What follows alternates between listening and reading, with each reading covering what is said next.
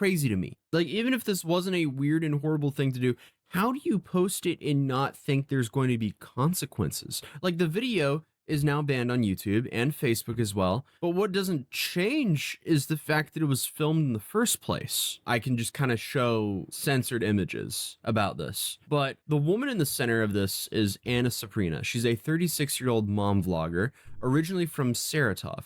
Her Instagram handle, which has since been set to private, is Saparina. She ran a small parenting and lifestyle account, didn't have a massive following, just enough of an audience to, I guess, convince herself that this was a good idea. In the video, her son is lying on the floor in what it looks like to be a large plastic storage bag. The kind that's meant to, vacuum seal away either clothing or bed sheets or something like that. Not people. Why you would put a person in this, that's beyond me. But I guess he just takes a deep breath and starts counting 1, 2, 3, and that alone should make your stomach drop because it tells you that it wasn't an accident. Obviously, she told the kid what the plan was and to set it up like, hey, they were joking around or something. And she is so cute, sometimes I forget she's autistic. It's all good, bro, let me fix that for you. No! You should go on Love on the Spectrum. You think I'd get on Love on the Spectrum? You might be overqualified. And she is so cute, sometimes I forget she's autistic. It's all good, bro, let me fix that for you. No! You should go on Love on the Spectrum. You think I'd get on Love on the Spectrum? You might be overqualified. And she is so cute, sometimes I forget she's autistic. It's all good, bro, let me fix that for you. No! You should go on Love on the Spectrum. You think I'd get on Love on the Spectrum? You might be overqualified. And she is so cute, sometimes I forget she's autistic. It's all good, bro, let me fix that for you. No! You should go on Love on the Spectrum. You think I'd get on Love on the Spectrum? You might be overqualified. Be happening. It just doesn't feel real. You have a mother filming her own child being sealed in plastic while removing the air. And then she watched the video, apparently didn't feel anything, and was like, oh, this is a great idea to post. She did it, she filmed it, and she posted it without any voices in her head going, hey, this is awful. You shouldn't do this to begin with. That's crazy to me. Like, even if this wasn't a weird and horrible thing to do, how do you post it and not think there's going to be consequences? Like, the video is now banned on YouTube and Facebook as well. But what doesn't change is the fact that it was filmed in the first place. I can just kind of show censored images about this. But the woman in the center of this is Anna Saprina. She's a 36-year-old mom vlogger, originally from Saratov. Her Instagram handle, which has since been set to private, is Saparina. She ran a small parenting and lifestyle account, didn't have a massive following, just enough of an audience to, I guess, convince herself that this was a good idea. In the video, her son is lying on the floor in what it looks like to be a large plastic storage bag. The kind that's meant to, vacuum seal away either clothing or bed sheets or something like that. Not people. Why you would put a person in this, that's beyond me. But I guess he just takes a deep breath and starts counting 1, 2, 3, and that alone should make your stomach drop because it tells you that it wasn't an accident. Obviously, she told the kid what the plan was and to set it up like, hey, they were joking around or something. She then zips the bag shut. She says, let's go. She attaches a vacuum hose and starts pulling the air out. And within seconds, the plastic tightens around. His voice changes and he panics and he screams, Mom. Obviously, he's incredibly scared because as soon as there's no air, it's no longer a joke. What was she expecting here? Congratulations, you traumatized your child for content? Like, the kid got into the bag because he trusts his mom, and this is what she did. But here's the moment where any argument that it was a joke completely falls apart because she keeps filming. No one's laughing, but the video is still going. And eventually, she opens the bag.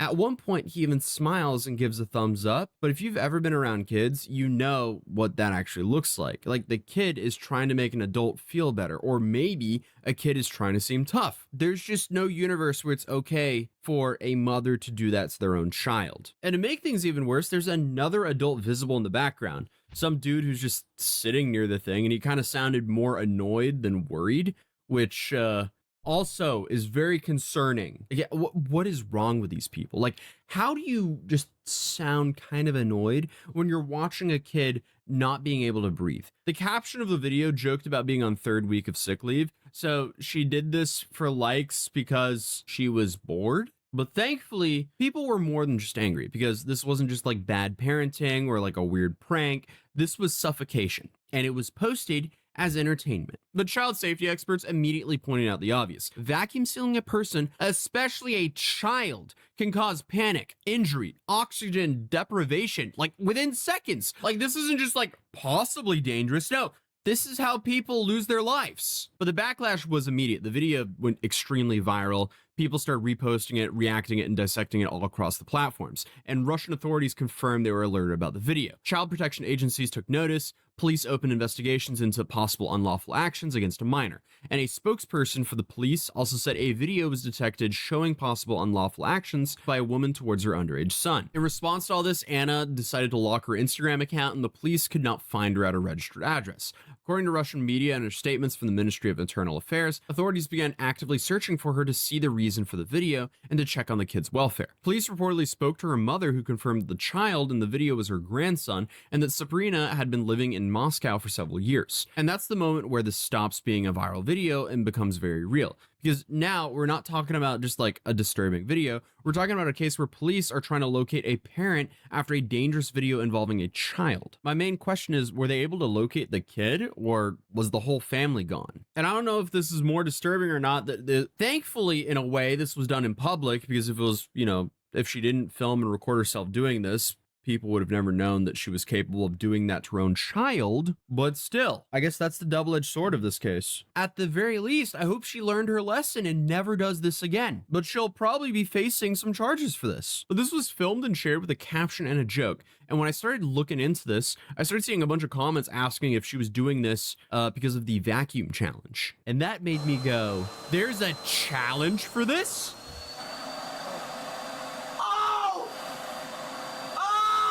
Well, apparently, this is a thing. Sometimes it's called the trash bag challenge, and if that name alone doesn't set off every alarm bell in your head, this description will. So the challenge apparently involves putting a person, typically a child, inside of a trash bag or plastic bag, and using a vacuum to suck out the air until the bag clings to their body.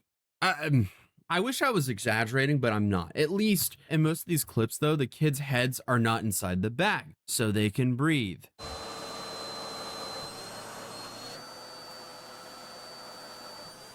But of course, there's always morons that take this way too far. Just don't do this challenge to begin with, but still, what is wrong with people? Like, I don't know why she decided to go a step further with this. Like, oh, you know what would make this funnier? If your entire body was in this and I just remove the air and you start suffocating. That's the prank.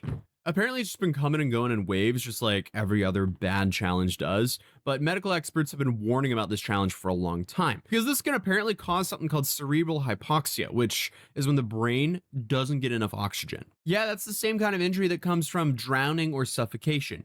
We're talking about panic, loss of consciousness, permanent brain damage, and worst cases, losing their life. So when you look back at this influencer sealing her own child in a plastic bag, you start to wonder, did she think to herself, hey, let's do this fun internet trend? Like, did she see clips like this and she was like, oh yeah, that's fine. Let me try that on my child. I keep on doing this whole story just has me freaking out. But what happens next? Honestly, who knows? Best case scenario, Child Protective Services intervene. Hopefully the mom understands this is an awful thing to do and she should never ever do this. I don't know how all of this will go down in Russia. Hopefully she retires from filming content with her kids though, that's for sure. Because if this is the content you're gonna film with your kids, just stop. It's time to retire. But if investigators determine that this video posed serious risk to the child's life or health, that could easily escalate things to neglect or endangerment. And yes, I know we're talking about Russian law, but from what I can tell, Russian law takes this very seriously, so it'll be interesting to see what happens.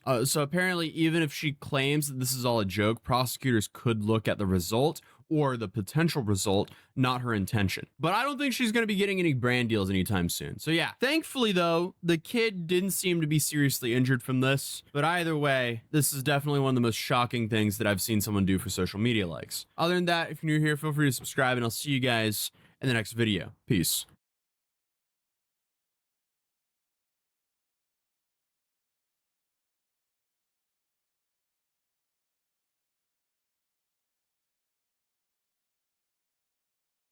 Hello everybody, my name is Eric. Today we're going to be looking at this fastest mouse clicker for Windows. Now first of all, I got an email about this, and I actually thought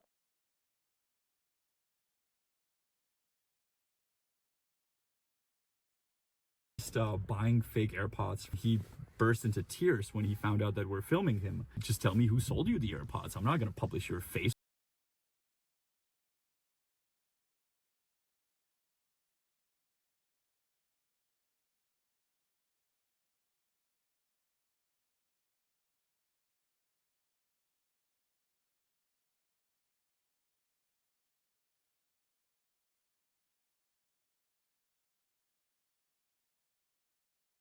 Or your name, and he said my mom, and the mom called. Trošku jsem teď zmatený. Takže je to vaše věc, kde jste... Tak to je hustý. Potom ona přišla už paní učitelka. Jsem nevěděl, že to jsou fake. A tu fakturu jste sfalšoval vy jenom někdy? On this channel, you're used to the fact that we always show you a scammer. I mean, we show his face, we show an exact location where he scams so you can avoid it. On today's episode, it's a little different because the place is the online world, so they're pretty much everywhere, and their faces cannot really be shown because most of the time they're just kids. These are the teenage scammers. It's almost 2 years since we published our first video regarding resellers, and during those 2 years, we were not just taking a nap. We were following closely what is happening in the online world, and yes, it is still happening. Our videos regarding this topic were seen by many, and not only us YouTubers, but also traditional media actually shared the story. Therefore, the scammers had to come up with new tricks how to trick you. In this case, with almost every listing, they started to say, we do have an invoice proving that the item is legit. Já vás můžu poprosit, můžu se podívat na tu fakturu, kterou k ní máte? Ano. Jo. Já jsem vám poslal v podstatě všechny podklady, co jsem vlastně k tomu dostal. Jako. Most of us, and you probably know what an invoice should look like, but we're talking about teenage scammers here, and they don't really know how these official documents work. A to jste dostal od vašeho táty, jo? Ano, přesně tak. Jo, to znamená, a ta faktura teda jedna je na dvoje sluchátka? Já tomu asi moc nerozumím. No já tomu asi rozumím stejně, jak tomu rozumíte jako vy. Podle té faktury to je, na konci je číslo 5, to znamená, že to byla jako 5. prodaný kus zboží v celé České republice v celém Datartu. Jo. Tak mě vlastně překvapuje, že za 2 měsíce Datart prodal jenom 5.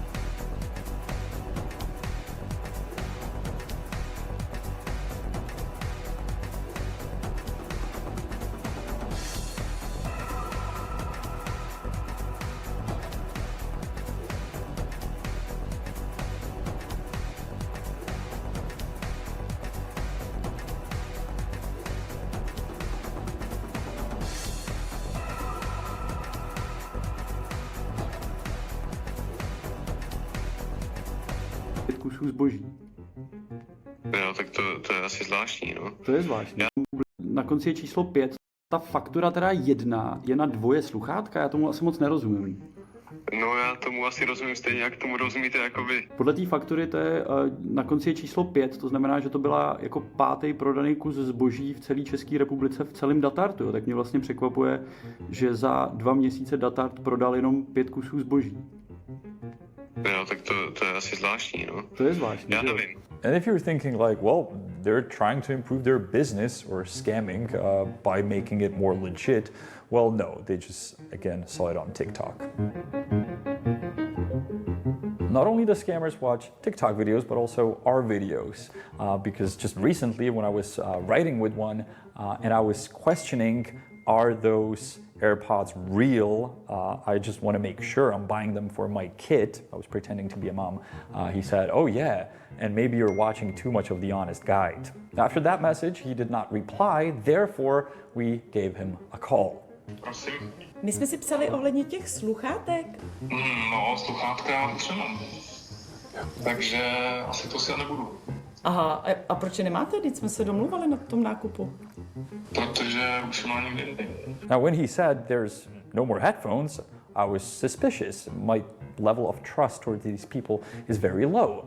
So we gave him another call. This time, Honza called because the listing was still available. He was actually even paying to make the listing more visible. Sládek, dobrý den. Dobrý den. Dobrý den, tady Sládek. Já, jestli můžeme ty sluchátka. Ano. Dobrý den, tady Janek Rubiš u telefonu, vy mě asi znáte, nebo mluvíte s oběma. Čau, nazdar. Paní Tamaře Chytilový, že ty sluchátka už nemáte, teď už je zase máte. No, je to možný, asi jsem to skladnil. Zaskladnil jste? Kolik jste jich takhle prodal? Jedny. Jedny a máte sklad už na to. Potom, ona přišla už paní učitelka. Ona přišla paní učitelka. I even met face to face with some of these scammers who saw our video regarding the topic, regarding the scam that they were just performing. So I asked them, did we...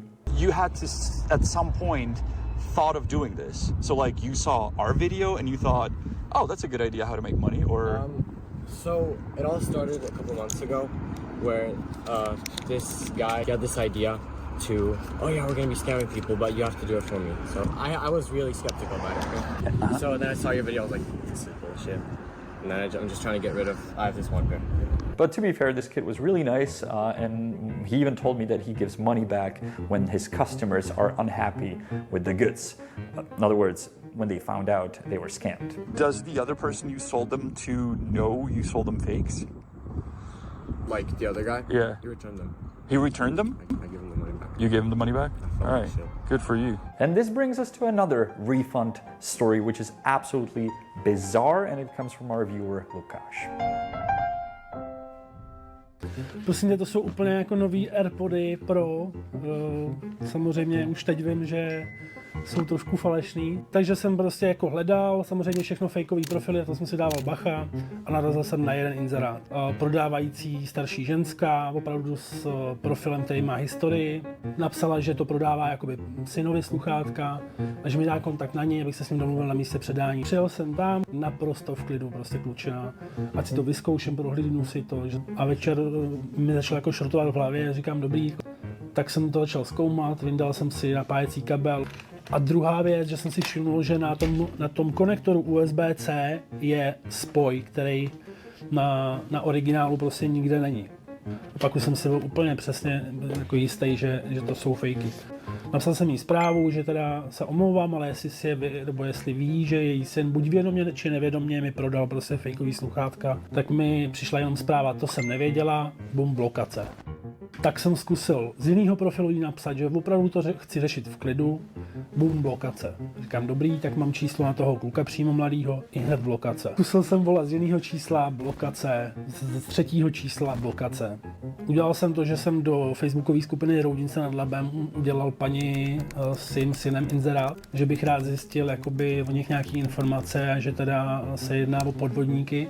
A samozřejmě jsem je začal jako ozývat na toho kluka přímo mladýho, bum, blokace. Tak jsem zkusil z jiného profilu jí napsat, že opravdu to chci řešit v klidu, bum, blokace. Říkám, dobrý, tak mám číslo na toho kluka přímo mladýho, i hned blokace. Zkusil jsem volat z jiného čísla, blokace, z třetího čísla, blokace. Udělal jsem to, že jsem do facebookové skupiny Roudnice nad Labem udělal paní s synem inzerát, že bych rád zjistil jakoby o nich nějaký informace a že teda se jedná o podvodníky. A samozřejmě jsem je začal jako ozývat lidi. A to už jsem věděl, že se nejedná o podvod s jednýma sluchátkama, který si objednal někde na AliExpressu, ale že jich má prostě více, prodává je.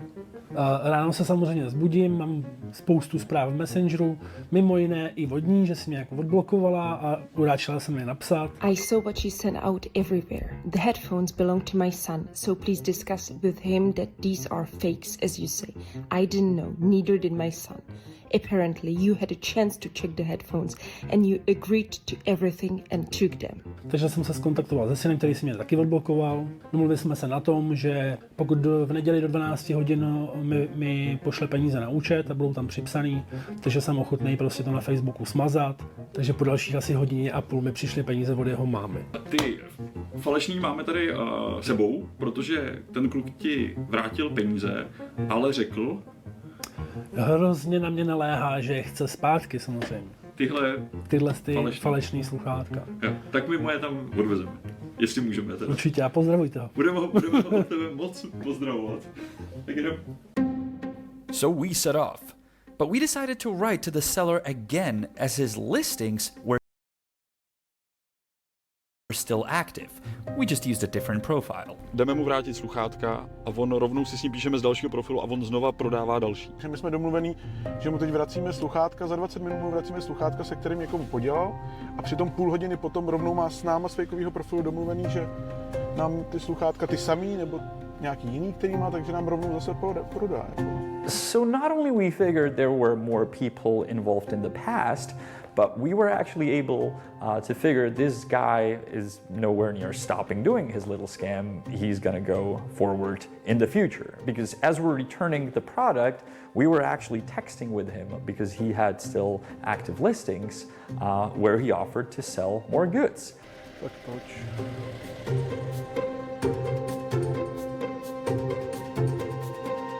Dobrý večer. Protože sluchátka jdete? Jo, to já vám je určitě dám, ale nejdřív bych chtěl zpátek ty peníze. No posílal?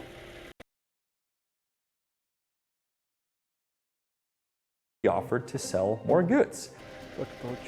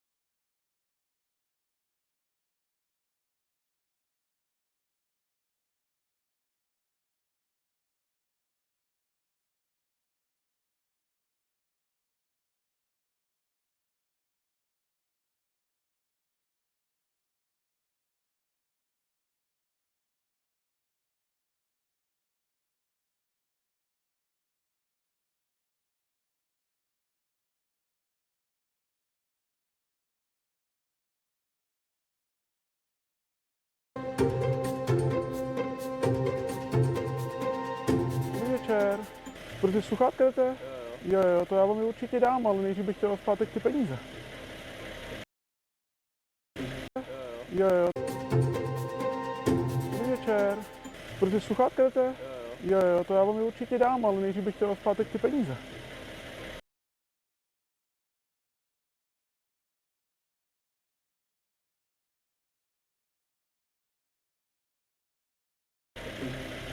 No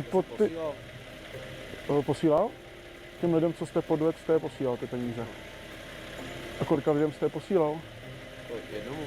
Jednomu? Proč jste podvedl jenom jednoho člověka s těma sluchátkama? Jsi tady od Lukáše. A nebo od koho bych měl být? Já jsem Lukáše posílal peníze ještě... Za tyhle ty sluchátka? Ano. No a těm ostatním lidem? Jakým ostatním? Mám vám říct jména, jaký to jsou? Dobře. No, tak záleží na domluvě, že jo? A komu jste je teda prodal? Pár lidem. Kolika? Tak 2, 3. Kolika lidem jste to prodal? Dejme tomu 6, 7. Prodal jste jich 6, 7, jo? No, 6, 7, jo. Já vám je tady vrátím a já budu doufat, že teda s tím už nikdy nikoho asi neokradete, no? And believe it or not, this guy had the balls to sell us the same piece that we returned him just a couple minutes later. A po těch 5 minutách mi z jiného profilu jeho zřejmě na můj jiný profil přišla zpráva teda s tím, že já jsem mu poslal, že vyrážím z Prahy, že tam budu za 40 minut a on jo, super, ať jedu. Dobrý. A ty Airpody? Mně to tak nějak docházelo. No. Docházelo vám to. To jsou ty stejný, co jsme vám teď vrátili. Tak to je hustý. Tak to je hustý. Under the weight of evidence and my requests, the double reseller finally returned the money to several people whose contact details he still had in his phone and whom he had previously blocked. Doufám, že s pánem tady dořešíme, já se vám pak ozvu. Děkuju, hezký večer. Můžu se jenom zeptat na jednu? Proč ho máte uložený? Jo, já jsem čekal, že se zeptáte, neříkej to, no, číslo. Máte to číslo uložený tam jako kokot. Jo. Tak tam asi najdete. By the way, thanks to Lukáš for pointing out this crook. Mimochodem, byly to první sluchátka s USB-C konektorem, takže i po těch desítkách, možná stovkách prostě volání a předání jsme se naučili něco nového a jsou to první, co jsme viděli. Be careful when shopping online. Thank you so much for tuning in, and I'll see you next week on another episode of The Honest Guide. Bye-bye. Let me teach you a Czech word at the end, and that's how to say warehouse. That's sklat. Sklat is warehouse.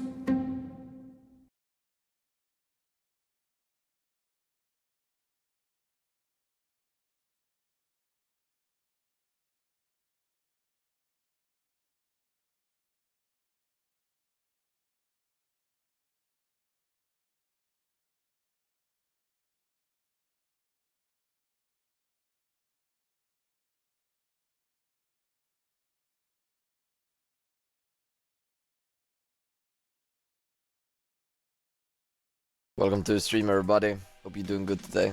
What did you have for breakfast? I don't eat breakfast. Breakfast! How is the climb going?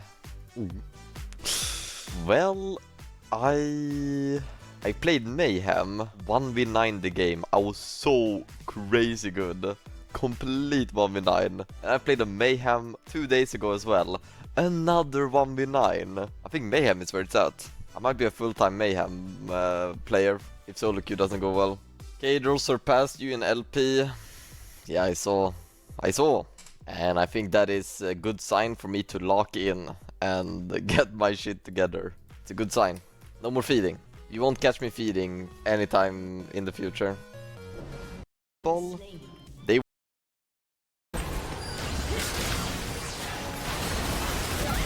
double. They're gonna come here, by the way. Oh, Inter.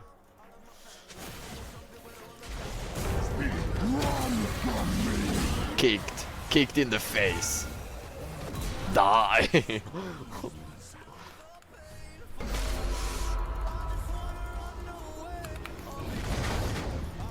Godlike.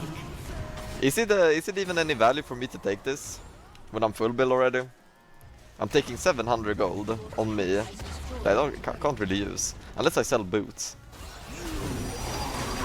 Oh, Shibal. Shibal. Fucking black shield, man.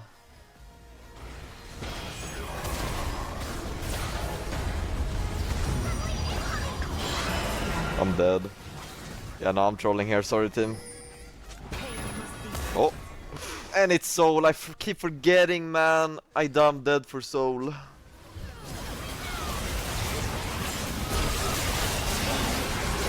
Team wins this. Nice! As Leona said, it's actually Baus. Elise said, it's too good KDA, it's not him. The fuck?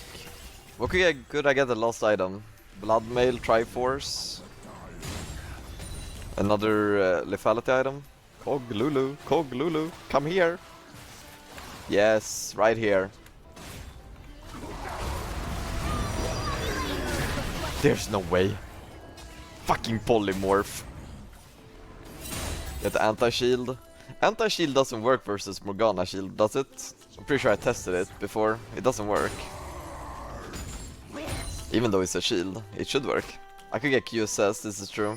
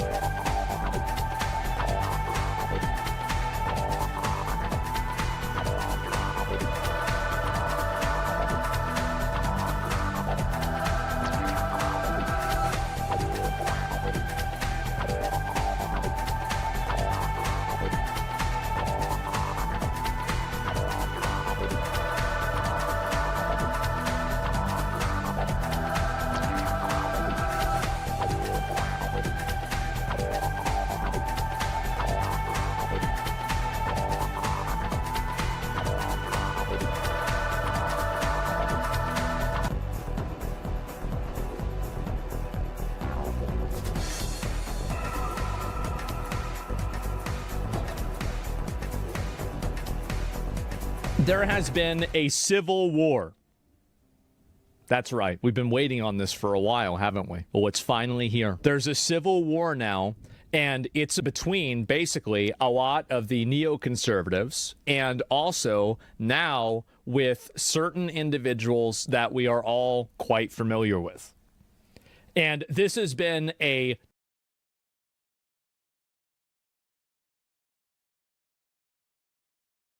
the Drake versus Kendrick of 2025. Here we go. Let's talk about some bad vibes. Here we go. First, off the bat, I want to say I love you. And thank you for clicking on this video, because I know out there on the internet, you have a wide range of content options before you. Some of them being in the world of streaming, which for a long time has been like, you know, one of the newest, hottest mediums on the internet. How you're like my age. Why are you talking about streaming like you're 53? What are you doing?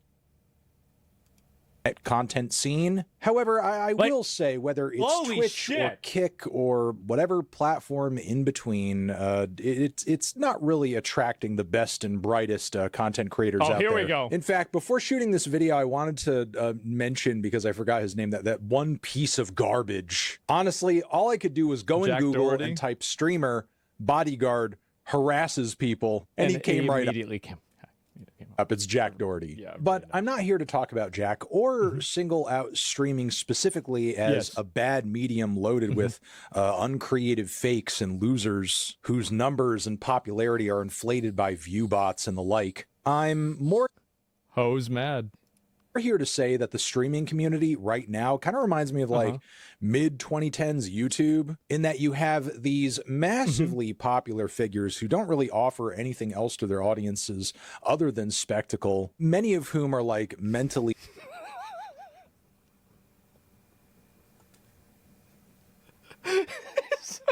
so mad. Oh my god. Jesus, guys. Asmon offers us nothing. Yep, that's right. You're welcome. Else to their audiences other than spectacle, many of whom are like mentally 12 years old. Yeah. People whose audiences will melt away the moment they get their first pube. And there are a few people this is truer for than streamer DDG, who Damn. Just calls him out like that. who, despite his popularity and best efforts, has been doing everything he can to like fully transition into the music space. Yeah. But it just seemingly can't happen because the guy can't write a song. He can't write lyrics for shit. Most of his flows rip off much more successful and interesting rappers who popped off in the 2010s. Oh, he doesn't man. pick good instrumentals and this is I used to listen, like, I think that there was a time in another life where I watched Anthony Fantano's, review of My Beautiful Sick Dark Twisted Fantasy, or whatever the fuck it was, from Kanye West. And, a few albums from way, way back then, right? Like, we're talking about 10 years ago. He So is mediocre. I don't really watch a lot of music reviews. I can't really grade music one way or another. At best and difficult to pull out of any lineup of rappers. And yet still, he tries. He doesn't try to get better or improve, but he's trying something. In fact, you can see him trying over here to even have a fraction of the stage presence of a very sleepy Ty Dolla $ign at the most recent Streamer Awards. Oh. A performance that honestly is just... It was so bad. It was awful. It was terrible. It was so shitty. And I feel bad for Ty Dolla $ign and DDG because the audio was shit. It was shit audio. Like, that's the reason why it was like, I don't even know if it was good. Like, let's say it could have been a 4. It was like a 1 or a 2 because of how bad the audio was. It's like they recorded the fucking audio with a Nokia phone. Absolutely painful to watch. Just let me fuck again. Get it hit and they record me and say it's luck again. Jesus. With the hoes. She tweaked out. She going inside of the bathroom to play with her nose. I'm geeked out. I run up the motherfucking ends, put on her bros. She freaked out. She pop her a motherfucking bean and take off her clothes. It was. I'm trying to fuck on a bitch. Ain't trying to love on a bitch. I'm trying to pop off. Even the Ty Dolla $ign bits where he is clearly suffering from the fact that that room is very open, very much not full of that many people, and very low energy too, and pretty unresponsive to a lot of what he's doing. Stream Awards, make some fucking noise! Let's take it back time. What you say? You guys see what I'm saying about the audio though, right? I mean, this is so bad. This is like the kind of audio that you would get if you did like YouTube to MP3 and you saved it across like 5 iPods and then you tried to play it. It's so bad. Stream Awards, turn me up. Hey. The middle school dance? No, I remember like we had these middle school raves. Like, I'm not even kidding. Like we had raves in middle school that we would go to on Fridays. And it was at the school. And it was way better than this. We had like a DJ and they were playing Rob Zombie, System of a Down. It was amazing. Yeah, so much better. Hey.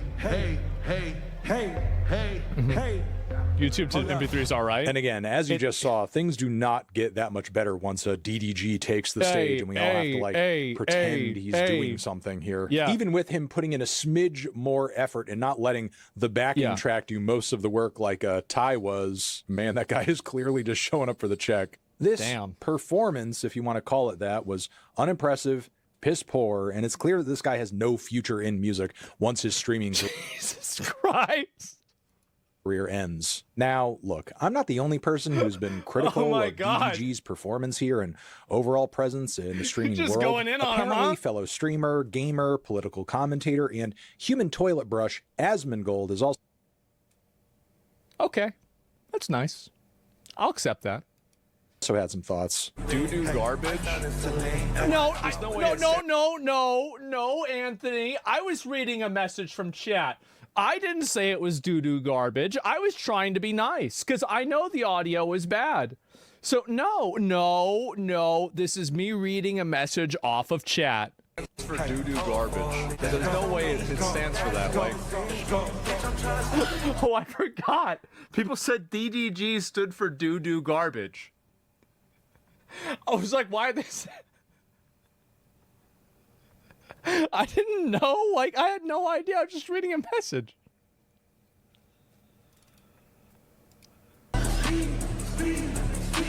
Oh, laughing at it is funny. And has not only gone out of his way to laugh in the face of DDG's sheer musical talent, but I guess I wasn't even doing it. I was trying to be nice. On his stream, he was highlighting DDG's likely view botting practices too. Let's look at a few other ones. Let's see if this guy's a view botter. Yeah, definitely also, again, a view botter. You can see right here, and he is instantaneously within 1 minute, 2 minutes here at 13,000 viewers.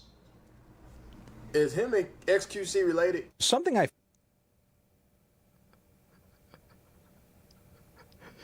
Is this like all white people look the same? Like... find to be kind of funny because it is highly likely Asmongold also engages in these practices. Like if... So let me get the logic here. So because my account was view botted, then I can't say, I mean, can I say takes one to know one? And also, like, whenever here's the difference, right? Is like, I knew I wasn't doing anything wrong. I knew there was nothing that I could do. Like, I get view botted to 120,000 viewers. I didn't do that. What the fuck? So why am I going to go and be like, oh my God, this is so bad? And like, I get personal. Like, I didn't get personal. Like, I remember Charlie called it out. He said, you know, Asmongold's up there. Yeah, and it was. I was. But this is what's so crazy about it. Fantano's the typical dude for Kamala. What do you guys think the probability is that Anthony Fantano voted for Kamala Harris? Is it 100 or 200%? What do you guys think? Yeah, it's just, yeah, I don't know. Maybe he wrote in Kanye West. And, yeah, there it is. And so I don't know. I mean, but no, I actually, again, it's very weird to say this because, like, you know, you're not even engaging with what I said. You're just insulting me, that's fine. I think that's fine content. It's okay. I've made jokes about him too. But at the same time, I wasn't wrong. If you know nothing about this man, and believe me, I envy you if you do. He is true. Well, you know about me because you're talking about me. I see you tweet and responded to me and shit. You know about me because you're volunteering to know about me by tweeting about me. Really an example of the lack of shame that most people have in today's society. In that, and thank God for that. I'm in complete disbelief as to how this man criticizes anyone while simultaneously living in a cockroach dungeon on a steady diet of soda and Slim Jims. And yet, despite... That's right. That's right. I do. I do whatever the fuck I want. That's right. Why does that matter? And it's also like, here's the thing for me. I couldn't give a fuck. I do what I feel like doing, and that's it. I don't go and think about, oh no, oh, I've got to act a certain way, or I won't get the approval of the internet's busiest music nerd. Is that right? Oh, and also, yeah, whatever happened to that intro? I was just thinking about this. Yeah, that made me realize, what happened to the intro? Has he retired? Jesus. Being so filthy that you can smell him through your phone screen. No, you can't, because I don't smell bad, Anthony. You might smell bad. I don't smell bad. Fat people smell bad. I don't. He has the gall to criticize another streamer for doing some view botting. Either way, this has been... It's like it's a big deal. Enough to get DDG up in arms and, you know, doing a little live freestyle about Mr. Asmongold here. Yeah. Asmongold a virgin. Asmongold a virgin. Asmongold a virgin. Asmongold a virgin. Asmongold a virgin. Okay. Asmongold yep. a virgin. Okay. Asmongold a virgin. Come here. He trying to beef with me and my community. Got him learning. He thinking this shit tough. He think it's sweet until we stern him. What the fuck you saying, nigga? None of this shit concern him. Asmongold a virgin. I hope it has my favorite part. Don't get no ass. SQC don't get no ass. Nope. DDG get hella ass. DDG get hella cash. Yep. DDG is way more turn. DDG is way more players. Which No, my favorite part is he said, you and XQC, you just a bunch of dads. Well, to me, you're just a bunch of... Oh, I can't say that on Twitch. Like, that shit was so fucking funny. I was like, oh my god. Lyrical genius? Yeah. Chevy is your ringtone? Yeah, that shit was great. I think I would have to rate this freestyle 0 out of 10. I don't know. I think it was fucking funny. I think it was great. Or a complete hunk of bullshit out of 10. Like, I'm sorry, not only did almost none of these insults land, and I do not say this as a guy who favors Asmongold here in this dynamic in any way. If I had to be in the same room as DDG for like 10 minutes, I'd probably just sit there and chill out and not think anything of it. Whereas if I was locked in Asmongold's rat-infested streamer dungeon for half that time, I'd be screaming and scratching at the walls to escape. Still, Then you're gonna fall through the ceiling like I did. G releases, again, with no shame whatsoever, this completely stupid freestyle. Where it's not stupid. It was fucking great. I loved it. What do you mean stupid? Shit was funny. The thing is, I remember I was talking to S-Fan. He's like, yeah, I already listened to it 10 times, man. Shit was fucking funny. It was great. I thought this shit was funny. See, the thing is that Anthony has... he has the fucking the soul of a Karen. He does. He might not have the, aesthetic of a Karen, but he has the soul and the energy of a Karen. And so he can't understand just fucking around and not giving a shit. He doesn't understand that because you've got to put yourself in this position where you're this I don't know, like established, distinguished music guy, but everybody else is just having fun. We just fucking around. Clearly the guy did... Somebody says he's a trans Karen. That's what some people are saying. Little to no research into who he's making fun of here, and just wants to talk about the fact that he hasn't had sex with any or many women. I give you $100,000 to your pocket or... charity of choice Asmongold, if you can show me 5 hoes you hit. If you can show me 5 girls you crack, I gotta go, guys, I gotta go. I gotta 100,000, charity of choice. I'm lagging. There are far worse things about this. I got 100,000, charity of choice. I'm lagging. There are far worse things about this man than the fact that women will not touch him. The fact that rapper and internet hero Baby No Money edited this man's face out of his music video out of disgust. We could talk about his racism, his violence. Well, I mean, there's a lot of that. There's no way you're talking about my racism in 9 minutes. Violent rhetoric. What do you think happens whenever people like me or people that are more extreme than me inevitably get control of the government? What do you think happens to all the people that were tweeting nonstop about trans kids? What happens to them?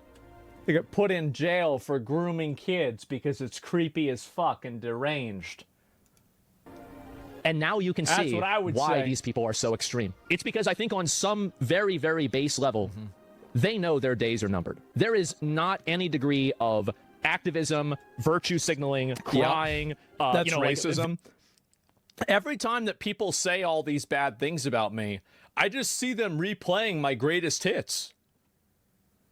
Isn't that crazy? Yeah, it's always my greatest hits. Victimhood, that's going to save you. It's going to happen. And it's your fault.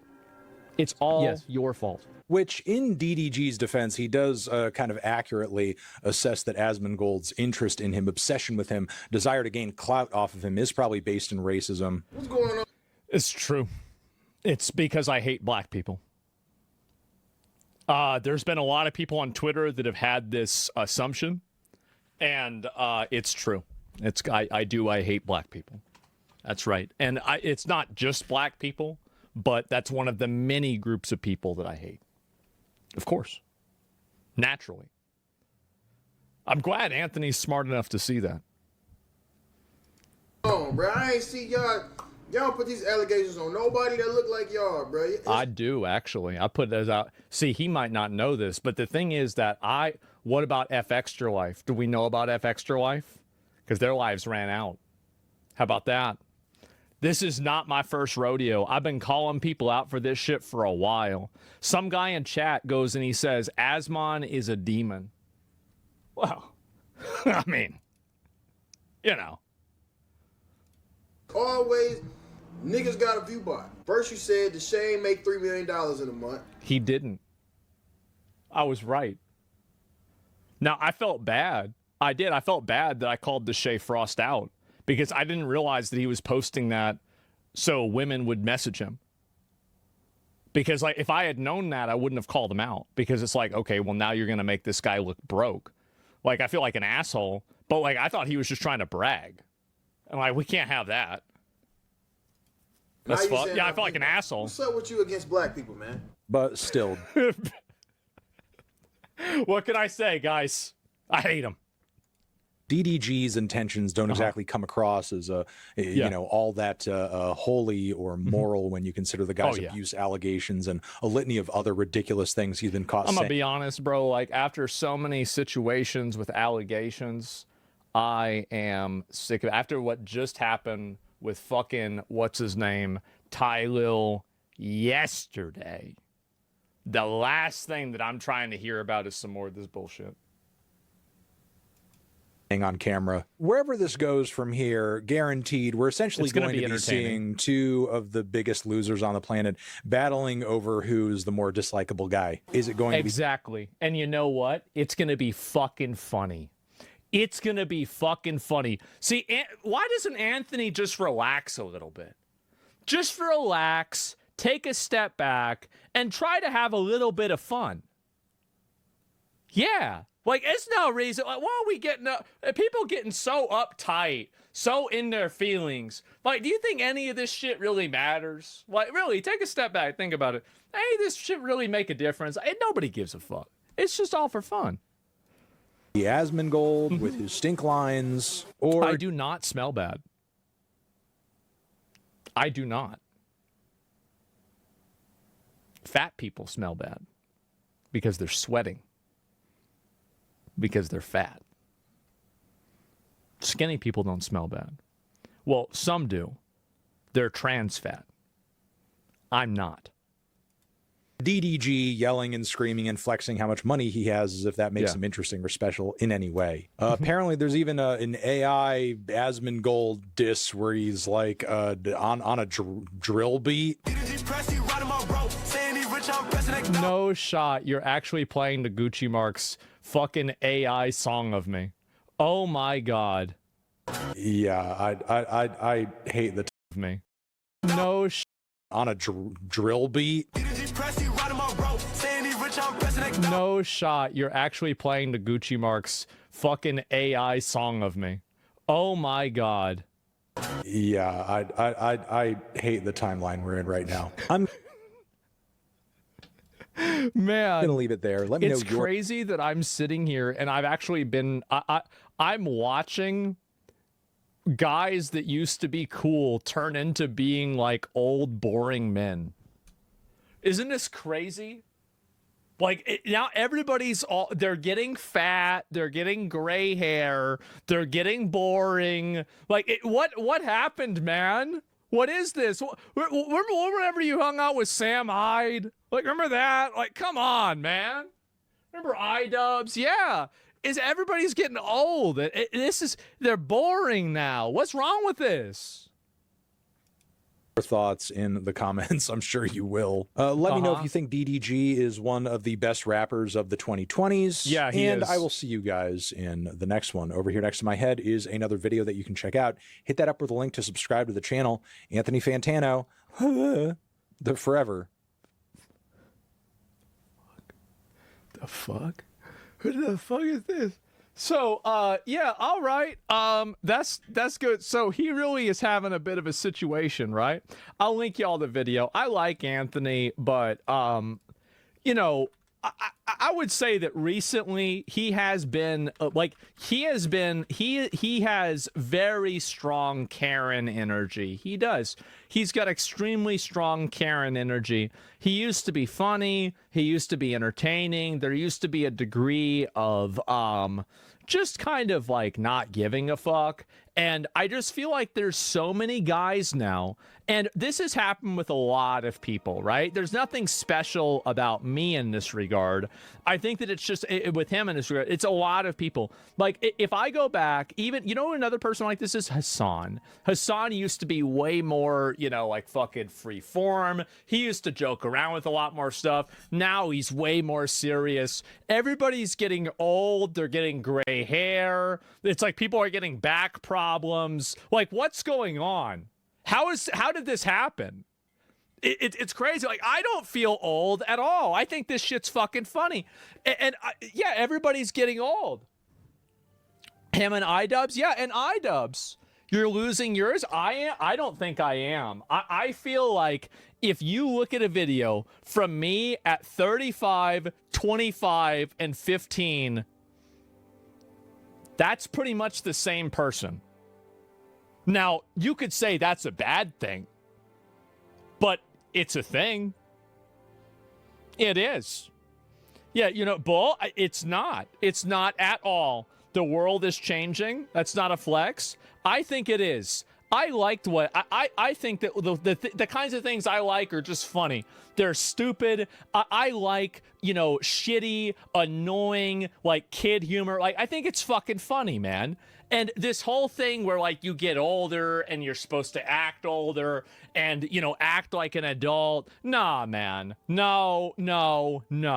I'm not doing that. I'm going to be, you know, fucking, if I'm lucky, 50, 60, 70 years old, still doing the same bullshit that I'm doing now. I am. I'm going to be making dick jokes. I'm going to be talking about having sex. Actually, I won't be talking about having sex with anime girls then. I'll be doing it. So I won't even need to talk, won't even be funny anymore. It's just going to be like, hey, yeah, I went down to the store. Yeah, of course you did. We all did. So it's not even going to be special at that point. But yeah, I mean, what is this? Being grown up is the biggest psyop ever? Yeah. People like Anthony need to fight against the desire to be an adult. You need to stop, Anthony. Maybe you should stop taking showers for a few weeks and you'll see what you've lost. You will. And it's very sad. Bill Clinton was wearing Jordans faded at 70. Yeah, exactly. Like, Bill Clinton was in it for the love of the game. Actually, you know what? Let's not talk about anything positive about Bill Clinton today. I was just thinking about that. You know what? Let's not say anything positive about Bill Clinton. Anyway, let's go back. We're going to look at this. Coughing baby, squawk baby. I don't know what that means. I can name 5 separate occasions I've seen roaches crawl over Asmongold, but I can't name 5 DDG songs. Damn, and he liked this comment. You know what's funny is that you can't, actually. There's only been like 3 roaches that have crawled on me on stream. The other ones you saw were probably the same clip, or it could have been AI.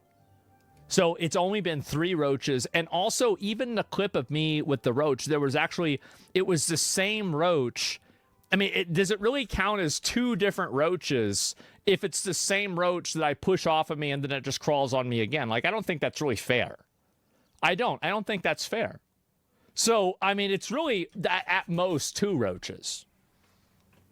It's one good boy. Yeah, this is outrageous. Ever seen the roach girl? Yeah, people have sent it to me a lot.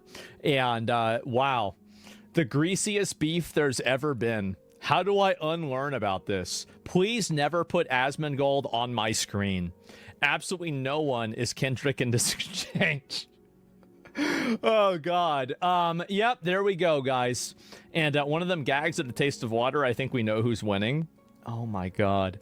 That is like, I really need to do more of those. I do.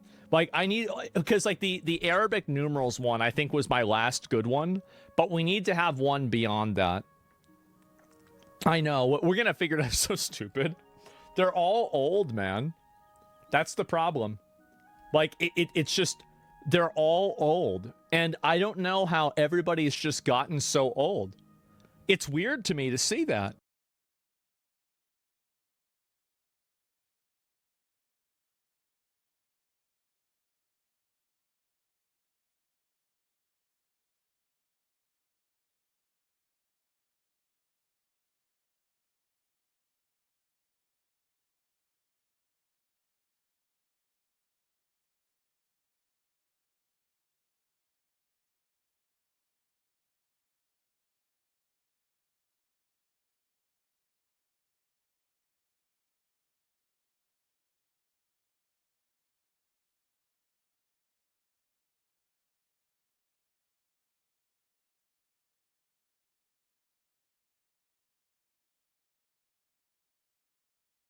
According to EatThis.com's 100 Unhealthiest Grocery Store Foods article, just one serving of Intenman's vanilla party cake clocks in at 370 calories. That's kind of a problem because if you know me, you'll know I don't really believe in serving sizes. Hopefully this cake goes to my glutes. My goal in this challenge is to finish the serving size of every food I eat for breakfast, lunch, dinner, and dessert. However, each food's serving size has a 0 added onto it. No! I took 30 of the unhealthiest foods from Eat This's article and put them on the dartboard behind me. Before each meal, I'm gonna let 3 darts choose the 3 foods I have to eat in that meal. If I can't finish the 3 mega serving sizes of each food in under 20 minutes, then the 3 darts I have to throw at the next meal increases to 4, which means more food. This challenge is only complete if I can finish all of the food from breakfast, lunch, dinner, and dessert. All right, let's see what we got. Item 1, Pillsbury cinnamon rolls. Their serving size, 1 roll, which means I have to eat 10 cinnamon rolls, with icing of course. While these cinnamon rolls looked very tasty, they also looked a bit questionable. Next up, Kraft mac and cheese. One serving size is 2.5 ounces, which means I have to eat 20.5 ounces of mac and cheese. This was gonna be a ton of mac and cheese, about 2,500 calories to be exact. Next up, Ritz crackers. One serving of Ritz crackers is just 5 crackers, which means that I have to eat 50 Ritz crackers. All right, everybody, so the time is 12:59, and I have until midnight to get down breakfast, lunch, dinner, and dessert. 20 minutes is on the clock. It's time for meal number 1. 3, 2, and 1. As I expected, the first cinnamon roll was fire. The cinnamon roll is one of my favorite foods, so this challenge was off to a fantastic start. we are 1 minute and 40 seconds in. So far, this challenge is pretty awesome. Even though I had a giant bowl of mac and cheese and a plate of Ritz crackers waiting for me, I wanted to thoroughly enjoy as much of these cinnamon rolls as possible because I had a feeling my taste buds were about to get bombarded. Woo! Goodness. With 13 and a half minutes remaining in the meal, I had the cinnamon rolls down. The cinnamon rolls are down. We are almost 7 minutes into this. I gotta pick up the pace. It's time for our mac and cheese. Anybody that says you can't have mac and cheese for breakfast is just obviously not a carb lover. Love carbs as much as I do? Grab a shirt, link in bio. After my shameless merch plug, I dove headfirst into the bowl of mac and cheese. I'm not the biggest fan of mac and cheese, so getting this down was gonna be tough. Mac and cheese ASMR. We got 9.5 minutes left. With 9 minutes left, it was time for turbo mode. Mac and cheese is down. Almost. And for bits. Oh. I forgot how good Ritz crackers are. Time for ASMR. With less than 5 minutes on the clock, this was getting close. Oops. Even though I only had a few minutes left, I just had to see how a Ritz cracker and some Pillsbury icing would taste. We're at 2.5 minutes left. Minute 30 left. And just like that, everybody, with 43 seconds left, meal number 1 has been completed. All right, everyone, now it's time to throw 3 more darts and see what I'm eating for lunch. First item, Sunsweet dates. Second item, Golden Grahams. Third item, honey smoked turkey breast. Who actually eats 1 serving of cereal? Serving sizes are a complete joke. Just so I don't get in trouble with anybody, I wasn't actually being serious here. Good thing I'm getting some fruit in today.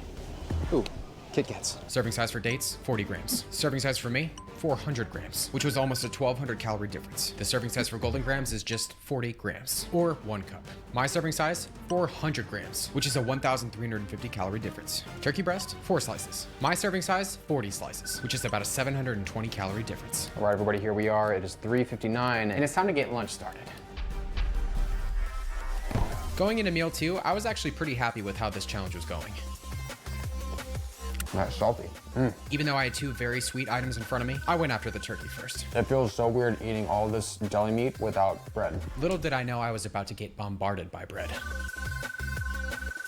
All of our deli meat's down. That took us about 3 minutes and 50 seconds. There is a ton of sugar in this giant bowl of Golden Grahams, but thank goodness for this low-carb milk. Where are my Golden Grahams, people? Drop a comment down below. There's something about Golden Grahams that just hits different. Even though these golden grams were tasting extra good, this cereal was taking a long time to eat. We got 10 minutes, 28 seconds left.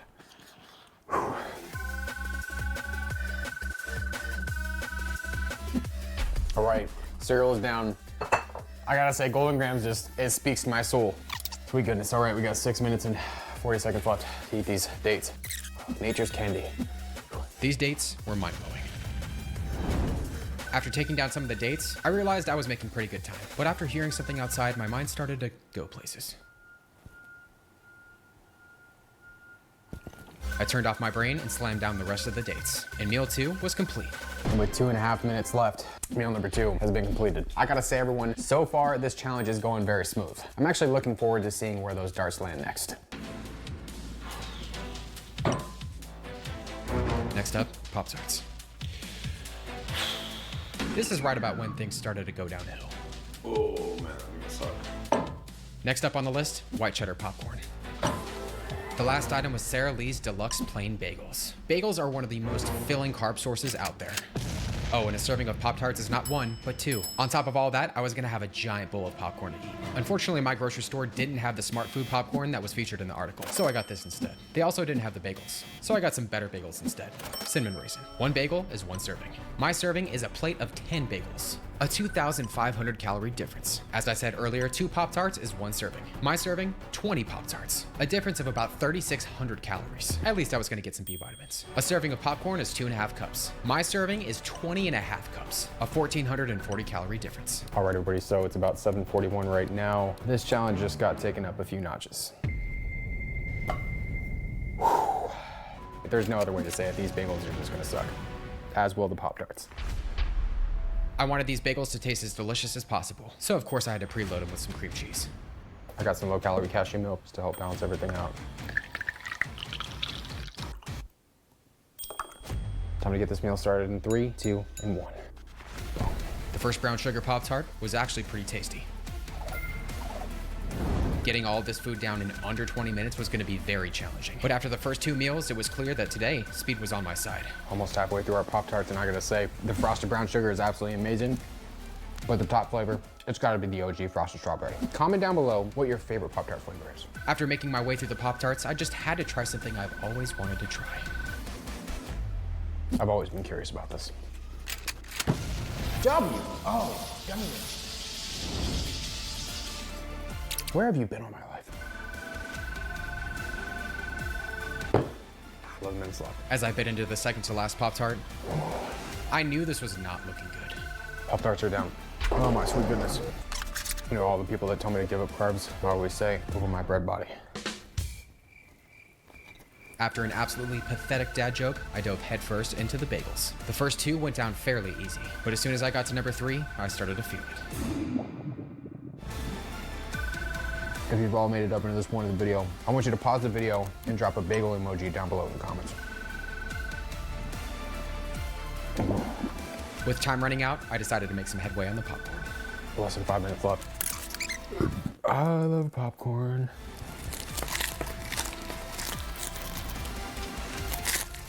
Even though I was fighting a losing battle, I decided to carry on anyways.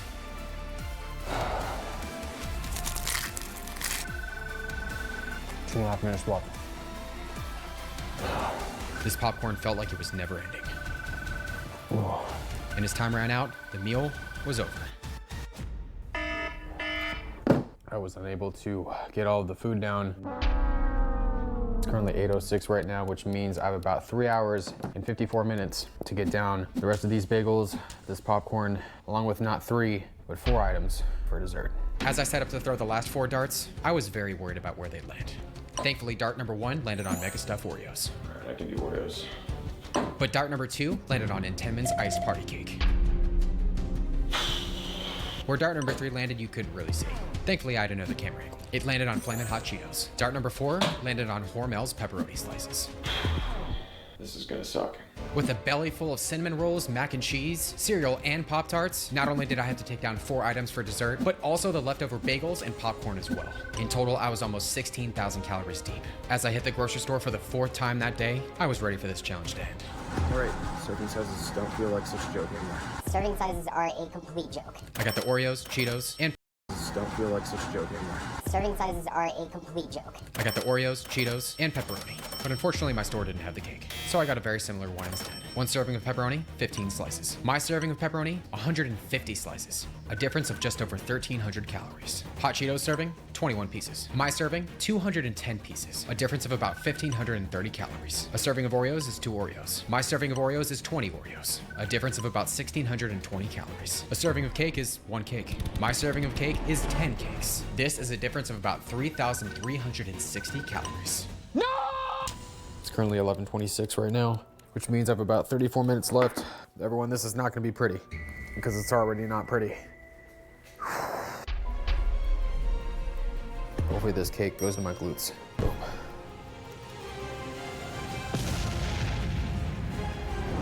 All the sodium and sugar was obviously getting to me because I realized I forgot my low-carb milk as soon as I started the meal. I also realized that if I was going to finish all of this food in under the 31 minutes, I was going to need to lose the utensils.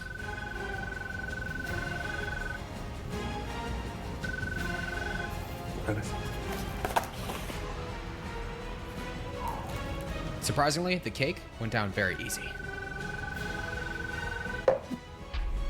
Well, all of our cake is down.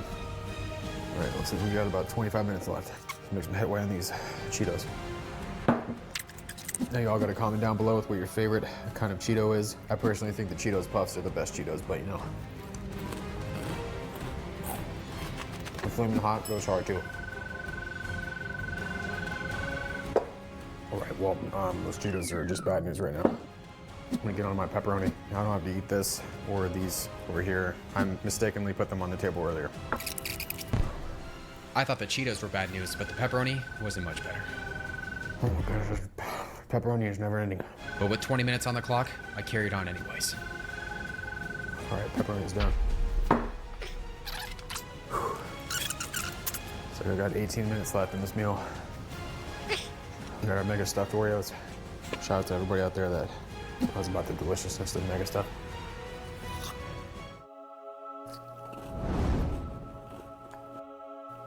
After the extreme saltiness of the pepperoni, these Oreos were everything I needed. 15 minutes left.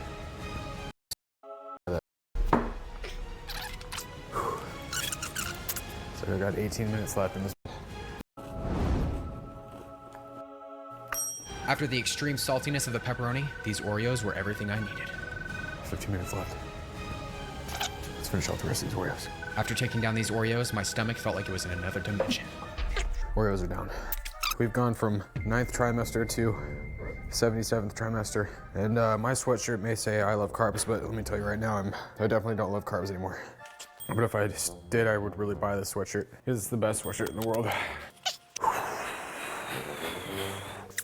I haven't had to do this in a long, long time. Oh my goodness, I look like a whale right now. Oh, I am Jabba the Hutt. I've been very full before, but this was another level of full. 10 minutes left. There's only one thing to do. And by that, I mean subscribe if you haven't already. There's 2 types of people in this world. People that put peanut butter on their bagels and people who don't put peanut butter on their bagels.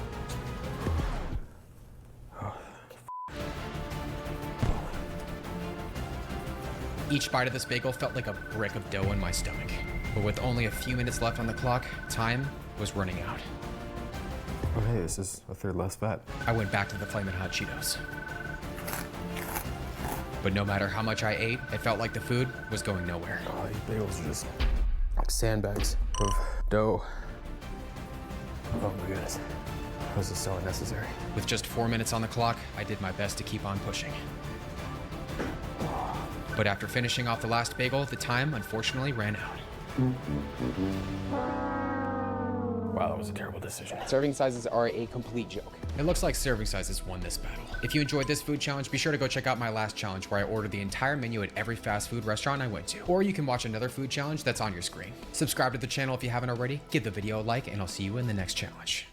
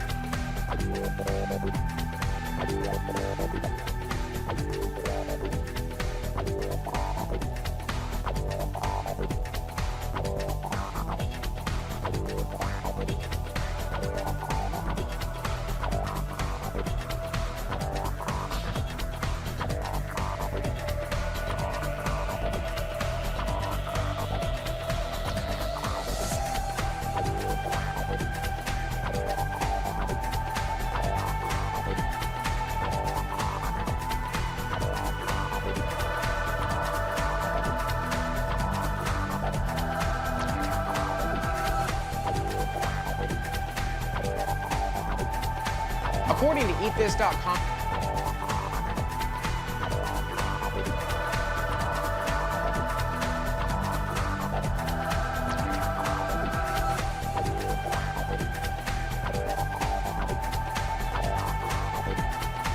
the first time Jeffrey Epstein was this in arrested and 2007? prosecuted, there was this you know, there was this trial that took place, and Trump's former labor secretary Alexander Acosta was the prosecutor Yeah, I think it is. on the Yeah, case, that's what he's talking who about. offered him a sweetheart plea bargain that no pedophile has ever gotten since or ever will. He liked that. Where he was allowed to be released on work release while he was in prison. That's insane. He abused people while he was released. I mean, that's how horrific this was. So why do you think they're openly hiding this side of the Jeffrey Epstein profile? But because they know there was a huge amount of wrongdoing. That's one of the reasons we wanted that initial indictment draft, because there were supposed to be 60 counts, and all those 60 counts would be exposed. Acosta prosecuted 2 counts. Yeah. He got rid of all the 58. Then he does the plea bargain What deal. the We wanted fuck? to see the memos. What went into the decision? God to say damn. that was reasonable. And I'm sure there are dissenting opinions of people who said absolutely not. We wanted to see that email correspondence, those memos. They're hiding this because they know that they're rich and powerful people who intervened. Man. And they know that justice was not done, not just because of It's pretty Epstein, not fucking just because obvious. of, This guy is a co-sponsor of the deal. Ghislaine Maxwell. Ghislaine Maxwell. You'd think I know it by now. Ghislaine Maxwell. I always get the name messed up. Ghislaine Maxwell. But it was done because of rich and powerful men. Yeah, absolutely.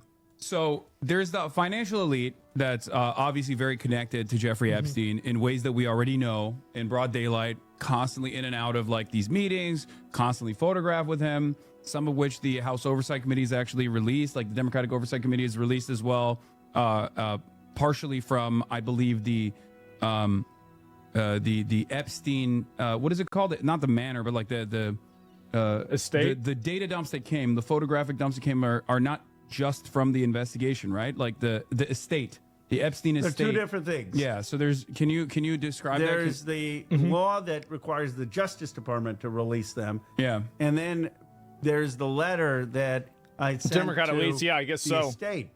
saying we got to release that information. And Comer, who's the Republican chair, subpoenaed him because of Summer Lee's work and Robert Garcia's work, and they are releasing information. So there are two places we're getting this information from. Yeah.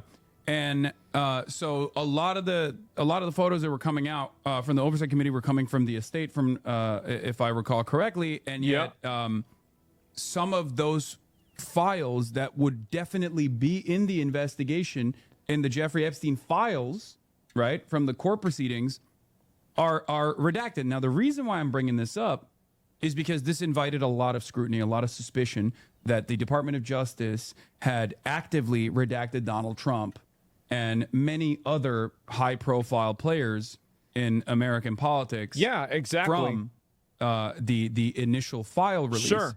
One of the things that they ended up doing, and I suspected that initially they would,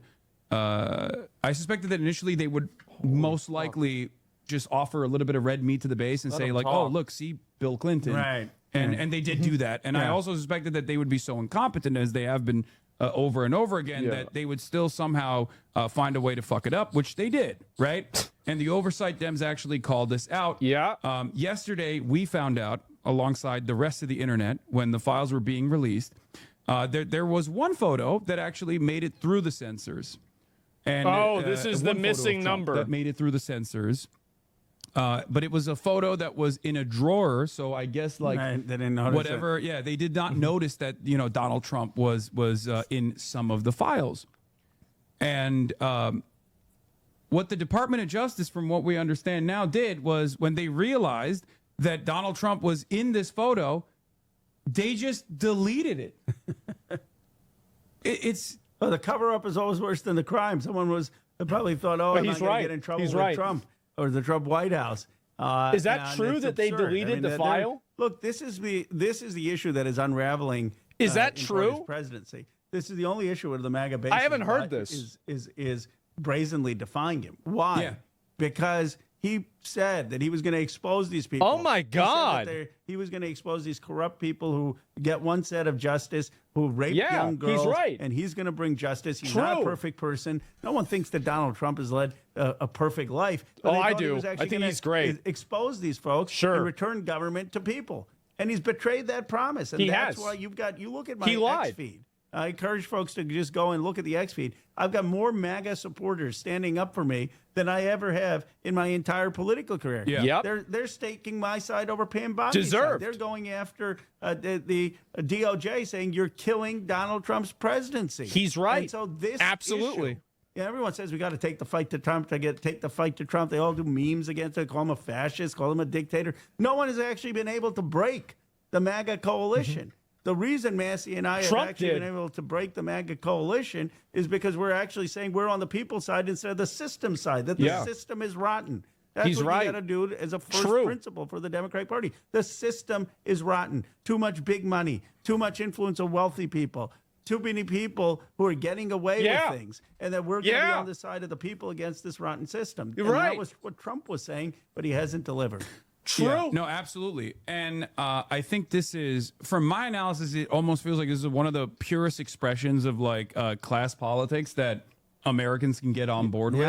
It's not. Yeah, he's right. It's not dialectics. It's not materialist at all. But it is like it's representative. Something that they have seen or something that they've suspected. There's obviously a lot of conspiracy around this sort of stuff. Like this was the whole motivating principle around QAnon, right? Yeah. Or Pizzagate or numerous other conspiracies. I forgot about Pizzagate. Were not true at all.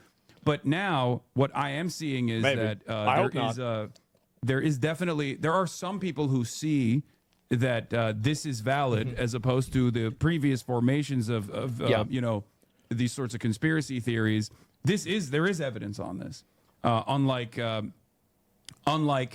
people who claim that these super wealthy people were communicating with one another and like using code words for child pornography or ordering CP, children like off cheese of pizza Wayfair or whatever. Yeah. They were pretty brazen. They were pretty open about like Jeffrey Epstein. There's stuff that came out from the files that Jeffrey Epstein was mad at someone that was redacted that was procuring children for him, and they were over the age of 18, and he was like demanding to see their licenses to make sure that they were under the age of 18. They weren't. Sick, yeah. Yeah, they were not using. I didn't see that. You know, coded The language fuck? at all. They were pretty flagrant. They were pretty blatant about. They're taking controlled photos the with law these young enforcement. girls. They thought if the FBI is not even investigating it, what do they have to worry Yeah, about? exactly. I mean, there are documents saying, I have a woman for you. I have a girl for you, right? Yeah. I mean, it's just Well, if they're sickening 18, stuff. I don't care a lot about that, 1,200 but- victims. For anyone who says, oh, there's not other Oh, here rich we and go. powerful people who are involved. I said, 1,200? One person is not abusing 1,200 people. Just the math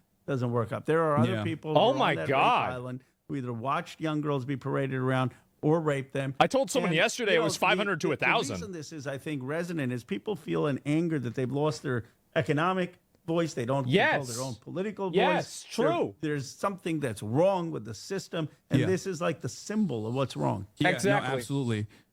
It's a He's perfect completely demonstration right. of like how the super wealthy get away with doing heinous crimes. Yep. While simultaneously controlling the levers of power, right? He's right. And I think that's the reason why a lot of people this is a bipartisan thing, and not bipartisan in the sense that like politicians are on board with it, but this is a bipartisan issue in the eyes of the public. And as you also Yeah, it is. suggested, as you also correctly pointed It out, should be. I believe it's Donald Trump's least By every popular poll. issue with his base. Yeah. 54% disapproval, as opposed to everything else where the MAGA 46% base agree with basically this? is, 80% approval rating on anything that Donald Trump is doing, with the exception of this, where there's a 54% disapproval. So it's pretty significant. And Oh my God. one of the angles that I wanted to cover here, however, that I feel like the media is noticeably absent on, What's that? or omitting, Yeah. is the potential. The potential connection with not just the super wealthy, but like intelligence, right? I Which know you're, intelligence? I'm sure you've seen the drop site reporting on Which this stuff, 'cause intelligence? there was Just say it. Jeffrey Epstein's JE Talk about the shirt. Vacation email address was leaked, was hacked, and his entire correspondence with world leaders and everyone else was leaked for all to see. And there has been very little coverage on this from the legacy publishers, unfortunately. And the only time I ever hear about this connection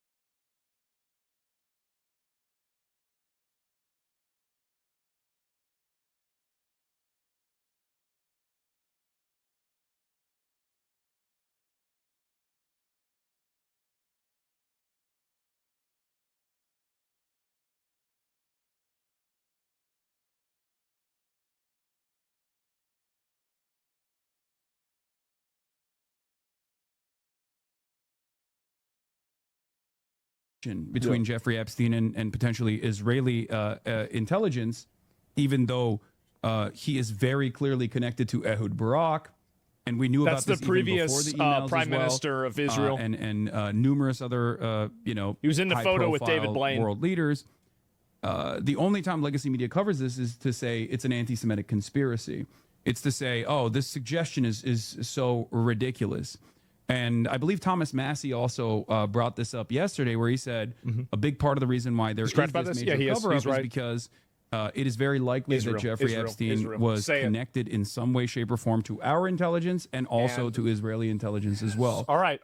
Do you have any opinions on that? Well, my opinion is that that's why we need the release of the files. That's why this was drafted in a way that would get He the doesn't want to FBI say files, it. that would get the He national doesn't want to security say files. it. That's why the lawyers of the survivors say you need all the files, the financial files, the national security files, the FBI files, and anything that isn't a current national security issue. And to be honest, he might even not know. drafted it saying you can't overclassify information. If there's not a significant, clear national security threat, then it has to be declassified. So this will put to rest. The issue is if we could have transparency, if the American people can see the files. He's right. And if they can't see the files, then conspiracies will continue to grow, whether true or not. And so I guess even the legacy media should be just calling for the release of the files. Yeah, he's right. And there is this somewhat elitist attitude, I feel like, that at least I've seen. I have tremendous respect for many journalists that I know and love that work at these outlets that want to do very good work and oftentimes do very good work. But overall, I feel like the editorial teams and the way that they respond to this kind of stuff is it's patronizing to simply say, "Oh, the public doesn't know how to handle this information." It's patronizing, exactly. And I think that's a dangerous line of thinking in general. The idea that people are too stupid to understand people what's can vote going for the on. president, but they I can't do see think the that evidence. That invites additional Get the fuck outta scrutiny, here. and that actually invites a lot of conspiracy theories. Exactly. Many of which can go down a dangerous path and actually do become anti-Semitic conspiracy theories. Like the Jews control the media and it's Israel. That's what he's saying. Is not assessed by credible actors and investigative reporters. So I always appreciate what DropSite is doing in terms of doing that investigation, that investigative reporting and that work. There are, connections between Jeffrey Epstein and obviously Ehud Barak. There's connections between Jeffrey Epstein and people that were possibly involved in Iran-Contra.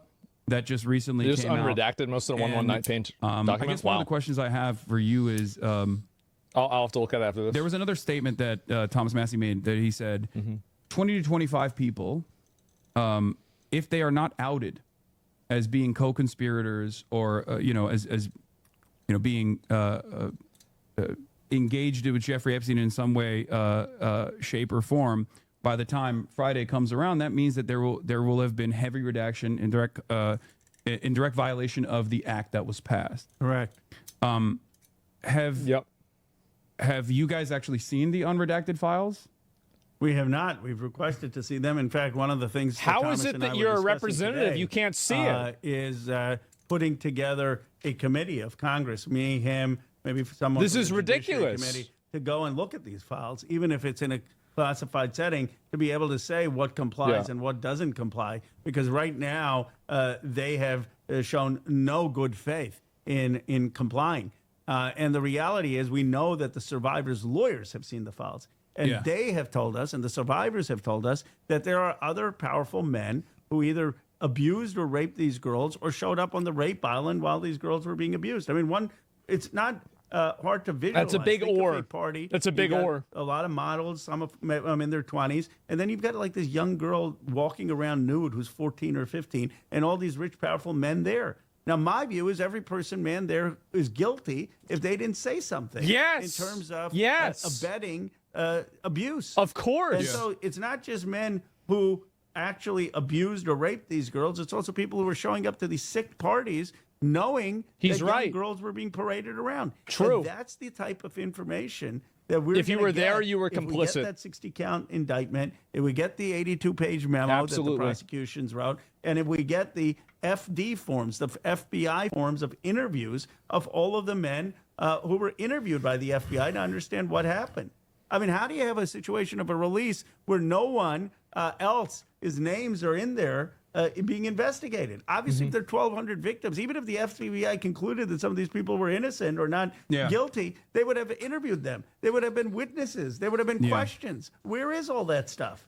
No, absolutely. I guess redacted, or they haven't even released many of the files yet, right? Like there's still so much that they are very clearly going through to hit the heavy-handed redaction that they did to the first tranche of data that they were forced to release, even though that was also in violation of the act that was passed. Exactly. So my question, and I'm sure everyone else's question here, is what are the next steps here?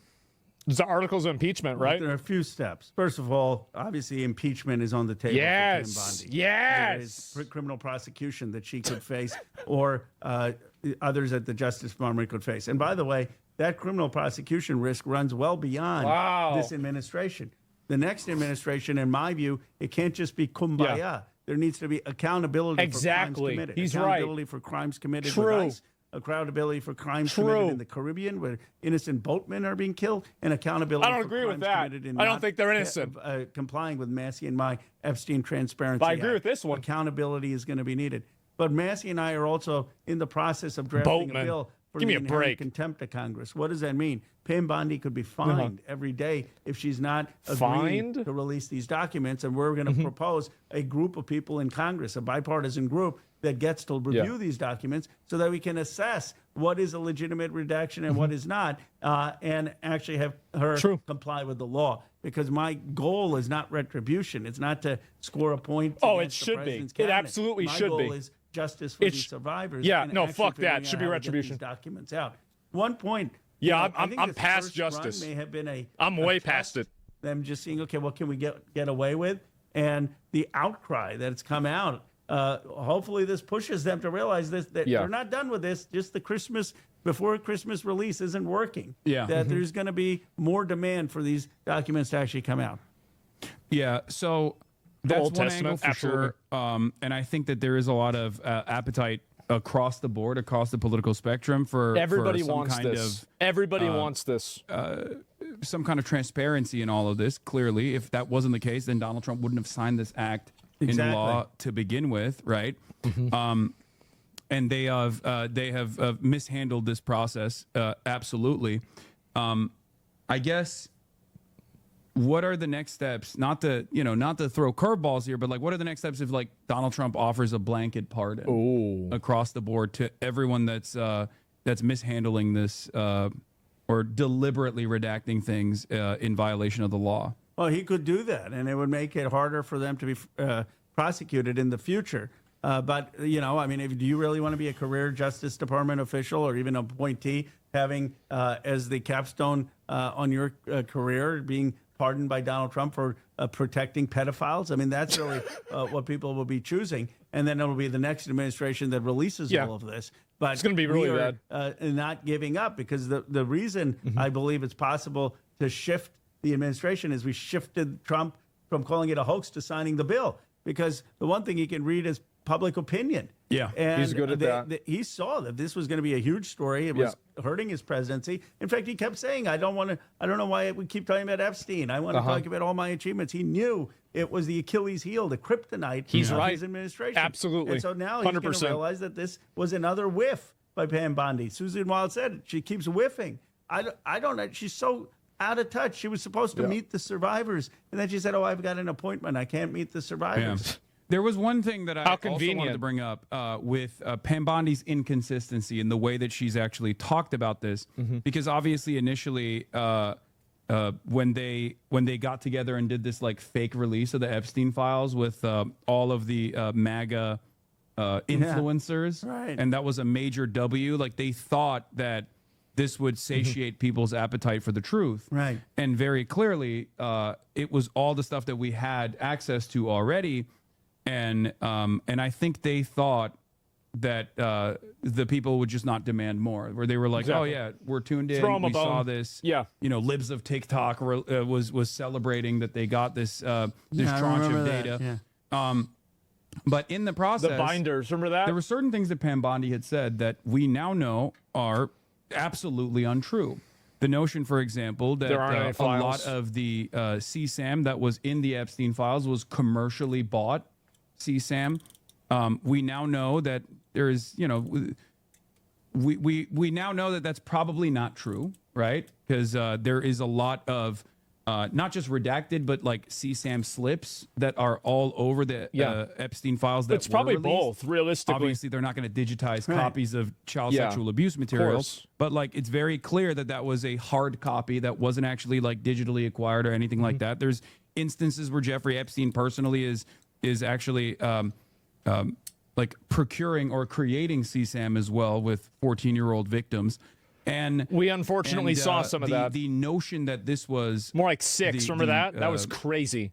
The notion that this was just Jeffrey Epstein's doing, that he was just simply procuring all of this stuff for himself, is very clearly untrue. It's obviously not true. That inconsistency, does that reach the boundaries of perjury? I mean, is there, or does that only happen if if Pam Bondi is in front of Congress? Sounds good. I guess.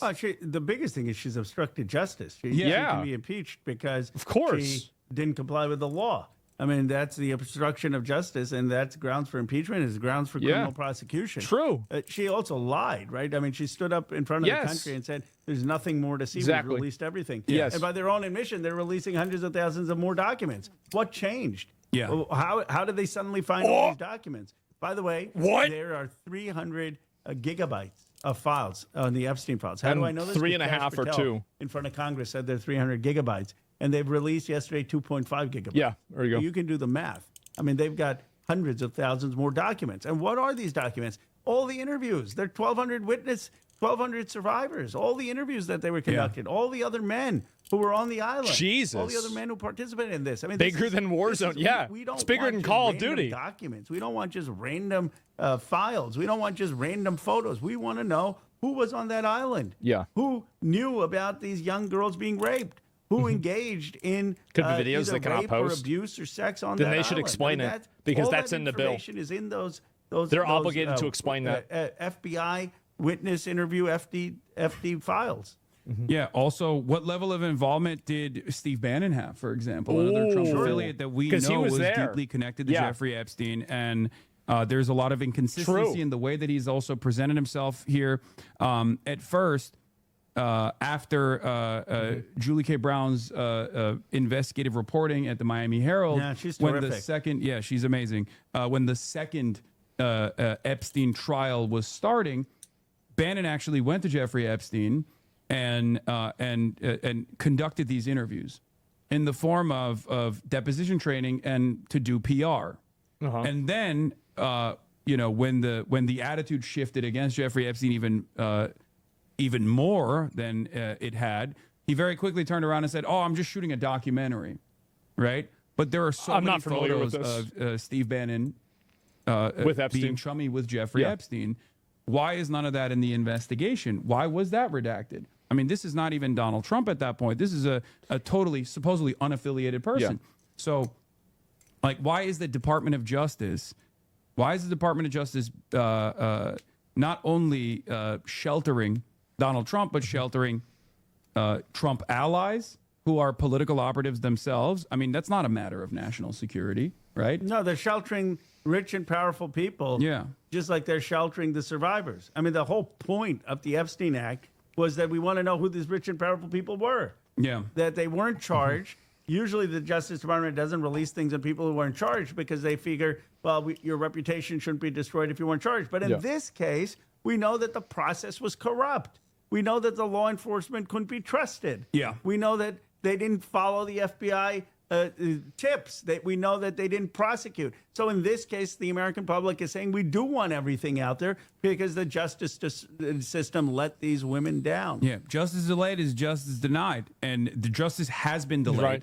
And the further they, the further that the Department of Justice tries to engage in this cover up, they're only expanding. They're going to make on themselves look the worse. injustice that they participated in. Everybody early on. sees it. So, what do you? This is actually a good question. What would you think is like a solid example of a legitimate national security hypothetical for you? What would be a real example of like a national security threat, national security concern that they engage in some sort of redaction on? Well, look, hypothetical. If there was actually hypothetical some conversation where it would expose someone who is a spy or a CIA agent and expose who they are and their that makes identity sense. or expose their family. That actually does make sense. You don't want to put people at risk Yeah, during sure. those roles. If Epstein happened to know something because he knew a lot of powerful people about our national secrets in terms of our sensitive weapons or sensitive information, you wouldn't want that out there. That's probably that's a reasonable answer, to be honest. There being It is. or It's if a there very were some reasonable answer. Comments made about a foreign leader that you don't want the American president to be exposed in that way, or another country thinking something. So there are cases, and we can debate what those cases are. People often say, why did you not write the bill in a way that said everything has to come out and not even have an exception for classified information? And anyone who's been in Congress That's more prudent, than a day for will sure. tell you there's no chance anything like that would pass. There's too many people in Congress who'd say, who'd just find that as the excuse. Tana and Massey want to get rid of classified information. So we had the narrowest possible classified drafting to be able to get that bill through. Okay, so that, for the record, that in and of itself, though, I think does lend even further credence to the suspicion that there was like some kind of involvement with the intelligence communities, which is one of the prevailing narratives that is often left Is that Epstein unaddressed, was either willingly like I or said, with the unwillingly an exception IDF asset mainstream or outlets Mossad simply asset? calling this Excuse a me. conspiracy theory. But obviously, it goes beyond that as well. There are people who are not, CIA affiliated that are very willingly. It's uncertain being sheltered here very clearly. There's also it's Donald Trump likely. being I would sheltered believe here it with the happened. redactions, as we have seen from the actions that the Department of Justice took after people realized that they failed to redact some of the Donald Trump photos. And this is like, That's this crazy. is so silly, right? Whoever took it out should But, go to jail. 100%. As far as I'm not even kidding. Straight as far up as fucking like that's disgusting. Potential involvement of Israel. Are you familiar with the drop site reporting on this stuff? I am. Ryan Graham and Stop bashing my country. I'm well familiar So with you're it. familiar with the back and forth correspondence that has Like taken paying off our place. I mean, guys. even with these files, Why there don't you was quit doing it? one photo with David Blaine doing. Hold on, let me see if I can pull it up real quick. The guy's name David was Israel. Blaine doing magic tricks in a room with Jeffrey Epstein and also former Prime Minister of Israel Ehud Barak. Former Prime Minister of Israel Ehud Barak had also. Is it David Copperfield? I thought it was David Blaine. It was David Blaine. Anyway, here it is. Magic tricks, performing magic tricks for Jeffrey Epstein. Is this David Copperfield? No. Am I wrong? I don't know. One of the magic guys. Performing magic tricks for Epstein and a few notable names, including Israeli Prime Minister at the time, Ehud Barak. And the question I have, no, that is David Blaine. Okay, you guys are. Copperfield also did it as well. I don't know why everyone is so worried about who the magician is here. I'm not implying that the magician is the important figure in this. Okay. Anyway, even though both were involved in different ways, doesn't matter. Right. So it's things like this. Yeah. It's things like this that people No doubt. understandably want answers for. Do you He's feel right. like omitting this kind of stuff or refusing to talk about this kind of stuff is adding on to the scrutiny that people have for mainstream media? It is, and it should. Yeah, I think it all should come out. And Yeah, we drafted, that's of why the course. classified exception we drafted was the narrowest possible baited in an way, interview. that you have to justify it. It can't be excessively used. It can't be used to cover up what actually took place. And we drafted it with the narrowest way, in a way that could still pass the Congress. Because the reality is, if the bill doesn't pass the Congress, there's no use to it. But that is why what we're saying is that there needs to be people like Massey and me who get to see these documents. Yeah. And then we can have a There has to be yes or somebody no outside vote of the circle. on, is it truly something redacted because it's going to protect the survivors or families or protect certain classified information, or should this be out there? My view is, if you don't have this out there, that's how you, as you pointed out, have conspiracy theories take hold. I mean, if there's nothing to hide, put it out there. Let people make that determination. By the way, the biggest thing that could be out there is the indictment, the 60-page indictment. Yeah. So people know, Is that the okay, 2007 was there one? foreign involvement? I mean, that indictment will say that right there. If there was no evidence in that indictment of foreign interest, that would be a big tell that, okay, maybe there wasn't there. If the indictment says, look, here are the 60 counts and here are the things that were happening from overseas, that would be a big issue. That's why we explicitly Wait, drafted. this is the indictment for the second investigation or the first one? This is the 60-page indictment, 60-count indictment that the assistant U.S. attorney in Florida put together in 2007. Yeah. Oh, That- yeah. This is back in the day. That Acosta ignored and then charges just 2 counts. Those are 60 counts. You don't have 60 counts just of How do you ignore 60 pedophilia. counts of this you behavior? Have 60 counts of money laundering and transactions. We want to see all of that. And that will get to the questions that you've been asking. So that the other side of the story also is Alexander Acosta is out there, like he is out there. Is there any demand to maybe pull him in front of Congress? Is that something that you guys can entertain? Because like he was the labor secretary at the time. Yeah. He came before the Oversight Committee, but it's just not, I don't think we can believe him. I mean, so because there is the famous secondhand there was some reporting in the media at the time that when he was labor secretary and he resigned because of the Epstein stuff, there was this question where he was like, oh well, at the time someone led me to believe that he was actually intelligent, someone from higher up, because there was also a subsequent federal investigation that was taking place. And there were a lot of co-conspirators that actually were sheltered from Where's the the law. photo taken at? How's the photo what evidence?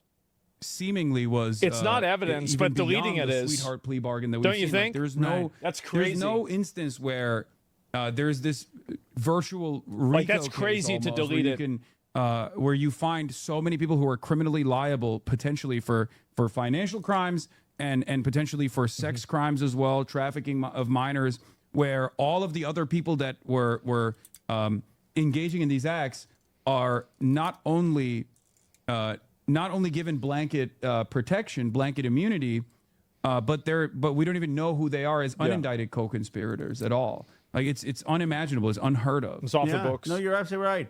I'm seeing some of the questions. It says it's a great thing. You get instantaneous feedback. One, why is there no enforcement mechanism? There is. He's reading the mechanism is chat. Obstruction of justice. Oh You don't my have to put God. in- This is one of the big misconceptions out there. Anyone who doesn't violate, who violates a congressional law by definition is obstructing justice, where True. Congress has asked for it for justice purposes and can be face decades in prison for that. So the question is not, is there an enforcement mechanism? It's, are we going to actually have it enforced? And if it's not going to be enforced by this administration, it needs to be enforced by the next one. The second point is that Acosta should be prosecuted if he's if there's clear evidence that of perjury. I mean you can't come in and lie to Congress. Well, now he has a cushy job at Newsmax, because I've been following his career. It's very interesting, going from Florida prosecutor, upstart, to like labor secretary under Donald Trump, to then resigning in disgrace, or at least like trying to quietly exit the Trump administration when the Epstein stuff was coming back to the forefront, only to now sit on the board, I believe, of Newsmax. That's what he's doing. That's now. convenient for him. There's got to be an accountability of Yeah. what did he know. It's But very the reason convenient. it's so hard to prosecute all these individuals and hold them accountable is we don't have the files. So there's got to be the evidence of what came out, and then we can say, okay, now we know that someone was lying or not lying. Absolutely. So there is also the question of Kash Patel. Didn't Patel say that there were no other individuals that could be charged in front of Congress? He did say that. There is Now, also. how does he know that? I mean, the survivors don't believe that.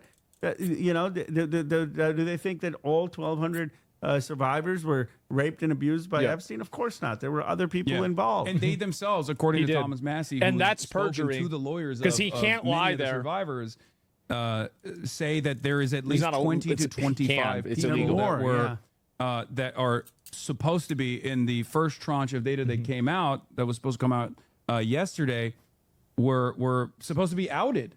That was the whole point of the release, and not a single person. We don't have any single information about someone who was engaged in the abuse or cover up of the abuse beyond Maxwell and Epstein, and that's why this thing is a farce, and that's why Massey and I are upping the ante, saying we will use all our powers. That's whether right. It's inherent contempt, Old Testament. whether it is impeachment, Yes, whether everything. It's referral for prosecution. See, this is what I've wanted. The reality Exactly. is Should do this with that, everything. Massey and I have been effective I like on this. this issue because we have cracked the MAGA coalition, because it's bipartisan, because we're taking on a corrupt system. The only person who And by cracked the way, it was this Trump. is a corrupt system that has That's what I led to think. billionaires accumulating value. We need to have a billionaire tax in this country, a wealth tax. It's led to overseas wars. We shouldn't be bombing people, innocent people on boats in the Caribbean. There needs to be an led AI this tax. kind of That's what needs corrupt to system happen. to the Iraq War, which was wrong. It led to us at 20 years in Afghanistan. It led to Only the 20? overthrow of Libya, which was a Ooh, total Gaddafi. foreign policy blunder. It led to supporting of Netanyahu and the genocide which the Israeli government committed in Gaza, and a blank check. And I was one of the few politicians who stood up and said no to the $14 billion, and who has gotten on Delia Ramirez's bill to say block military sales to Netanyahu's government, and who's gotten on Rashida Tlaib's resolution. He's so happy. To say that So what the happy. Israeli government did was a genocide. But the point of all of this is, Oh, God. if we Yeah. are not going to have politicians willing No, he's right. to tell the truth when it comes to things like Epstein, how do you expect them to tell the truth about issues of foreign policy? How do you That's expect fair them for to him tell to say the truth this. about It issues is. of economic policy? It's the fair. currency of modern politics should be courage and truth-telling, Yes. not just charisma and memes. Are you going to stand for principle in this country? I like this guy. This It's, guy's he's really cooking. This is the big. Media landscape and the people's attitude has changed quite dramatically since the first time we had a conversation at the DNC. If you recall, you were one of the congresspersons leading the charge against Israel, and even then there was a lot of restraint for saying certain things about Israel back then that many Democrats didn't even broach, obviously, and I think that played a role in.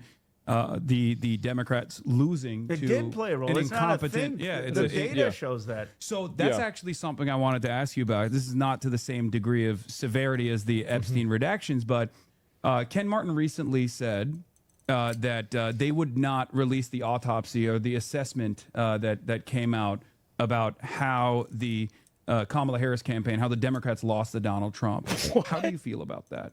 Well, they should obviously release it. I mean, Yeah, duh. It's just kind of arrogance to not release it. But Well, you know I'm why not, you lost. I'm not crying She's the river retarded. because that autopsy was done by consultants, and I'm not sure that I need to listen to DC consultants about what we did wrong. If they I'd rather knew be out what there in you the do, community. That said, it just kind of you speaks would've to won. the sense of lack of accountability. Mhm. Like we need to understand that the American people are upset at the entire system. They're upset at both parties. They want a new generation of leadership. He's right. They are sick of speeches that go like this. I want to renew the American dream. I want us all to have an equal opportunity. I want us all to have a great life. And you said nothing. People want brass tacks. How about specifics? Do you Yeah. stand for Medicare for all? Do Yep, you there stand you for go. taxing Big one. billionaires and a wealth tax? Do you stand for cutting the bloated defense budget? Do Yep. you stand for not giving Netanyahu a blank check of military sales? Are you Ooh. willing to say what happened was a genocide? Are you willing to stop Wall Street from buying up single-family homes? Are Yes! you willing to hold people accountable who've committed crimes with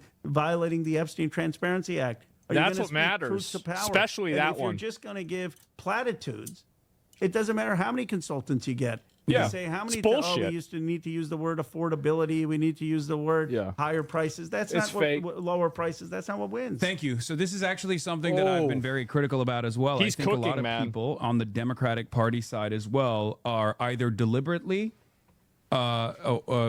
obfuscating Zohran Mamdani's victory in New York against all odds, against the Democratic establishment as well as the media, who were very critical of him. Who's discrediting it? Or the people on the Democratic Party side who said, "Oh, this is just affordability" as a buzzword, right? And my frustration Ask now, yourself why it's buzzing. is it's not just saying affordability is a problem. You also have to have tangible policy prescriptions, and you have to really Yeah. hammer on those tangible policy prescriptions, and that's precisely what Zohran Mamdani Yeah. did in New York. That's right. That played a formative role in his victory, like a campaign that is anchored around policies. You mentioned a couple of them. Medicare for All is a fantastic one. Tangible, Obviously, direct taxing billionaires policies and that wealth affect tax is another individuals. great one. I'm totally on board with Yes. those issues. Do you feel like the Democrats, in the absence of unifying around these key issues, who keep leaning onto the likes of the Welcome Pack or other consultant-backed movements that are trying to dilute the message a little bit, and to simply say, no, you don't understand. the people actually want marginal improvements. And here is the polling that suggests that this marginal improvement is actually much more successful. Do you feel as though that is playing a role in why the Democratic Party as a whole is still incredibly unpopular in the face of Trump's incompetence? It's the weird social issues. Yes, look. That's what I think it is. It's weird social issues. We're not going to have kumbaya unity. I think they win Democratic on Party, economic issues. The lowest common denominator. I mean, you can't say I'm for affordability and then go to the billionaires and say, give me some money and I'm not going to raise your taxes. I mean, you have to stand for things. And when you stand for things, you're going to upset people. You're going to upset people if they have to pay higher taxes if they're billionaires. They may still support you, but you got to be honest with them like FDR was. You're going to upset private insurance companies if you're for Medicare for all. You're going to upset the defense industrial base if you're saying we're going to cut the defense budget. You're going to upset pharmaceuticals if you're taking away their Americans cookies. shouldn't be a higher price than other countries, and if not, we'll take away your patents. You have to be willing to challenge economic power. And the Democrats kind of don't want to do that. So what are we going to have? They've been totally taken over. 2026 and 2028. Yeah. And the fight is going to be, are we just going to be a party that says Trump is bad and he's terrible? Yeah. Are we just going to be the party that says we're going to stop ICE agents from ripping away kids from their families and deporting innocent people? I'm a big and fan of that. Stop the I like irrational that. tariffs that in some cases have increased food prices, and we're going to stop the assault on the Department of Education and USAID and the hollowing out of NIH and the attacks on universities. All of that is needed. But I don't think it's enough. I don't think it's enough. I don't want to just be the anti-Trump party and return to how things were. Yeah. I want to be the party that says that ordinary Americans have been The Republican screwed Party was the because we've gotten anti-Obama into party. wars It was so overseas cringe. that have not helped them, but have helped the defense Back in the industrial early base, 2010s. that we have seen them suffer with medical debt at the expense where private insurance has profited, and that we are going to have a bold progressive agenda. Billionaire taxes, Medicare for all, $10 a day childcare, stop Wall Street and private equity from buying up single-family homes, 1,000 new trade schools, free public college, stop giving a blank check to Israel, and This is a winning. Start investing in This is at winning. home in our communities. If you To have run a on this, Marshall you'll Plan win. for America to build up good-paying jobs here, and by the way, stand with workers over AI. Don't have just AI eliminate all jobs. Make I don't sure agree we're with standing that. Truck drivers and warehouse workers and I think you should customer focus service on UBI. agents, and that we have AI technology not be stopped, but be developed in a way that helps workers. We need a vision in this country. And that is what I think that the fight has to be in 2026 and 2028. The Epstein issue for me is just a proof point of character. Yeah. Call out the Epstein class so you can have the trust to call out a corrupt system that hasn't been working for ordinary Americans. It's a litmus test in the same way that, like, I think Israel was corrupt system that hasn't been working for ordinary Americans. It's a litmus test in the same way that, like, I think Israel was a litmus test. I often would tell people that would accuse me of being so single-minded on this issue that not only was it morally repugnant, and of course I was going to stand against genocide, but that this lack of movement around Israel or the complete defense of Israel's genocide was actually a litmus test for a lot of people that caused them to check out of politics in general and refuse to vote because they're disgusted and mad. And Epstein will be the same thing. It'll demotivate them. Famously said at the time, a party that doesn't want to save lives against the genocide, what makes you think they will preserve democracy? And that was the assessment that a lot of people made, even if they didn't specifically say that. But they were just like, these guys don't stand for me. They don't care about my interests at all. And I think that's where we're at. Should not drive back to Israel? Democrats' refusal to recognize this reckoning, this populist reckoning that's coming from the bottom up is the reason why they're still sitting at like a 17%, tremendous negative disapproval 18%. rating. Like it's a negative Negative approval 50 rating, to 60. when they are supposed to not so good.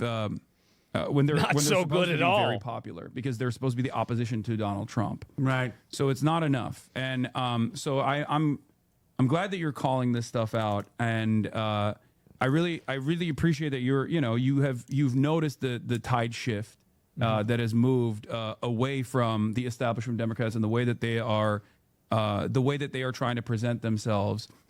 You've called out Chuck Schumer quite a bit. Well, I was the first Democrat to call on him to step down. Yeah. And then people said, bro, your career's over.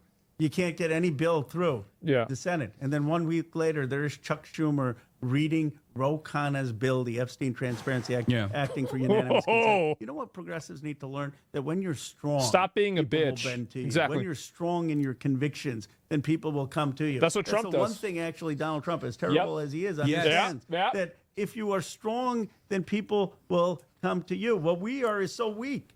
We say, oh, we can't criticize Chuck Schumer because Chuck Schumer then will not move my bill. I just showed you. You can call for Chuck Schumer to step down, and he still went and he introduced my bill with unanimous consent because I had the people on my side. Yeah. We have so many politicians who are more concerned about building friendships with Chuck Schumer than building friendships with our base. If we have the base, if we have the American if you people, have the voters, that's all that matters. Policies, the politicians will follow.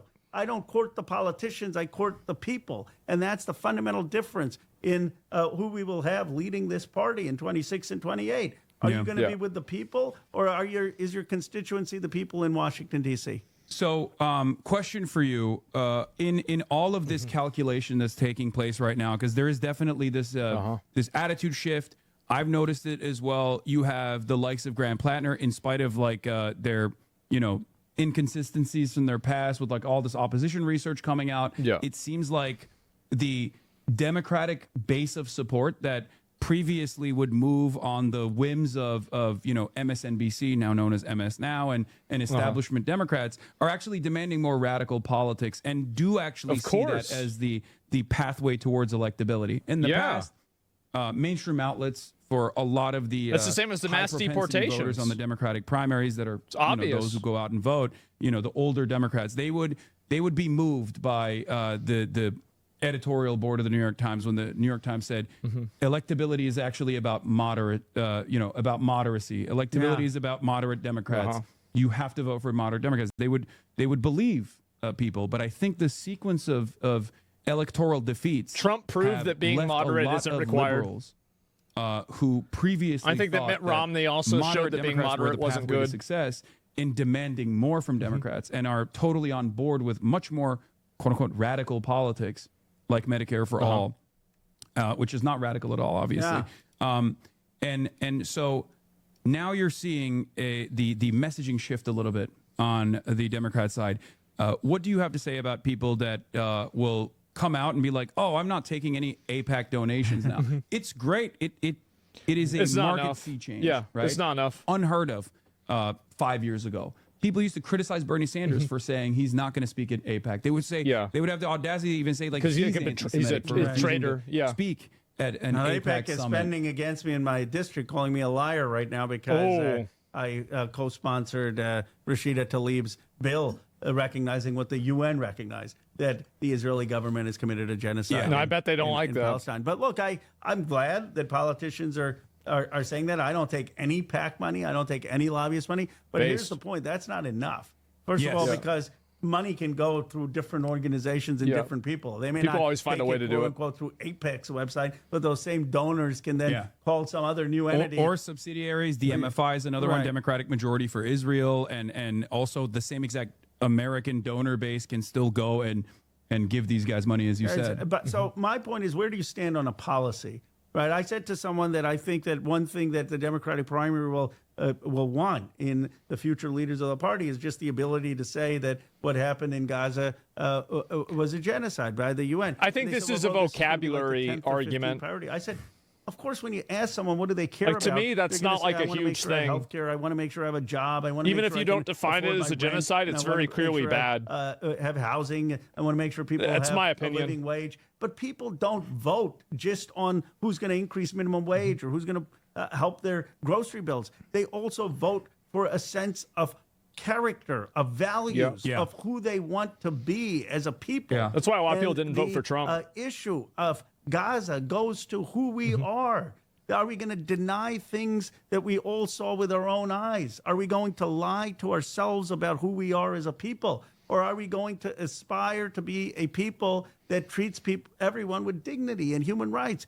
And yes, of course, what I care about is a job and housing and living wage. But if you don't speak to people's values, if you don't speak to their sense of morality, you'll never get them knocking on doors and giving years of their lives. He's right about that. The emotional appeals do get people more invested.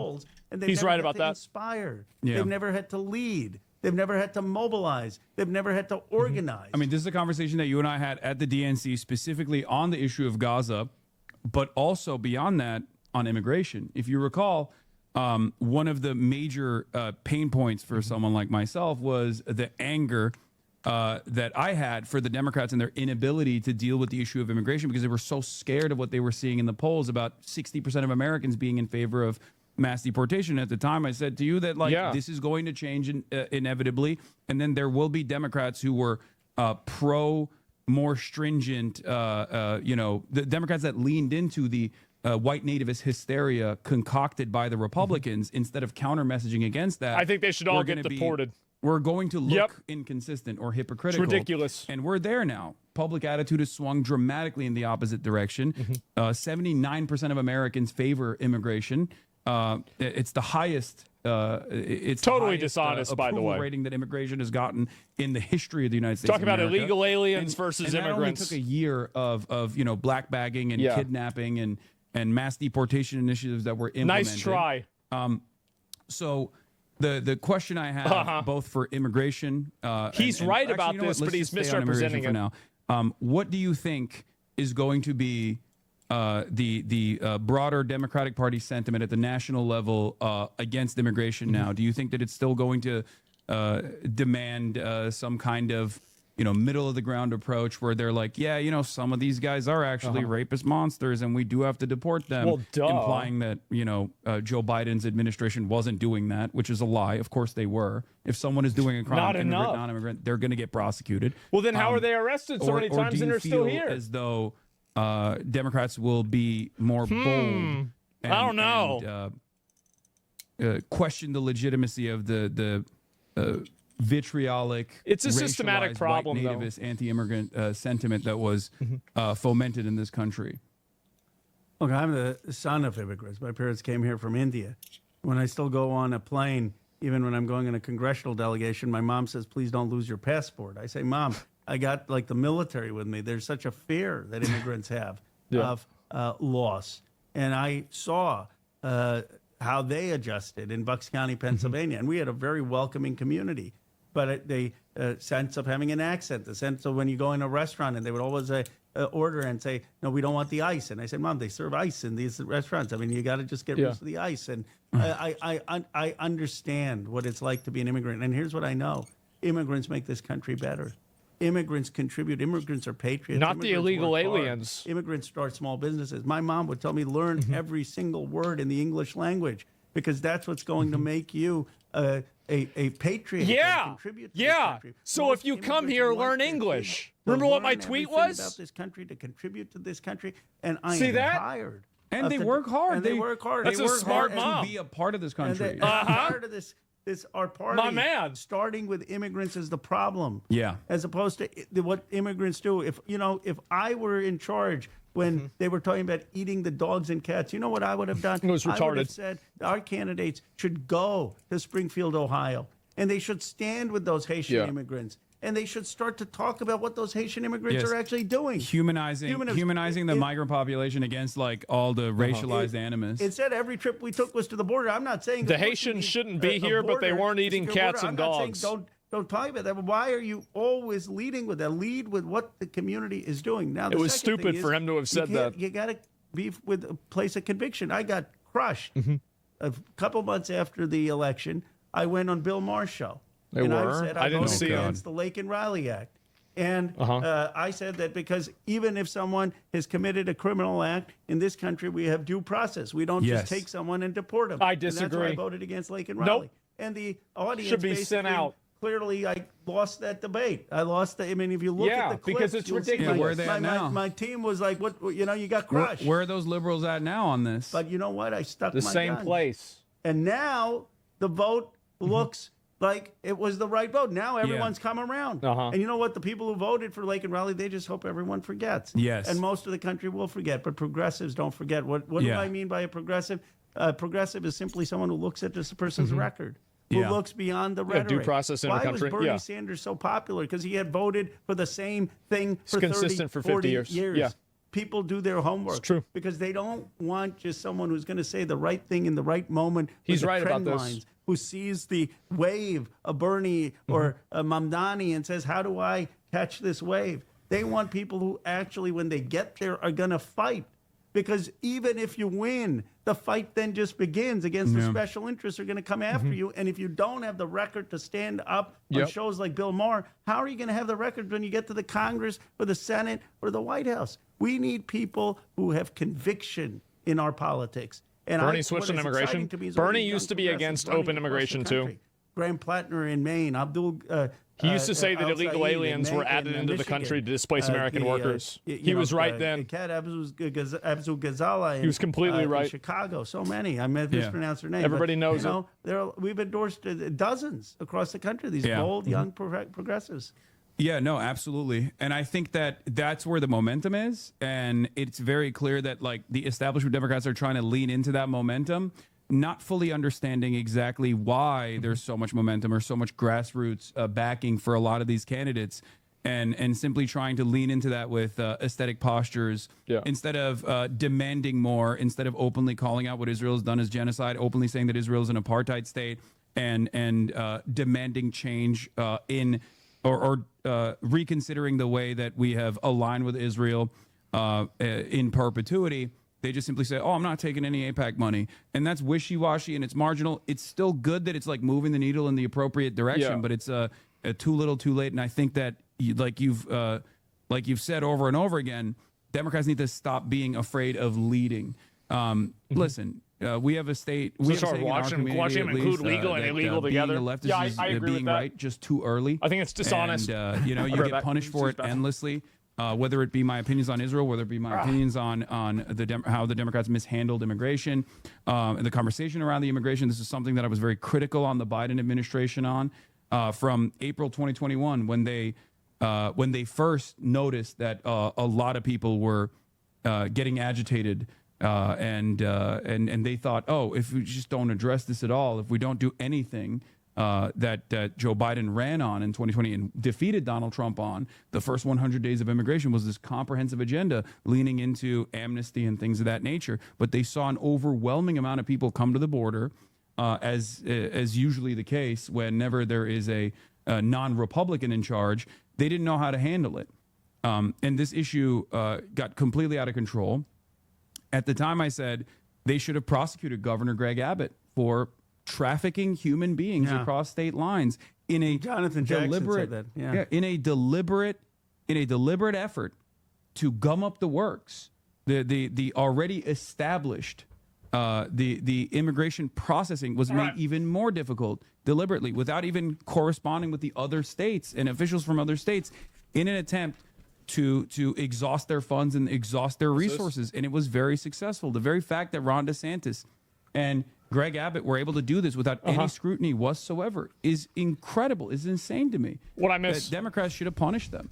And then they should have reappropriated funds adequately to ensure that, one, this doesn't happen again, and two, the immigrants that were already being processed now in places like New York, Rhode Island, and many other places actually had the localities there actually had the proper funds to make sure that they were integrated expeditiously and could work.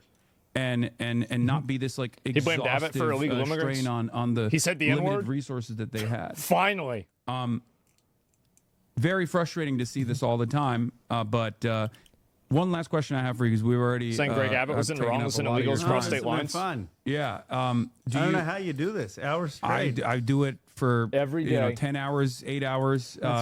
He does not stream for 10 hours. I'm a very stubborn person. I've been watching some of the comments, and you got a very educated and informed community, and they're the ones. It's probably some of my viewers that are in this chat are the ones who are finally. It's probably what it is. I mean, we're going to change things. They're nerds. That's why it's a Saturday afternoon, and they're sitting in here listening to me talk to a congressperson. They're not I wouldn't say they're like the average Call them losers? American politics appreciator. But they're the activists. They're the ones who will be knocking on doors. They'll be on social media.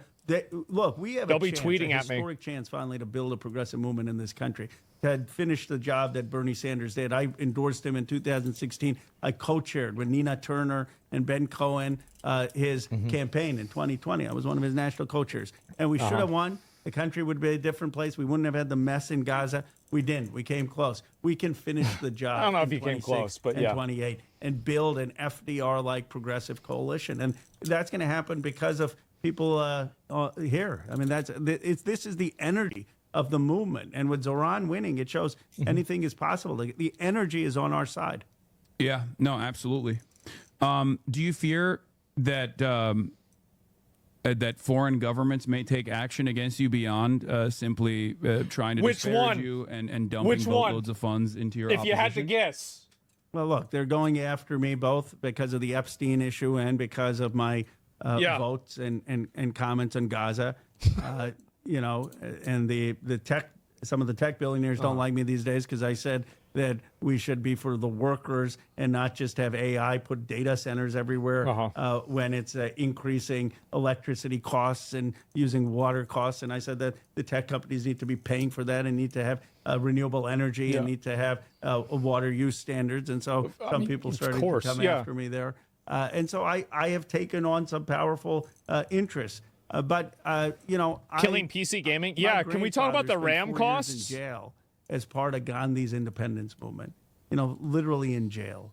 He was jailed twice, and the challenges as an American politician pale in comparison to that. So when I think about what risks I'm taking, what issues I'm fighting for, I think nothing I do. He's will playing on a come PvE close to server. the courage that my grandfather had. And by that, I don't just mean my grandfather. I mean all of the people who have sacrificed for. We're on a this PvE nation. server. Whether We're they're lucky. People who fought in World War II and scaled the cliffs of Normandy, whether they were people who were beaten in the Edmund Pettus Bridge, whether they were part of decolonizing movements around the world. We have a chance to do a beautiful thing in America, to build a truly multiracial democracy of equality and dignity of every human being, to move beyond the colonizer's model of the world, to have a world that recognizes the dignity. I think we should have borders, personally. And every person. Yeah, And I think we that's should have what we're building borders. here. That's Yeah. we are I think we need incredibly borders. privileged to be in the United States of America, to have that chance. Yeah, I always say, like, look, while white supremacy is definitely a resilient galvanizing factor for many Americans, like, Americans are much more open-minded about diversity than even our European counterparts are. Yeah, we're better than that Europe. Is precisely the reason why, That's in true. spite of Donald Trump's popularity, it's true. In spite of how much he hammered on, undocumented migrants doing all these crimes and whatnot, which is, pure manufactured hysteria, manufactured outrage, that Americans by and large are very inconsistent in the way that they see the world, and there's a sea of contradictions there for the average American politics understander, the median voter, and that's precisely the reason why they, the very same people, if you were to ask them, the very same people that were holding up even the mass deportation, deport them all placards at the Trump rallies, if you were to ask them, do you think an immigrant that's been here for 10 years, that has done no crimes whatsoever, should have amnesty after background check? An illegal They alien. all collectively say absolutely. And I'm not making this up. I'm not making up a hypothetical person. There's evidence to suggest You know how I that know this that? is the reality, because that's what the polls say. Well, it's not just, it is the polls, I'm sure. It's a reward structure. Because I grew up in Bucks County, Pennsylvania. 99% white Christian. I was one of the only Indian American Hindu kids on the street. And I used to play Little League baseball. Yeah. I couldn't hit. They used to put me ninth. When I used to go up to hit, they used to say, watch the bunt. I was so bad at hitting. But I knew those folks. And I knew they were decent and kind and welcoming, and that they wanted me and my family to fit in. They didn't understand Because you were everything, a legal but immigrant. It was a good community.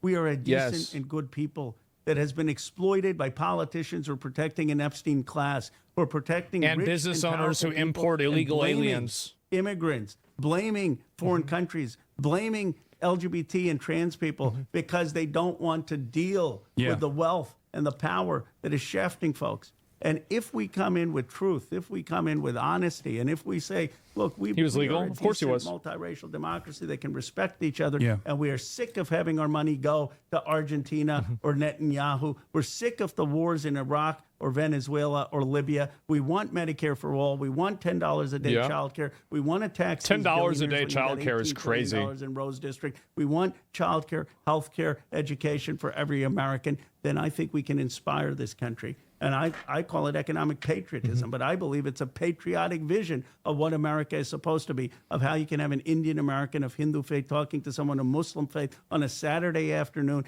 and inspiring a nation. Let's be the best in a of our room nation. filled with Christmas decorations. With Christmas. There you go. But no, absolutely. It's what you're describing is coming fairly close to class first politics in general. This doesn't mean that you write off,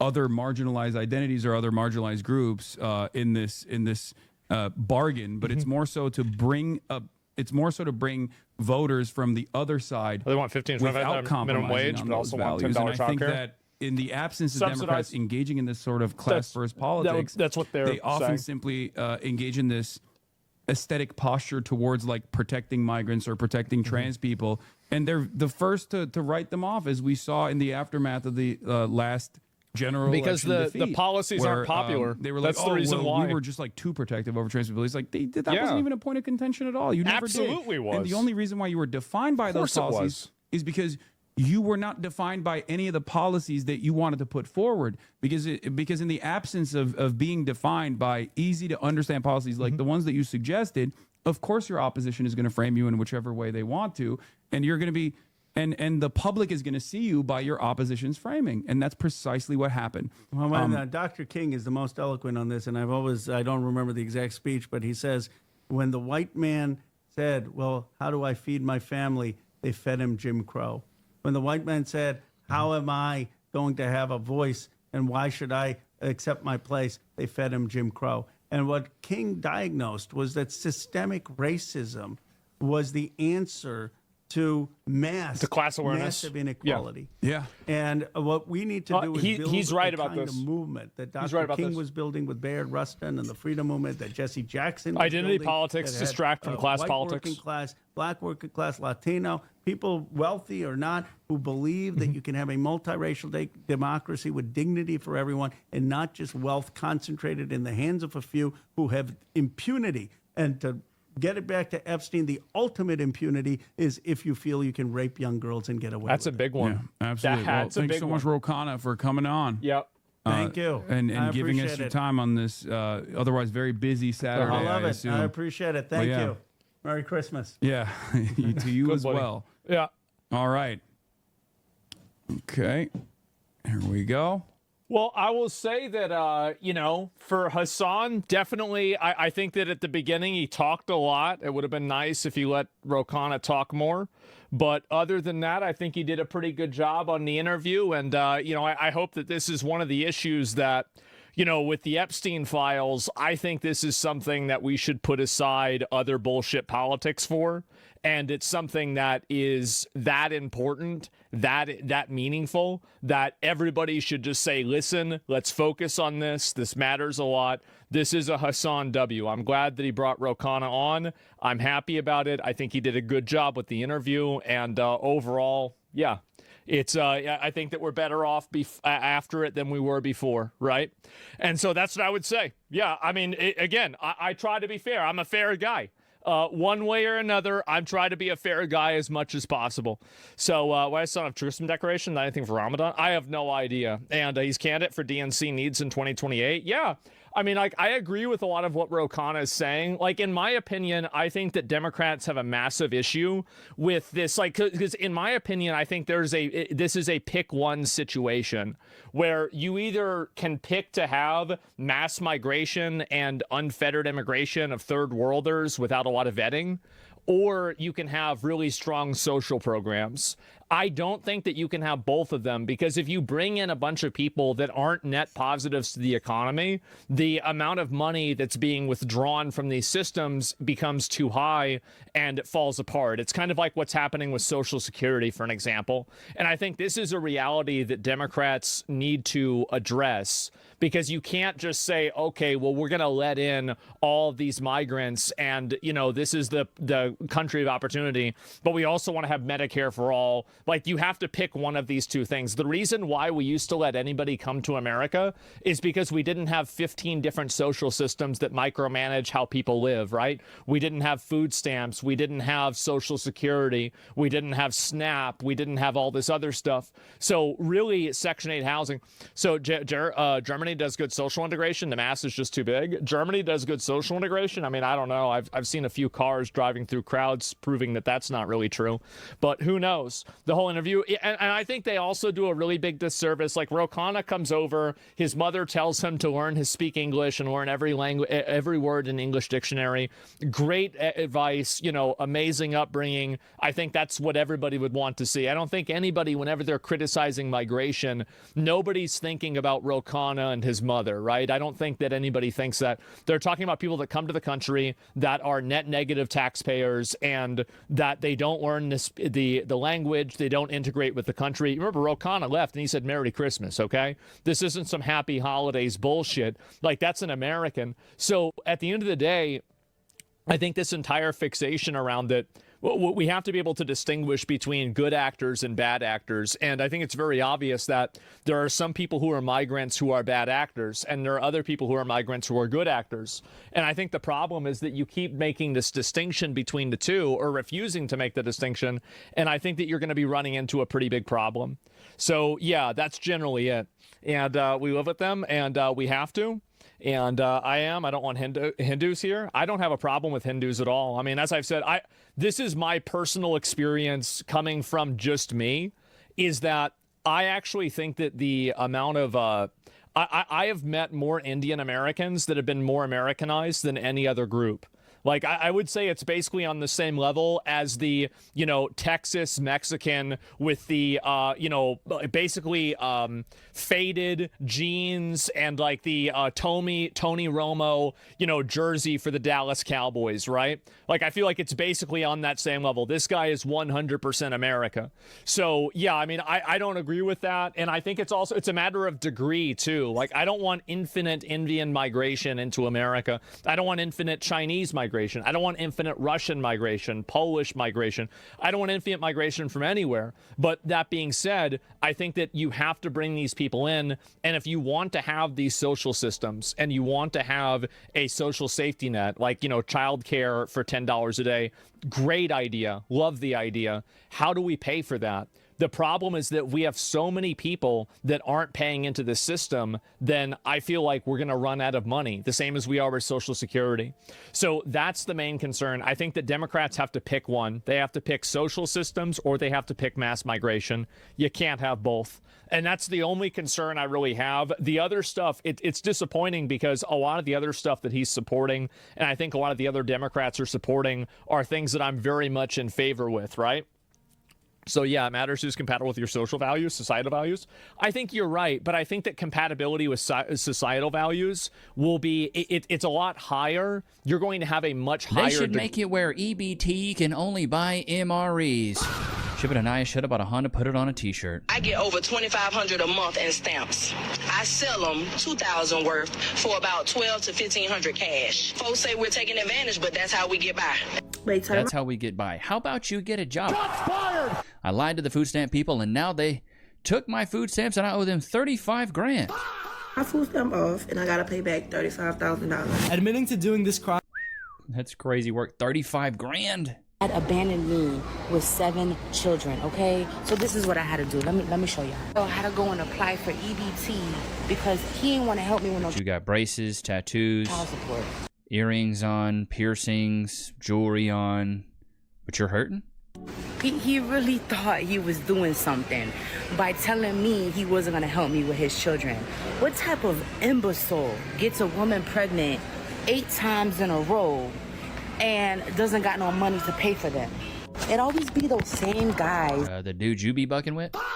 Sounds like those are the kind of guys that do that. That you don't want to be with them, they don't want to take care of their kid. It's sickening, it's ridiculous, but I promise you, a real... What I will never understand is how these women think that when they're shaming these men, it's actually doing something. It's making these men look bad. You realized you let him skeet in you, right?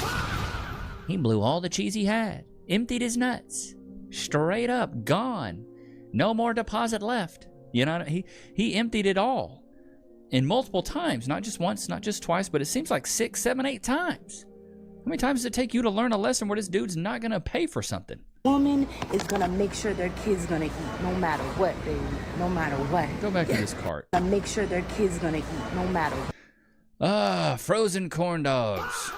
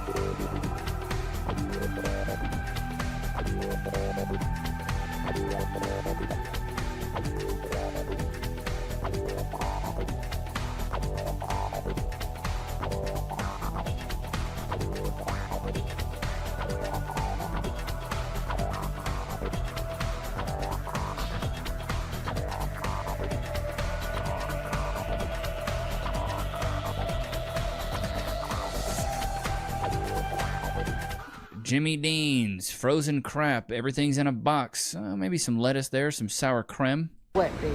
No matter what. Yeah, I ain't ashamed. Yes, I had to go We running. can tell you're on TikTok talking about it. Get EBT because nobody expected to be treated this way. No one expected that they were gonna pop out a bunch of kids and be abandoned. It's not right, but guess what? Karma's real. You're gonna get yours back, and I really don't. Did they not realize that they're reaping their own karma as well? You chose to bring 6 kids into this world, and you couldn't afford to pay for them. That's on you, baby girl. Give a what you gotta say. I'm not gonna be with you just so you can help take care of your kids. It's not gonna happen, because I'm gonna do it regardless. My baby wants goldfish, he's getting goldfish, okay? And this is why you need to be mindful. She got a starting 5 and a bench. 6 babies? With the people you make children with, okay? They love you, they like you, and then the minute you don't want them no more for whatever reason, they don't want to take care of their Hey Siri, show me the relationship with her father. Gotcha, bitch. Kids. It's sickening. And then we have trolls on the internet talking about, oh, you should close your legs, and then, no, it's not. No accountability. Don't buck these men. Keep bucking these men and having children out of wedlock. So you would think she might have... Yeah, you have all these trolls on the internet. You mean people that are giving you a reality check? Come on. Pay their light bill if they can't sell food stamps. Cause y'all know a lot of people be selling their stamps, right? So how they gonna pay their rent? How they gonna pay their light bill? And they can't sell stamps. Get a job. You know what I'm saying? Like, we all know somebody. I'm just trying to figure Personally, for me, I don't. Chat, you know anybody on food stamps, Section 8? I don't know a single person. it out, cause the food. How they gonna pay their light bill? And they can't sell stamps. Get a job. You know what I'm saying? Like, we all know somebody. I'm just trying to figure Personally, for me, I don't. Chat, you know anybody on food stamps, Section 8? I don't know a single person. it out, cause the food stamps we have in multi-purposes now. Honestly, selling. Don't know a single person on food stamps. Don't know anybody on Section 8. I'll keep it a thou wow. Don't know anybody. Get their hair done, nails done, their toes done, buy an outfit to go to the club, drugs, a lot. If I've seen it, other people seen it. I've seen people, women, get a new man. The man got the food stamp. Now, the food stamp is for her and her kids. The man has the food stamp card and he in the grocery store buying that he want. You know, some kids go to school and get breakfast and lunch, no dinner, because mama done sold the food stamps for shit that she wanted. What about my kids? Well, yeah. What about your kids when you had the food stamps? You out there selling them? What did you think about your children then? The up shit that people do, people see that. So now people are like, I don't care. Life is about to start life for a lot of people. It's honestly so sad. Yeah. the hardest thing to see is the kids. The kids have to suffer the most through this. I was raised up pretty broke. I was raised up pretty poor. I was on food stamps at one point in time. It sucks going hungry and knowing that it's your parents' fault and you can really do nothing about it. You know, I will be suing Shell for not accepting EBT. I had to pay out of pocket for my snacks. No, because I do not accept EBT. They have a big sign. I'm sorry, but she got a pig nose. I mean, I'm just saying, I'm sure the build matches. Big bag, but that nose is screaming Mrs. Piggy. Well, not a big sign, but a little sign there on the door. I recorded it. And then inside, where you're gonna go pay as well for your snacks with your money, guess what? Another sign there. I mean, like, you don't have to rub it in. I understand you already had the sign outside. You don't have to continue rubbing it in. That you do not accept EBT, okay? You don't have to rub it in. I cannot believe that everywhere in America, and we're in 2025, and everyone and their mother accepts EBT. And I come here to show, to get a few snacks, and to take it to work. And you don't have EBT. Well, it looks like you have money to have jewelry on, your hair's colored, and you have your nails done. Maybe you could have cut back on the nail fund to buy your kids some Cheetos. Oh, what am I supposed to do now? Oh, take it out of my pocket. Unbelievable. Now I had to pay out of my pocket for my snacks instead of EBT. Unbelievable. I don't know about you guys. I have to pay out of pocket for everything in my life. Well, look at the signs. I recorded it. I guess I can't shop here because no. Too many freaking freeloaders, dude. EBT accepted here. Thank you, Shell. God, they put that in 150 font, didn't they? It's as big as the it's almost as big as the door. Wow. The reminder. I have no idea why I love it. EBT not accepted here. No freeloading. I love it. they snacks with EBT in the first place. I inspired you to turn your mama in for selling them motherfucking food stamp. You did, bro. Because I didn't know what to do. Did they put that bitch in jail? They about to. They about to? Good. Now you make sure you go see the bitch. You hear me? You that way, nigga, while your mama in jail, y'all can mend the relationship. She go be the best mama she can be in jail. Jail ain't bad for everybody, especially for parents who go to jail.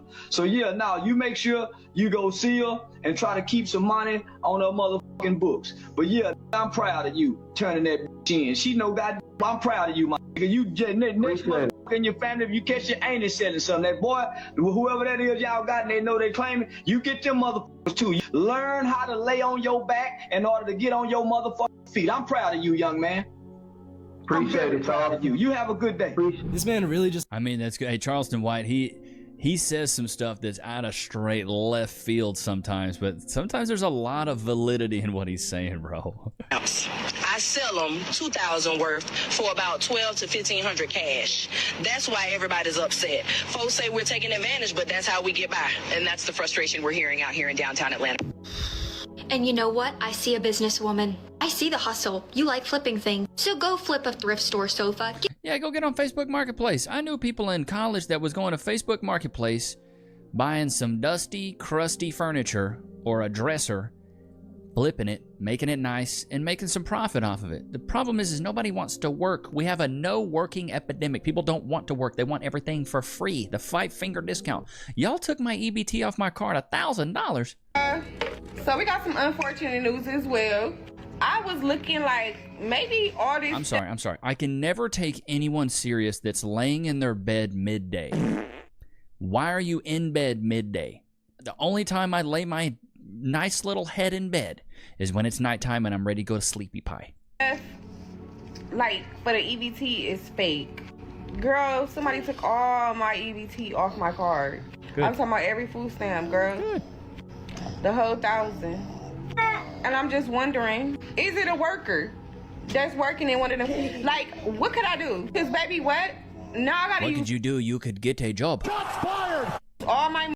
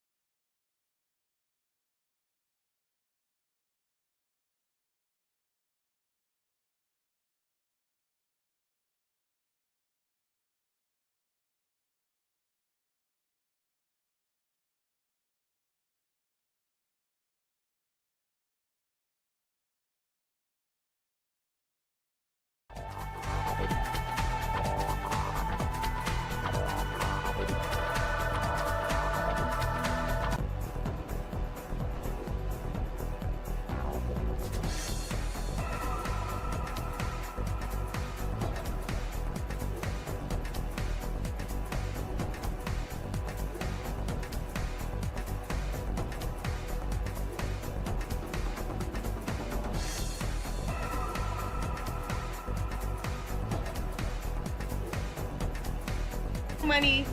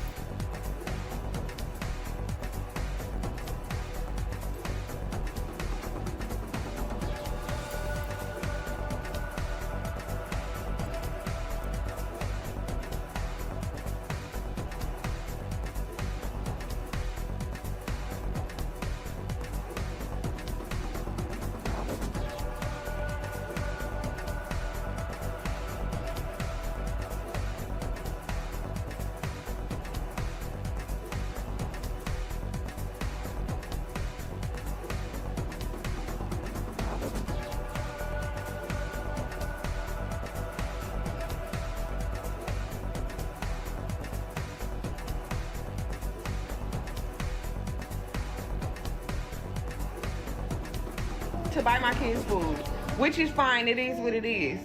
But I'm not getting like how people are taking money off of people's cars like that. I don't get how people like you are taking money from hard-earned taxpayers like us. That's what I don't get. It's crazy. But anyway, I gotta wait. It's a process, y'all. They gotta investigate it and all that other stuff. So yeah, that's that. I really hate that this is happening because I do have kids. But regardless, my kids is gonna eat. Cause you know I know how to make a way. So it is what it is. Anyway, we'll be, you know, we won't be having food stamps and stuff like that this month. I'm really over it. And I heard this is happening to a lot of people. If this has happened to you, please put it in the comments. Tell me your experience, cause baby, what? I'm lost. Like, why is Cause baby, what? You're telling me I'm not getting my free money anymore? I don't know about you guys, chat. Put a one in the chat if you agree. I never understood the concept of getting something for free and never have to repaying it, never having to repay it back at all. Like, you just get stuff for free and that's it. Forever. There's people that have been on Section 8 for 2 decades, brother. 2 decades. 30 years sometimes. 20 years. 30 years. Making a generational run out of our income tax money. Eating all the ho-hos and the Snickers and the Twinkies and the Cheetos. All on our dime. I think EBT should be on a card. Chat, put a one in the chat if you agree. I think EBT should be on a card where we track your purchases just like child support checks should be. We should be able to track what you buy. You should only be able to buy whole food. You shouldn't be able to buy any junk. You can buy water. You can buy electrolyte drinks, whole foods, meat, veggies, fruits. That's all you should be able to buy. Or if they made all EBTs MREs, I almost biggity bet you people would stop being on EBT. Like, this is all I get to eat? Some of you guys have said in past videos, like, well, MREs are pretty good. Yeah, but not for the people that are used to eating Cheetos, okay? These people are used to eating that junk crap food. There's a reason they put all the processed stuff in the middle of the aisles, too. All the good food's on the outside. The cheeses, have you ever noticed that? The cheese, the fruits, the veggies, the meat, it's all in the outside aisles. If you shop on the inside aisles, that's where all the crap is, next to the processed food and everything like that. Notice that the next time you go to the grocery store. Ain't that right, Lokesters? I've fallen at work and I think... So do you guys remember a band in a box? It's damn near $1,300 for this. For this right here, the band in a box. The mic, the sticks, the guitar, the drums. Why did they stop making this? This was so much fun. Like, I want to do this with baby Nick so bad when she's of age to have this, but I'm afraid that if I wait to buy it later on, it's going to be $1 bajillion. So I'm like, should I bite the bullet and, you know, pay for it for $1,300? I don't know, but I saw this and was like, good Lord. It's crazy work. Second thing I wanted to talk about, they finally released the Epstein files, chat. Look at that. Bro, it's nothing. It's all redacted, redacted, redacted, redacted. I mean, some of these pictures, man, it's not looking good for Billy. Not looking good for Billy, I'll be honest. And I don't even know if... apparently, they're saying this is Photoshop right here. I don't know, dude. I don't know anything about these Epstein files. I don't know nothing about it. All I know is that they said they released them But everything I've seen is just redacted. So I'm like, did they really release them? And I see Bill in a lot of pictures, Chris Tucker in some pictures, Michael Jackson, but who really freaking knows, dude? I don't know if you guys saw the Jake Paul fight, but good Lord have mercy, did he get rocked? We're just going through some things I saw, and I was like, you know what, maybe you guys will be actually interested in this. See if I can't find that knockout. It was something. A little reaction there. Like this is oof. This looked like it really hurt. I'll be honest. A little reaction there out of Jake Paul, but when he gets caught with his hands down and his chin served on the platter for that right Jake's hand like, right there. Ooh, And look wow. at Jake Okay. Paul's face. See, here's my thing with Jake Paul. I got to give him his kudos. Because you think I'm about to step in a ring with a dude who's 6'5" and 250 pounds? How about no? How about no? I'm not doing that, brother. I'm not doing that. So I got to give Jake Paul his flowers when it comes to finally getting in the ring with somebody who's bigger than him, as opposed to getting in the ring with somebody who's old and smaller than him. So, you know, kudos to him on that. But boxing is brutal, bro. But you think I would hop in the ring with Anthony Joshua? Man weighs probably 100 pounds more than me. There's no freaking way. Switching gears again. I've talked about this before. How I talk about how much propaganda has had to been force-fed to women to think that being a traditional housewife with a family and a husband that loves them and children that love them is oppression. This woman, I saw this clip and I was like, this is great. He said, to me, slavery would be sitting in a cubicle from 9 to 5, staring at an Excel spreadsheet, answering emails, and getting a 30-minute unpaid lunch break. That sounds like hell to me. What doesn't sound like hell is cooking for my husband all day, barefoot in my kitchen. That sounds like freedom. Yes, exactly. The other day I was trolling somebody because I posted a Q&A and they were like, you're my favorite slave. And I was like, thanks, I'm locked in this basement right now. You're a slave to the corporate industry and you're a slave to the government because you're paying taxes to the government off literally working a desk job. I'm like, why aren't these comments on women who are in corporate who are literally having to work 40 hours a week? They don't even get much maternity leave. And you notice how feminine this woman looks already. The way she speaks, the way she's dressed. She looks so feminine. She doesn't look insane or crazy. They have to go back to work like what, 6 to 8 weeks after giving birth or something like that? That's insane. That's a slave. You're always gonna be a slave to something, right? Like I would say like I'm a slave to God, like I submit to God and that's who controls my life. But if you're working like that, then you're a slave to your boss. I'm definitely not a slave to my husband. I have more freedom at home than I would in a cubicle. Facts, dude. Love women like this. Cass is like this. So when I finally convinced Cass to quit her job, I was like, hey, just stop. Like, don't go to work because you're still having to submit to your boss. You got to be back in 6 to 8 weeks. The whole thing of like maternity leave being only 6 to 8 weeks is awful to me. Now, I get it from a corporate standpoint. You got to turn some profit, brother. You got to turn some profit. But on the other hand, as soon as it's the 6 to 8 week mark, if you don't have parents that are retired, aka grandparents to your child, then you really are paying for daycare. Daycare is ridiculously expensive right now. And then the other side of daycare that people don't talk about is kids get neglected because there's 15 kids in the room, and then they could get abused by other kids. And then also somebody else is raising your child, which I always thought was weird. I'm like, I don't want my kid to be in daycare because now a stranger's raising my kid. A stranger's picking up, like my kid's picking up habits from a stranger that I really don't know. You really don't know the people that watch your kids. Are you friends with them? Have you kicked it with them for years? Do you really know who they are? Or is it some people that have good reviews on Google? More than likely, it's whatever you could find or whatever you can afford. People are paying so much money now for daycare. Daycare is almost cost as much as people are getting paid at their jobs. It's like $1,000 a week, sometimes $1,500 a week, depending on how many kids you have, which is insane to me. How does anybody afford to have multiple kids? It's almost more financially savvy to have the wife quit and stay at home than for her to work. I saw this clip about open relationships, and let's just get into this. This is good. I was in a polyamorous relationship. I had multiple partners, but this person was poly, and he kind of introduced me to it. But then he got another partner that I felt very threatened by. I was asking for reassurance. It feels like the time that we're spending together is becoming less and less, and you're spending more and more time with her. And he reassured me. He's like, no, of course not. And it turned out I was being replaced. It really put a sour taste in my mouth for polyamorous relationships. I'm hoping for a long-term relationship. I have a 9-year-old. I would like to get married. I don't think I want to have more single mom kids because I really want to be traveling the world. So I want to be training in dance. I'm not using dating apps. I found I would. Is it me, or does every woman say, especially these single women and these single moms, I just want to travel. I just want to travel the world. Baby girl, you can't even afford to leave home.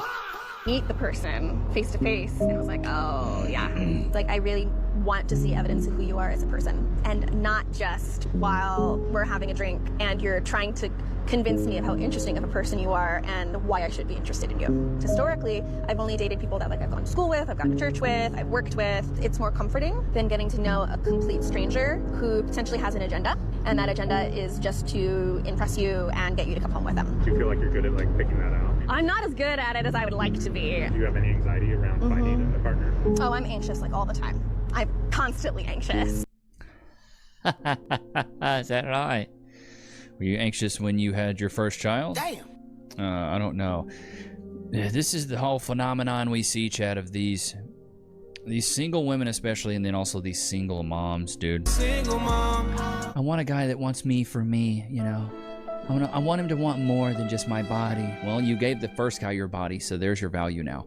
As Kevin Samuels would said, R.I.P. to the Godfather, you don't do better than your baby daddy. So if he wasn't nothing, don't expect the next man to be something. Ooh, that's a good one. I'd just be coming up with these. If your baby daddy wasn't nothing, don't expect the next man to be something. Ship it to Naya, shut up on a Honda, put it on. Don't expect the next man to be. Don't do better than your baby daddy. So if he wasn't nothing, don't expect the next man to be something. Ooh, that's a good one. I'd just be coming up with these. If your baby daddy wasn't nothing, don't expect the next man to be something. Ship it to Naya, shut up on a Honda, put it on a t-shirt. Septum Ring, undefeated.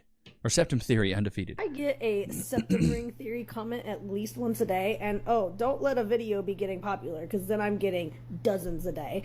But every time I see it, it just gives me like the best feeling in the world that I'm annoying men by having a cute little piece of metal in my nose. It makes me It's not cute. want to go get more piercings. Oh, more piercings to annoy men. I'm getting this one next. I don't know if I'm going to do a vertical filtrum or if I'm just going to do a Medusa.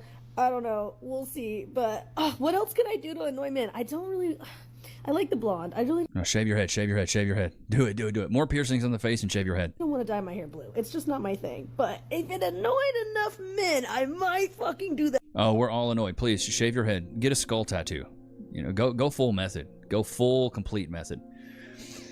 Paige Connell, men should just know. Also, Paige, almost divorced my loyal husband because he didn't magically know how to take out trash without reminders. Even your perfect man couldn't meet your physical or psychic standards. Let's get into this. Tyler here is coming out with some really great advice for women. He says, tip, most of us men really want to help but don't know how. Give us lists. Give us a list of items weekly we can take off your plate, and we love to help.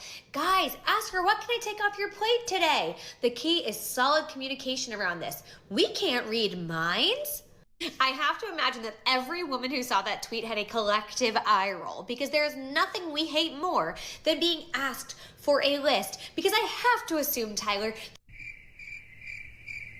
We ask, we communicate, we try to work with you, and this is how you react. that you're a grown adult who at some point has lived on his own. So you know what needs to get done in a house, right? You see the dishwasher? It's full.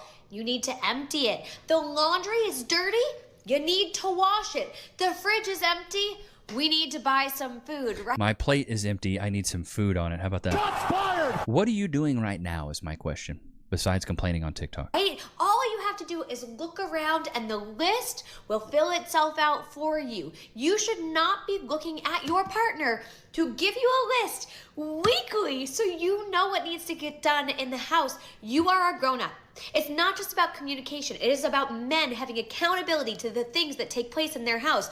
You should know when your kid's soccer practice is. You should know what allergies they have so you can do grocery shopping and get the things your family needs. You If a man should have to do all that, why would we even need you? Gotcha, bitch. You should know when the trash is full. Nobody should have to tell you these things. You are a grown up. You can do it. You do not need a list. You're a grown-up. You can make a list. You can even check it twice like Santa Claus. Stop asking women for a list. We don't want to do that. We want to be married to grown adults. Also, please stop asking like you're taking something off her plate. These are things that both people in a marriage, in a home with children should be owning together. You're not doing her a favor by emptying the dishwasher. I'm sorry. If she had a job, would she be able to be at the house by herself? It seems like she's a stay-at-home mom. If you're a stay-at-home mom, this face right here encapsulates everything we need to know about this woman. If you're a stay-at-home mom, you should be doing all these things. Food should be ready. The dishwasher should be empty. Why is a guy going to work in all day and then coming home and have to do your job? He's not asking you to come up there to the construction site and do his job. So why is he coming home and doing your job? You're not doing her a favor by picking your kid up at soccer practice. You are not doing her a favor by taking this off her plate. You are taking something off her plate that should have always been on yours, because you are in a marriage, a partnership where two people should be communicating and doing these things. Is it me, or does it seem like she's trying to talk to everybody like they're a child? There should never be a world in which a woman is solely responsible for all of the things that happen in a house, and she has to delegate them to you. She's not your boss. She's not your manager. She's your wife. Okay? You are a grown-up. Let's start acting like one. You know what needs to get done in your house. So instead of asking her, what can I take off your plate this week? Look around, see what needs to get done. Know your family, your children, your home well enough to be an active participant in it. Don't create more work for someone else. Woo, I feel bad for the man that is married to that monster. Good Lord, bro. Can we just repeal the 19th and get it over with? This is just, I can't imagine how humiliated Paige's husband must be. Or maybe he's not, and that's part of the problem. My husband approves everything that goes on in the media. It shows how much he cares. So either he doesn't care or she runs the house. Either way, it's a loss. When I was single, I once went... here, I'll show you guys some of the comments.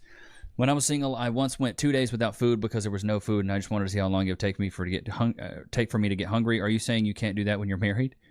I'm on Tyler's side. The list could change from week to week or seasonally. If you keep getting the same food, she will complain. So the guy should be psychic, and guess what?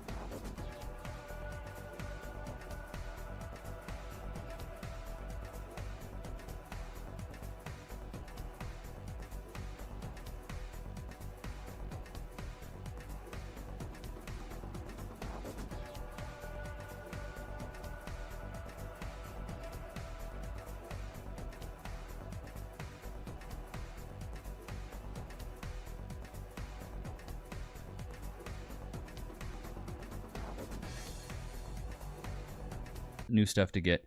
Once you understand female nature, they're not really that confusing at all. Cognitive dissonance is something that they are raised with. There is nothing we hate more. Who is we? Is she speaking for all wives? I can assure you that she does not speak for my bride. It's insane that accounts with mostly women followers spend all day sabotaging their futures. The accounts actually helping women have happy marriages? Crickets. We are what a cooked society. That's incorrect. Women run point on laundry, dishes, and food. We have two people both trying to do the same thing randomly. Tell your husband they can get with your laundry today. It's not a big deal. Men run point on other things and will ask. This is my whole thing. If your husband's working all day and he's got to come home and do your job, you should be fired. You know what I mean? You should be fired. Why would I have to go work all day and you can't do some dishes? You can't do a little bit of laundry. Like, what are we talking about? Oh, there's so many fish in the sea. You'll be fine. No, I don't think so. Why does she have clown makeup on? She's a runner. She's a track star. Sorry, wrong one. Shots fired! Because all the big fish came and got the little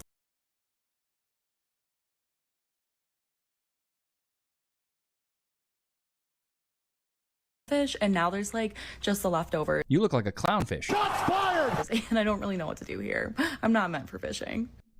Yeah, just go back to the streets. She's a runner. She's a track star. Streets are always ready for you, honey. Streets. I saw this chat and was like, oh my God. I was like, oh, her dad must be a pincushion. I drank a beer. Look at this. Oh my God. Metal detectors hate to see her coming. And I'm sorry, but a lot of them look infected. Brother, ew. Brother, ew.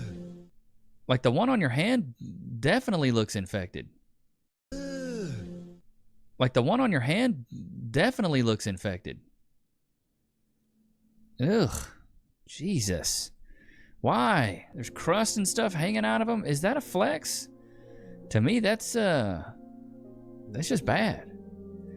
It has never been easier to be a fat slob. Big back, big They back. literally have cheat codes now that you can get to lose weight. Even their old gods Lizzo and Amy Schumer are deleting their fat photos in shame. But this extra large quirk chungus persists.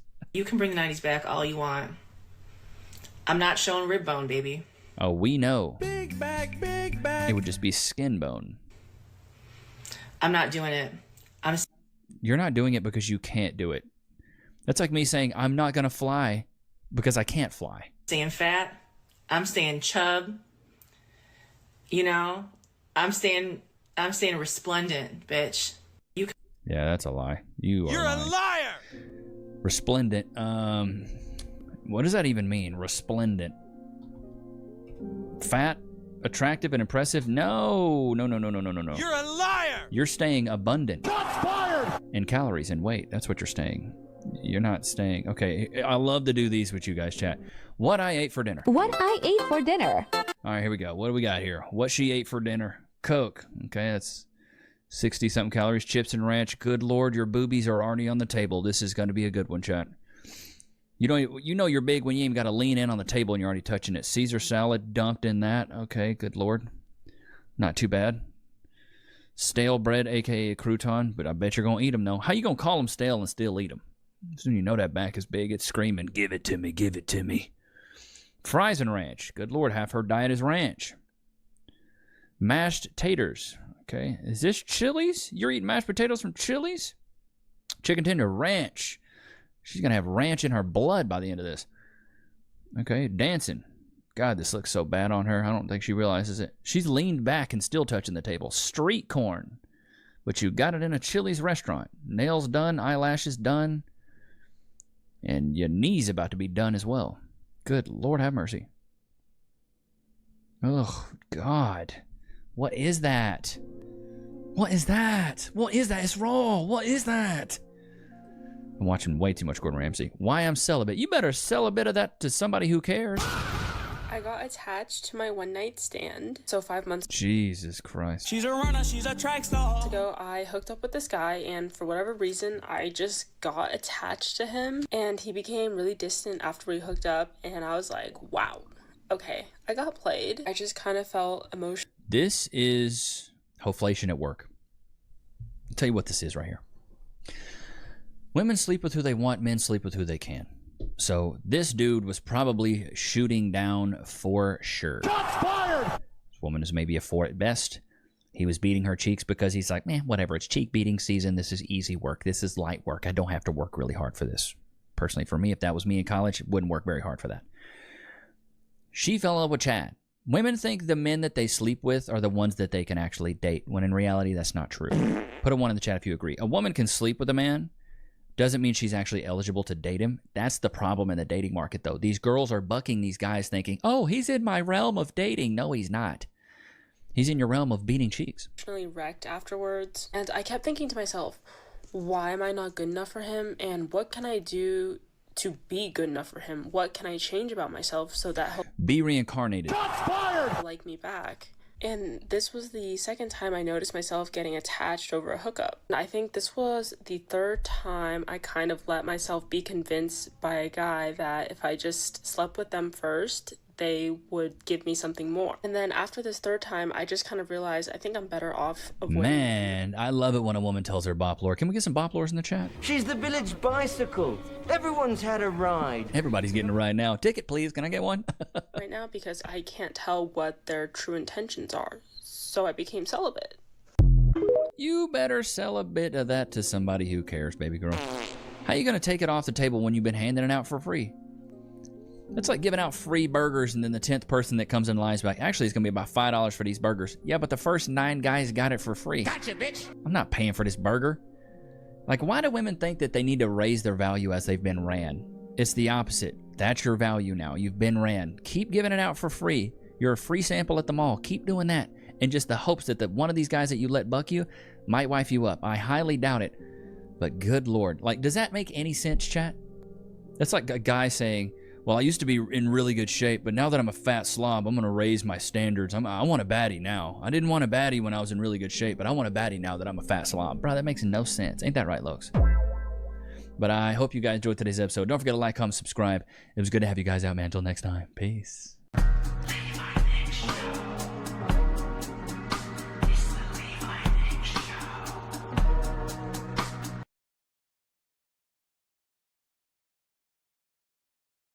Scammers want 2 things. They want as much of your money as possible, as fast as they can possibly have it. But today, they're not gonna get either. I'm thinking maybe $15? Go ahead. $15? Well, we charge minimum $100 for a logo, so. For a white rectangle? With nothing on it? So 100, okay? It's take it or leave it. I'll do $30. Take it or leave it. $30. $35 if you can do that for me today. Well, sir, not possible. Brother, pull up Microsoft Paint. And do what? It's $35.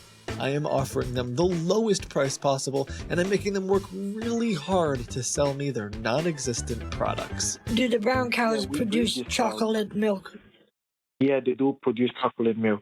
That's great. And does the almond-colored one produce almond milk? Yes. Okay, that's what I was hoping for. And if the cows eat different kind of nuts, do they make different kind of milk? Yes, exactly. I can tell that you're really rich on your milk science. Yeah. Lowballing scammers really gets to the heart of how greedy these scammers are. $4,000. That's way too much. You'd think they would take anything for a product that doesn't exist. I can do $1,500. You keep going down. But they get offended and angry. You're fine with doing $1,300? $1,500, not $1,300. I could have swore you just said $1,300. I was trying to see how low I could go. Okay, so you need help with the logo and possibly your website. May I know what's your business all about? I knew he would ask me about this, so I came prepared. Okay, give me some business ideas. Professional sand castle builder. Nice. You're a logo design company. I think that stuff's funny. I don't think it'll... it just won't really work. I'm gonna do it anyway, just because I think it's funny.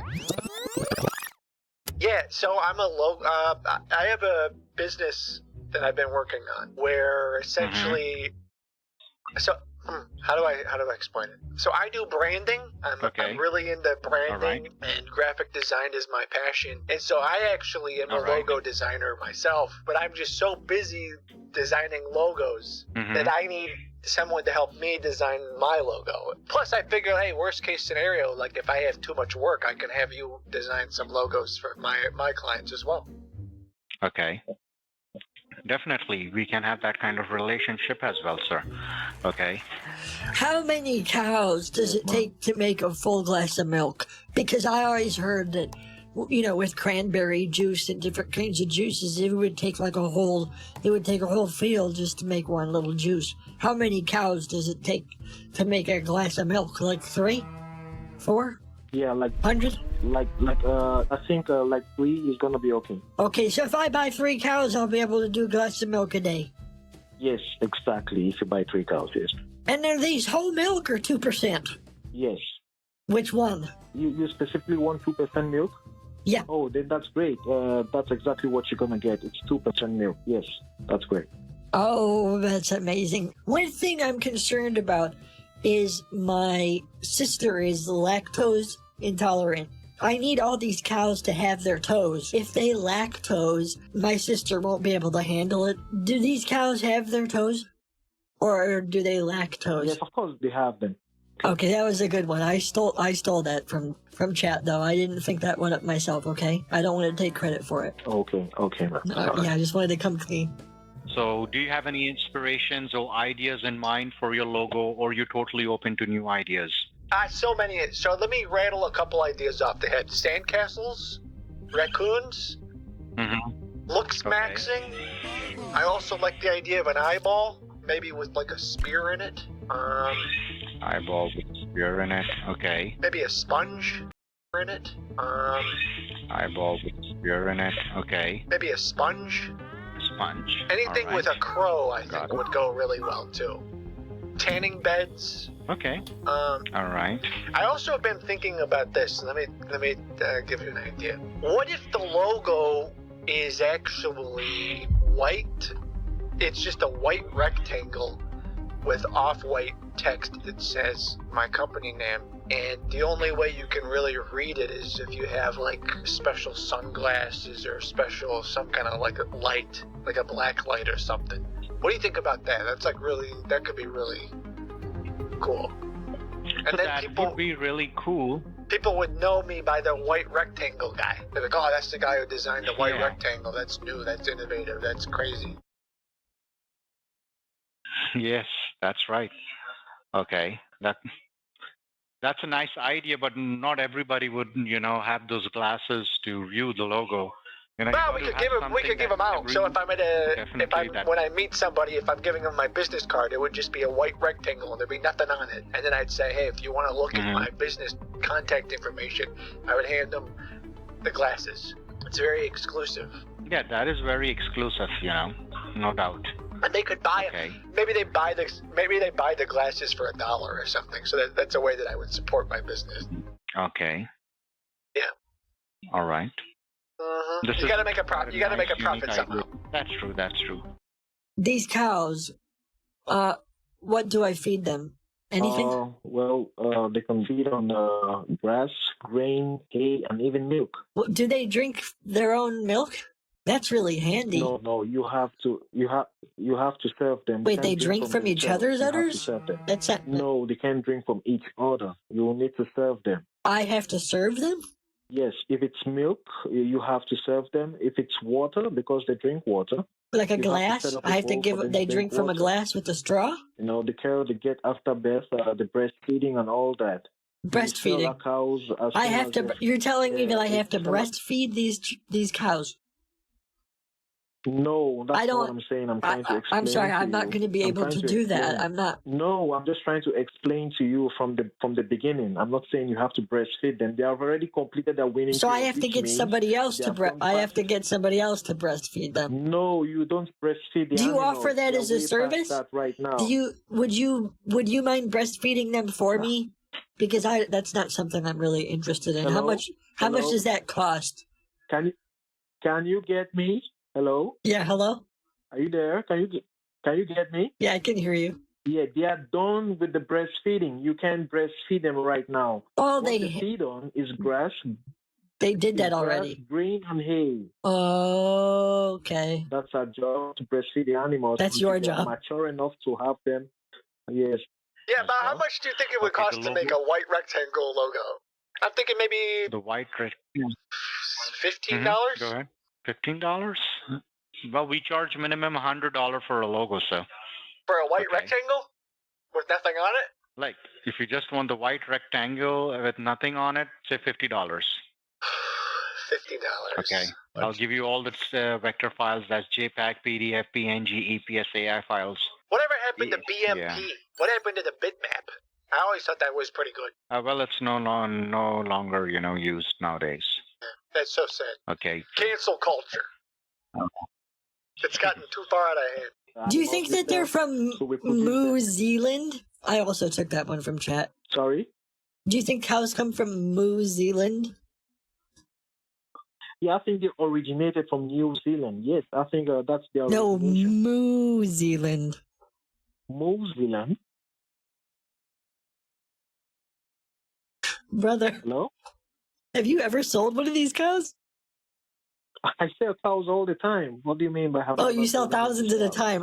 Okay, tell you what. Yeah. You said $50 for the white rectangle? Yes, white rectangle, white background with nothing. Yeah. You said $50 for the white rectangle? Yes, white rectangle, white background with nothing in there, sir. Okay, $50. I'd like a white I'd like a white outline around it, and then I'd also like the text, in the middle in white. I'd like it to just say logo. Okay. And can you add a low taper fade to that? Sorry, what? How much would it be to add a low taper fade? Low, I didn't get you. How much extra would it cost to add a low taper fade to the logo? Low taper fade.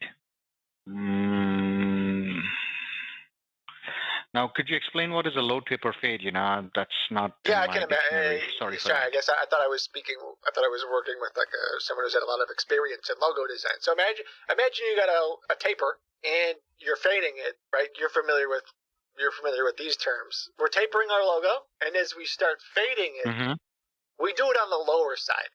You ever done the conflaborating in Photoshop when you conflaborate the hexagonal actuators? Well, I'm not an actual designer, sir. I'm a sales representative.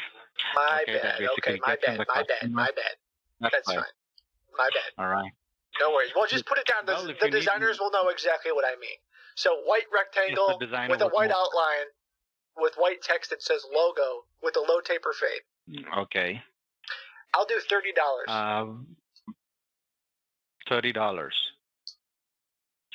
35 if you can do that for me today. 35 for today. Well, sir, not possible today. All right, and 35 also is not possible. Brother, pull up Microsoft Paint. And do what? It's $35. Yeah, it's $35, sir. But you can look for some other company. You can do it for 35. I can do it for 35. Okay, how much is it going to cost you to make my white rectangle logo? $50, sir, and it will be done by tomorrow.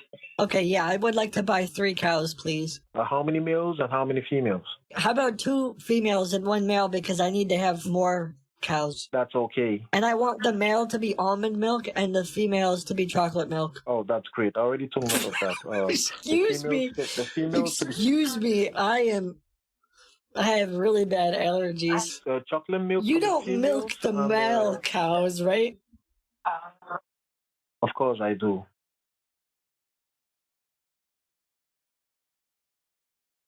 How? Hello? I don't think you milk those. So we're talking about 2 females and 1 male, correct? Sir, when I said nut milk, like almond milk, I was to be like $, sir, but you can look for some. I'll do $30. Conflaborating. Now, could you explain what is a low taper fade? That's not. Yeah, I in my can dictionary. imagine. Sorry for Sorry, that. I guess I thought I was speaking. I thought I was working with someone who's had a lot of experience in logo design. So imagine you got a taper and you're fading it, right? You're familiar with these terms. We're tapering our logo, and as we start fading it, we do it on the lower side. You ever done the conflaborating in Photoshop when you conflaborate the hexagonal actuators? Well, I'm not an actual designer, sir. I'm a sales representative. My Okay, that bad. basically Okay, my gets in bad. the My bad. customer. My bad. That's fine. fine. My bad. All right. No worries. Well, just put it down. Well, if The you need- designers will know exactly what I mean. So white rectangle designer with a would white know. outline with white text that says logo with a low taper fade. Okay. I'll do $30. $30. 35 if you can do that for me today. 35 for today. Well, sir, not possible today. All right, and 35 also is not possible. Brother, pull up All right. Microsoft Paint. And do what?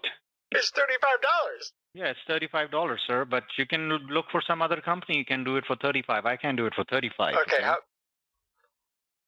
much is it going to cost you to make my white rectangle logo? $50, sir, and it will be done by tomorrow. Okay, yeah, I would like to buy 3 cows, please. How many males and how many females? How about 2 females and 1 male because I need to have more cows. That's okay. And I want the male to be almond milk and the females to be chocolate milk. Oh, that's great. I already took note of that. Excuse me. The females to be Excuse me. I have really bad allergies. chocolate milk. You for the don't females milk the and, male cows, right? Of course I do.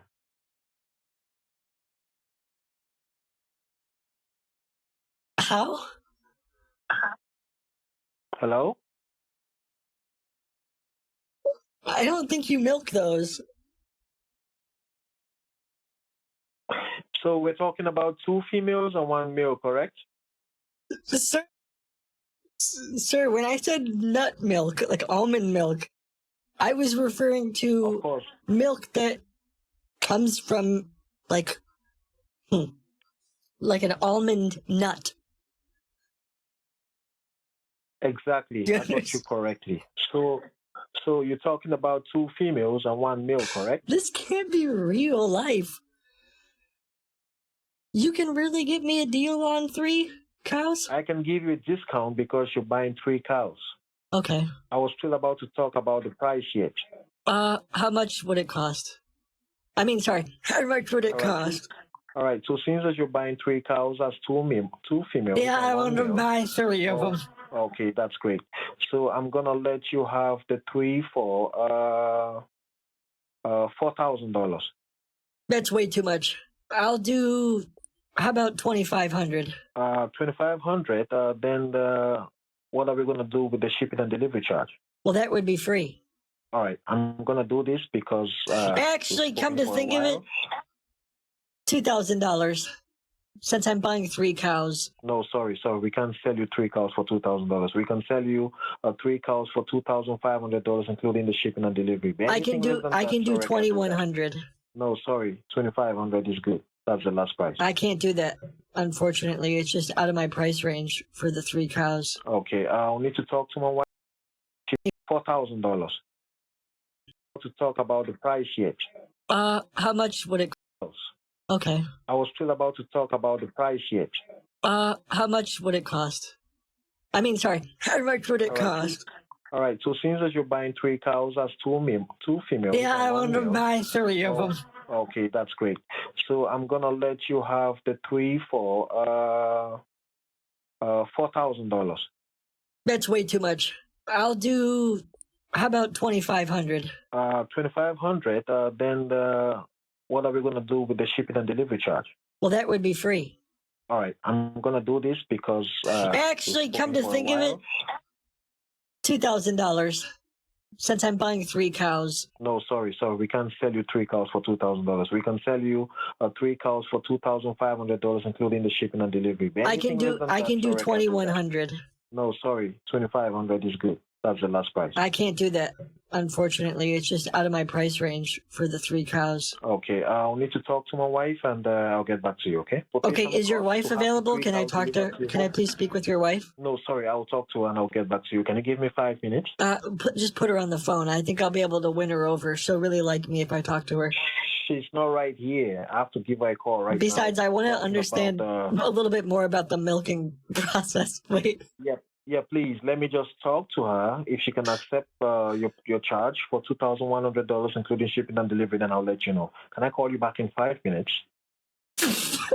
Excuse me, my allergies are really bad today. I'm gonna call you back in 5 minutes, okay? Yeah, you can call me back. Okay, let me talk to her. If she... Oh my gosh.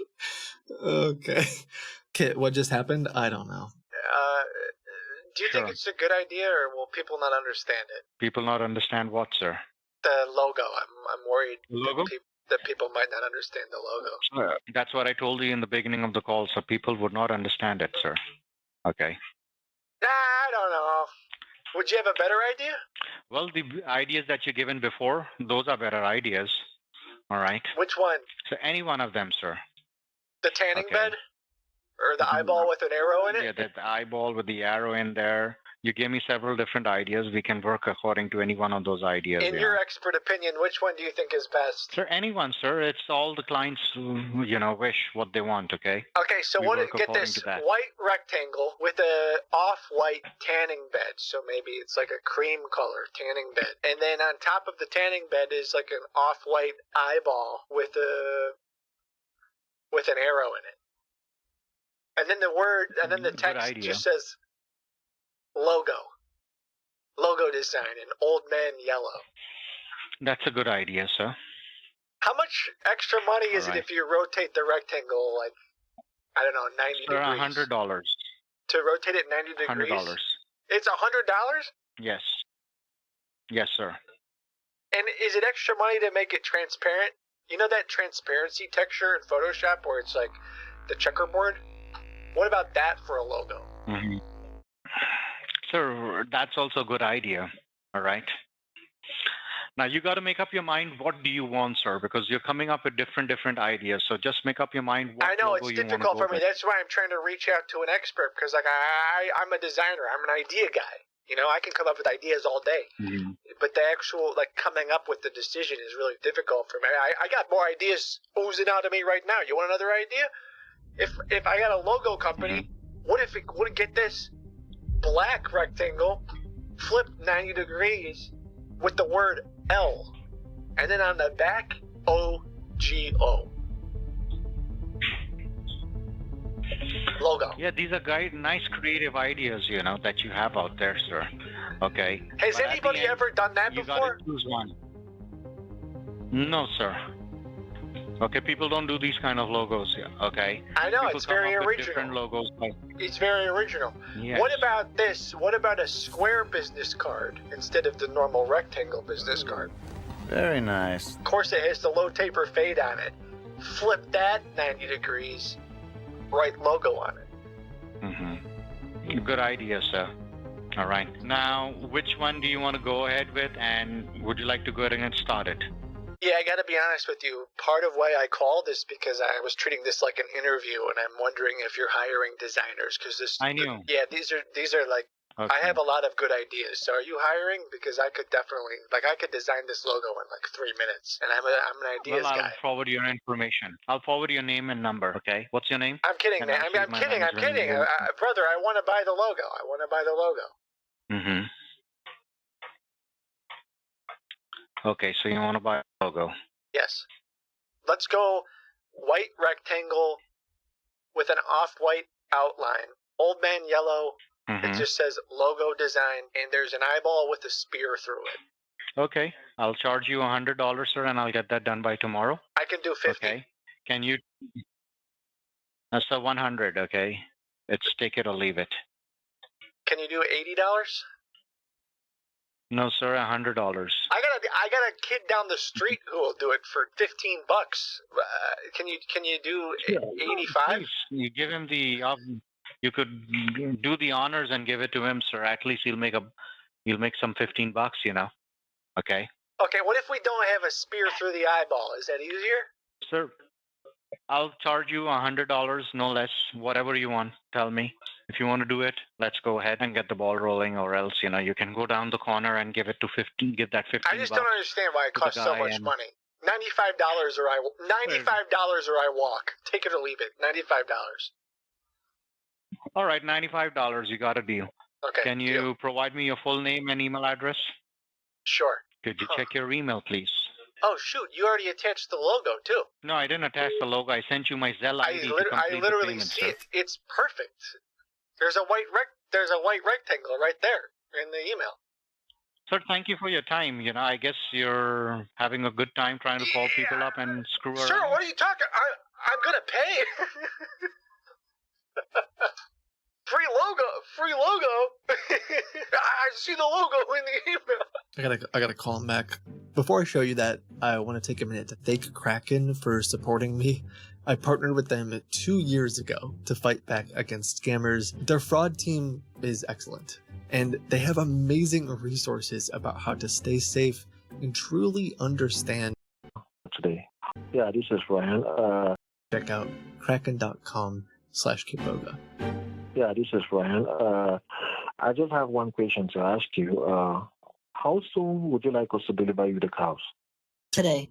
No, sir, we can't do that today. We can have them delivered to you on, let's say, within 48 hours. Is that okay? Will they be at my house by Friday? Yes, they'll be at your house by Friday. Okay, and you take really good care of these cows, right? Yes, I do, and I'm trying to make sure that you're going to do the same because they need so much care and attention. Can you promise me you're going to Well, I need them to get to my house by Friday because I'm having a barbecue. Oh, that's great. So I can make sure that they're at your house by. Wait, does he not understand? Once you make the payment. Yeah, just to be clear, when they arrive on Friday, will I be able? I'll be able to butcher them for my barbecue, correct? Yes, that's correct. You'll be able to do that. Okay, so you have no problems about your beautiful baby pet cows. No, not at all. So I think they're going to be there before 12 noon on Friday. Yes, hello. Yeah, I'm looking to speak with Aaron Thomas. Yeah, this is me. Hey, Aaron. Yeah, we got disconnected. Yeah. Okay, so How can I help you, sir? Yeah, I'm trying to send the money to. So we agreed on 95, correct? Yeah, 95. Let me know when you get my email because I sent the logo you sent me, and I just want you to rotate it 90 degrees.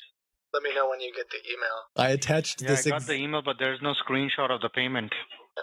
No, I sent the logo. You sent me this logo in the email, and I'm saying, can you rotate it 90 degrees? Everything. Do you see what I'm... I'll rotate it for you 90 degrees. Yeah, I know. I see what you're saying. Why don't you make the payment and then... Yeah, because you sent that logo in the email, which I really appreciate, you getting it done so quickly for me. And so I'm just asking if you can you rotate that 90 degrees for me? And then we'll be square. Well, not square because it's a rectangle, but you get the idea. Yeah, I get the idea. Okay, but I'm waiting for the payment. Okay, I just don't really want to pay before you rotate it because then I would be stuck with a... Sir, stop wasting my time, Okay, please. You rotate it because then I would be stuck with a... Sir, stop wasting... I just don't really want to pay before you rotate it because then I would be stuck with a... Sir, stop wasting my time, Okay, please.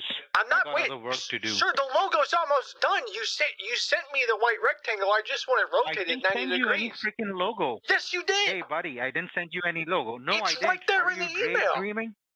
It's right. It's a white rectangle.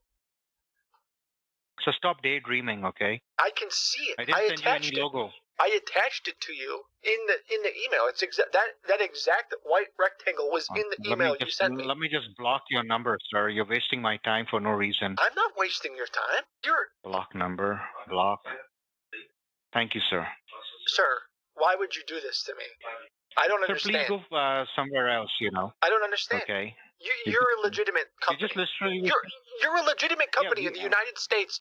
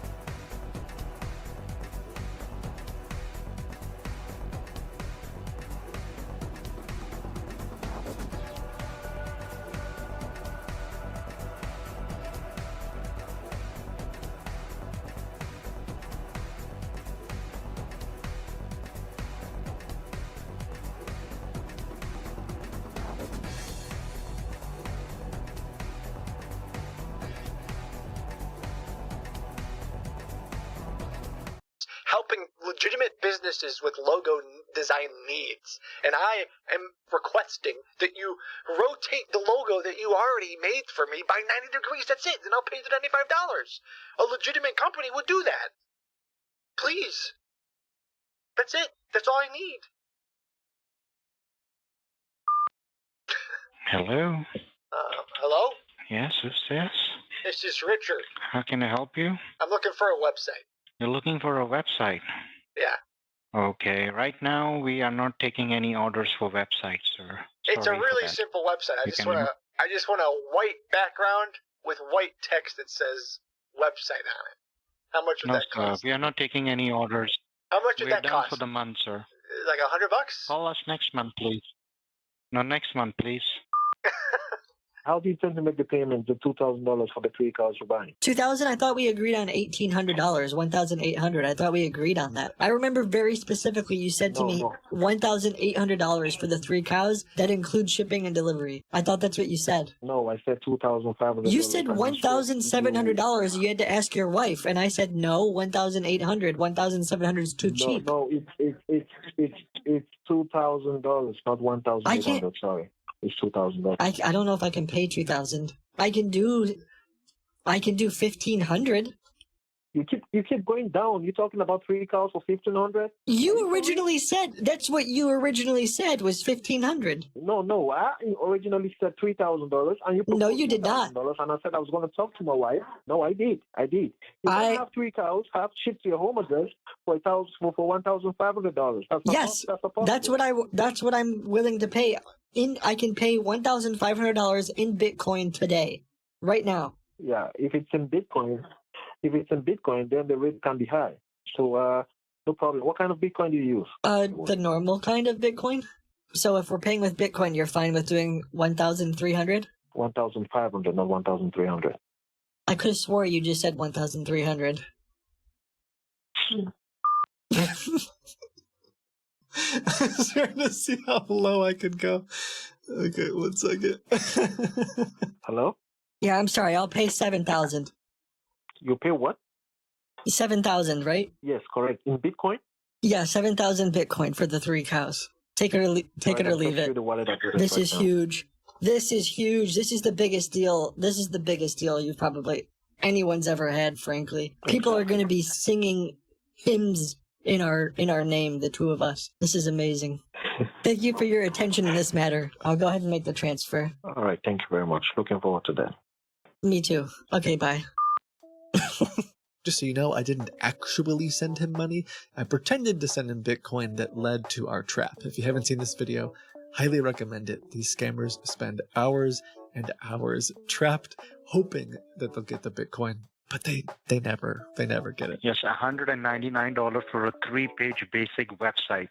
Yeah, it's just gonna be a white rectangle and white text on the page that says website.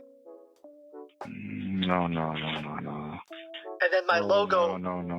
My logo is it's just gonna be a white rectangle that says logo on it with white text with a white border around. Yes. And a low taper fade. I hope you had fun watching this video. As always, know that you're valuable and that you matter. Bye. I'll give you $100. Let me think about it and I'll call you back, okay? Because that shouldn't be too hard to do, right? Just like a white page with white text that says website. Yeah, let me just think about it and I'll call you back, sir. Is it? Okay? How much do you have to think about it? How long do you think that's going to take you to make? Give me a day. What, Okay, I'll call you back. It'll probably take All you right? what, like 10 minutes? Sorry.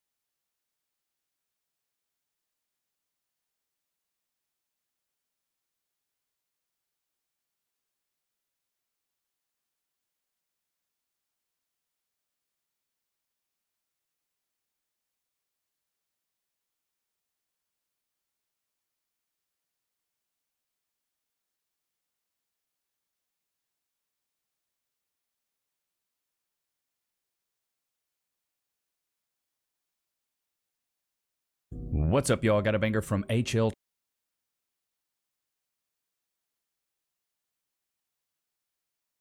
What's up, y'all? Welcome to the Levi.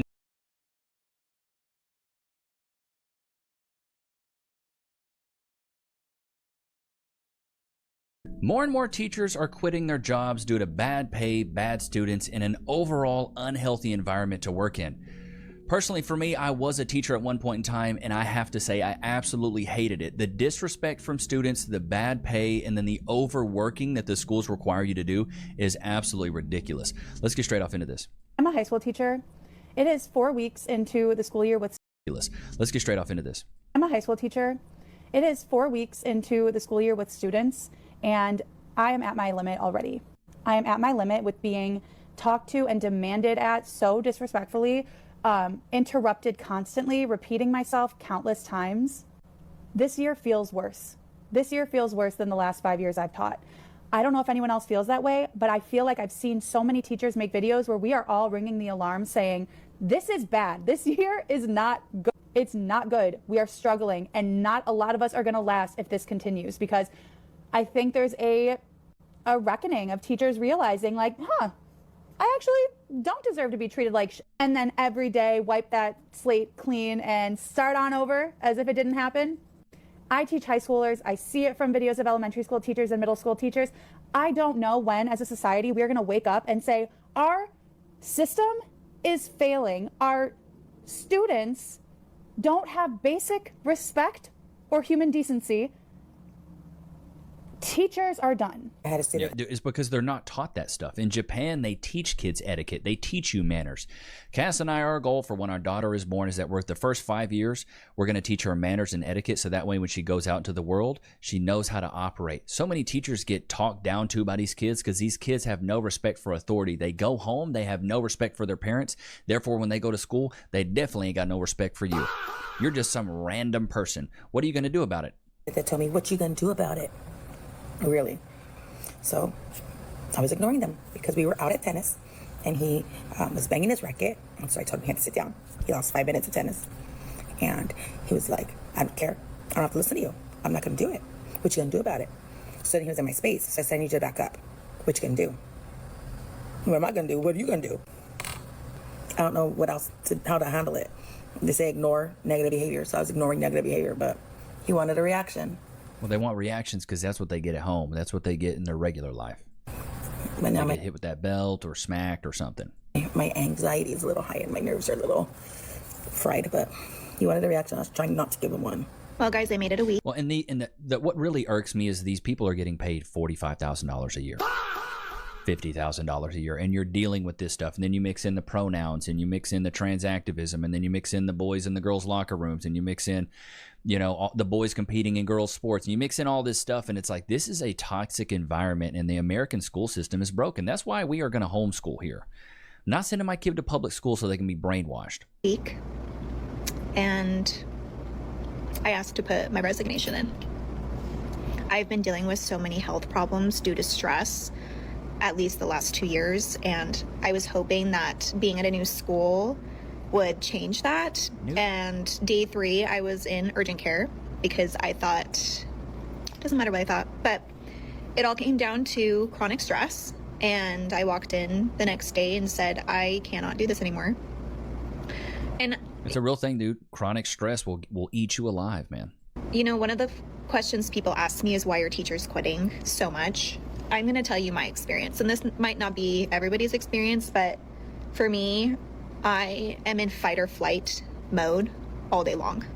And I really don't know what would change it. I guess just the caseload. It's so much pressure in so many different areas. It's hard to explain to people that aren't in it. Like, no, it's not the case. It's pretty easy to explain it. So, few big problems here because I used to be a teacher. Number one, too many students in a class and you have to teach to the common denominator. So you can't teach to the really smart kids, you can't teach to the really stupid kids. So you have to teach kind of in the middle of the room. The thing is, how do you discipline and watch over 20 kids at one time? Keyword, you don't. Number 2, the caseload of work. As a teacher, you're required to get through so much of a workload, so many papers. You have benchmark tests. You have the standardized test by probably each state. I don't know about, Georgia, Florida, all these other states, but I'm almost positive that they have standardized tests, just like they do the STAR test. It used to be the TAX test or the TOS test here in Texas. So you're teaching to a test. You're not teaching to the students. And these kids are also learning a bunch of skills that are really mundane and useless in regular everyday society. So as a teacher, you're going through every single day teaching meaningless subjects, meaningless tasks, and then you're doing it year after year after year. And then you're told, hey, your kids aren't doing well. They need to do better on the benchmark. And then they chastise you for your kids being stupid. That was the biggest thing for me. They call you a bad teacher unless every kid passes. How do I teach to 20 people when only 3 want to listen? Even in college, kids are sleeping. I paid for college and still slept at my freaking desk. I didn't pay attention. What kid that's the age of 14 to 18 can sit at a desk for more than 20 minutes still and listen to information? Don't worry, I'll wait. None of them, that's why. Kids aren't designed to sit there and just take in information from lectures. They're supposed to experience the world, have existentialism, interact with the world, do exercises, be outside, especially boys. Girls do a little bit better of just sitting there and watching, but boys don't do well with that. Chat, put a 1 in the chat if you had this experience in school. I hated school. I wasn't good in school. It wasn't conducive of a positive learning environment for me. I wasn't good at school. I did bad. I made my first C in freaking 3rd grade. I wasn't a smart kid. I wasn't a bright kid. I was interested in the things I was interested in, but the thing is, those subjects were never taught. I really liked music, and I really liked people. But you don't go to school to learn about people. You don't go to school to really learn about music. What you did is you played the freaking recorder. And then after that, you sang, "This little light of mine, I wanna let it shine." That was what we sang in my 5th grade choir concert, okay? We were treated like little babies, little children, little kids. At that point, yes, you are still a kid, but you can treat these kids like they're a little bit more mature. But the teachers, once again, they have to teach to the common denominator. They have to teach in the middle of the room. And then you got to grade all these things, right? So at the end of the day, when you've taught all the classes, depending on if you have an A-B schedule or block schedules would be you have like a 3-4 hour block with a bunch of kids, and then you do 2 blocks a day. A lot of these schools do periods, 1, 2, 3, 4, 5, 6, 7, 8, or 1, 2, 3, 4, 5, 6, 7. So that means you have 20 kids in 7 classes. What is that? 140 kids. Then you assign homework or you assign a paper. Then you have to grade 140 papers. So you get up there at 7:30, you get off at maybe 4 o'clock or maybe even 5 o'clock, and then you got to go home and grade papers. You're not done till 6 or 7, and then you go to sleep. And then you do the whole thing again, and then you get disrespected all day. It's ridiculous. And then some of these teachers have to drive buses just to make ends meet. I got a buddy who's a coach right now. He's like, bro, this sucks. I work 10 to 12 hours a day, 6 days a week because he's a coach. And then he's like, and I have to grade papers. And I have to deal with parents. And I have to deal with kids coming in trying to tell me their pronouns. He's like, bro, I just don't get paid enough for this. I'm like, bro, you don't. Kids, at least at my school, for some it's different. At this school, it's not the kids, it's not the parents, it's the workload. I narrowed it down to 2 choices. I said, okay, number 1, I either need to make peace with working 50 to 60 hours, and I need to go get some antidepressants. Option number 2 is make peace with quitting and trying something new. The amount of teachers I had in high school that were on antidepressants, alarming. And that's what I decided. Well, the thing is these women can go work at TJ Maxx and make just as much money. You don't need to be a school teacher. You don't bank out. Really bad. I have to speak to, as a teacher of 24 years, this being my last year, I'm retiring. I'm done. And I'm done because of one word: parents. And I am going to speak for teachers who can't speak because they're still in the profession. Education has changed so much that it is unbearable. And this is why there's a teacher shortage. I have seen education change in 24 years, and it hasn't changed for the better. And a lot of it has to do with parenting or lack thereof. Parents, when you send your child to school, they need pens, they need pencils. If they don't have them, please ask me or ask the school. Parents, when you send your children to school, yes, they do need their books. Yes, they do need a notebook. If they do not have any of those things, please ask your teacher or please ask the school. Bottom line is this: teachers are not just teachers. The amount of time that I spend teaching is minimal. Let's see. If I'm lucky, maybe 20 minutes within a class period. Yeah. There's so much other stuff going on every minute, every second of the class period. It starts off as soon as the kids come in the room. There's always self-regulation that I have to do. There's always redirection that I have to do. There's always repeating the same information, even though it's written on the overhead, even though it's clearly spelled as clear as it can be in the written language. Step 1, step 2, step 3, step 4. And even after I ask for clarifying questions, which I don't get any, there are kids who are constantly coming in late, which disrupts the classroom. The phone is ringing because the child needs to go to see the counselor because they're dealing with whatever issues. I get that, and I understand it happens. There are interruptions because a child is leaving because the parents are taking the child out of school to go somewhere.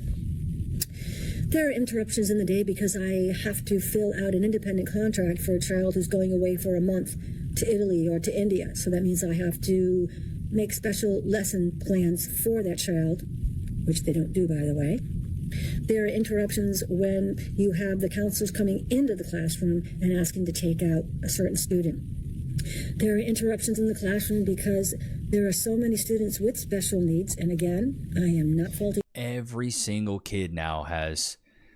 So I don't know about you guys. Back in my day, there wasn't a lot of kids that had, you know, special needs. Now, there were special needs, people with disabilities and things like that, right? That's one case. But every kid now seems to have like some special elective or special need. Like, oh, well, so-and-so has to read with this little orange sheet, or so-and-so has to have it quiet, or they have to wear their headphones, or they're, you know, they get distracted easily. So they need their own little corner. Like every kid gets an exception now, where back in my day, kids were not getting that stuff. Ain't that right, Loki? Many of we have risen to telling you. Good boy. Let's get back into this lady. I think she's cooking. Them for that. All I'm telling you is that a lot of extra energy goes into students who have special needs. And I'm the only person in the room. Exactly. There isn't a teacher's aide. There isn't another special ed person in here with me. And I have 33 to 34 students. 33 to, that's insane. I remember when I thought 20 to 25 was a lot. The interruptions are insurmountable. So trying to teach is virtually impossible. We have teachers that become babysitters. And all we do is we're putting out fires every 2 to 3 minutes. And that's not an over-exaggeration. That is the truth. So, that and many other reasons, I'm retiring after 24 years. Yeah, and good for this lady for retiring. Do your thing. I think it speaks to the moral decline that we're seeing in America right now. We are seeing a moral decline. Kids aren't taught manners. People aren't taught manners. And it's a generation of people not having etiquette, manners, or understanding how to be nice and work well with others. Everyone is so self-centered and self-centric and narcissist that it's like it's always me, I. It's drifted into the dating market. Look at a lot of the modern women. It's all about, what can he do for me? Well, he's not serving me. If you're not adding to my life, you're not making me better. That's a big deal that we see in the modern dating market right now. But also, you got to think a lot of these single moms are raising these kids, and these kids are taught how to act like that because all that stuff is learned behavior. And then they go to school and they act like that. Well, I'm the only one that matters. You got a room full of 30 to 35 kids. It's tough when you got a bunch of self-centered, narcissistic children. It's absolutely brutal. And there's so many teachers that I feel like would still teach, but they just can't handle it. And I don't blame them. And here's the real reason why teachers are quitting and or not mentally well. I'm sure you're thinking parents and admin, and some even say the kids. And those are all part of it. But that's not the root. This is the root. The root is that teachers don't have control anymore. One of the big differences between a good teacher and a bad teacher is a good teacher has control of their classroom. Bad teacher, it's crazy, chaos. A good teacher feels like they have control, feels like they have everything going on, feels like everything's going well. But because of the current dynamics, there's a lot of teachers out there, great teachers who have been doing it for years, who now since COVID has slowly had their control stripped away by admin not allowing them to have free reign in their classroom, and parents that are no longer supportive and in most cases are combative to anything that they want to do. So the way I view it is teachers are in a straitjacket. Like, imagine a teacher in a classroom with a straitjacket on. It's like, can somebody get me that? Get me that? No, not that. And when you feel that constant lack of control, the stress is outrageous. So these great, amazing teachers who literally have their hands tied behind their back are realizing that I don't have that control.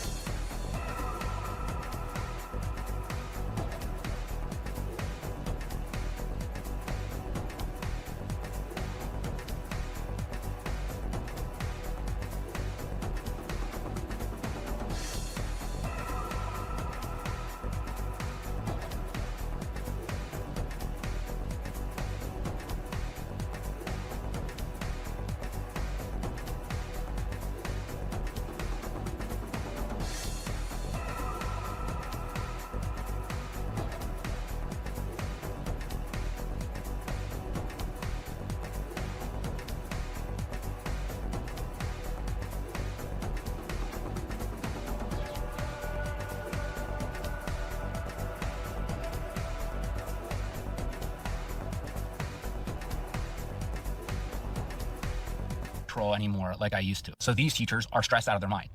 Yeah, no, dude, I see it. You used to could make a career out of teaching. Now I feel like it's a young person's game. You got to get in and get out. It's like you got to get in and out like the burger joint. Because if you don't, bro, you're gonna get swallowed up. Of America. People that work in public schools are leaving the profession, and I'm no different. I walked out of my job and quit after 10 years working in a public high school, and I don't regret it at all. Unless you've worked in education yourself, you really can't relate. People in other positions want to say or compare that their job is just as hard, but to be honest, unless you've actually done it and you've walked the walk and you've been in our shoes, you don't know. It's not the pay. You really don't, because you're the thing is you're hanging out with a lot of kids that you can't discipline really in any way besides, I'm going to send you to the principal's office. And then they're back in 3 days. and then they're still disrespecting you, and they're still not listening. You have really no control over your classroom. And that's why when I taught, I was so mean. And I hated it because I wasn't being myself. I'm like, I'm such a happy-go-lucky, nice guy. And I also hated kicking it with kids all day. I hate to say it, but if a kid's not mine, they're whack. Hanging out with high schoolers, middle schoolers, I'm like, bro, I don't want to hear y'all talk about 6, 7, yeet. I don't care about, I want to hang out with adults. I'm an adult, I want to hang out with adults. That's why I got out of teaching immediately and immediately got a sales job. Because I was like, bro, these kids are whack. Pay. People go into this profession knowing that the pay isn't going to be great, and they go in because they love the kids and because they sometimes want the schedule. They want to be moms, they want to be dads, they want to have a schedule that can accommodate them being parents. And that's why I went to the profession, but it's also exactly why I left. It got to the point where I was so exhausted and drained by the end of a school day where I had poured every ounce of energy, every ounce of empathy that I had out onto all these kids that by the time I got home, there was nothing left for my own family. And my kids, my own kids, they were suffering because of it. They didn't have a present mom. I was like a walking zombie for the 10 months of the year that I was working in public school. And they only really got a good version of their mom in the 2 months of summer. And I quickly realized that I want my kids to experience a good mom every day. I want you to send this video to anybody who can't understand why teachers are crashing out and quitting. I mean, they get their summers off, so like, what do they really have to complain about? Yeah, and so many people think, oh, teachers get summers off. I got a buddy who's like, during the summer, all he does is plays Call of Duty 8 hours a day. Because he's like, bro, I have to disconnect. I cannot stand it. Because 10 months out of the year, he is grinding out 50, 60-hour weeks, barely making enough to do anything. I have brought visual aids. Here we go.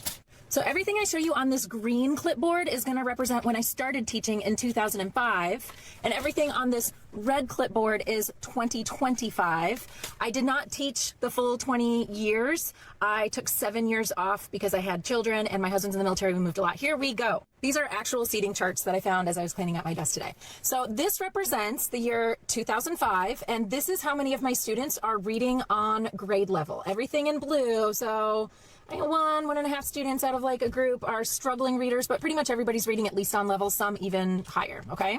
Solid. 2025.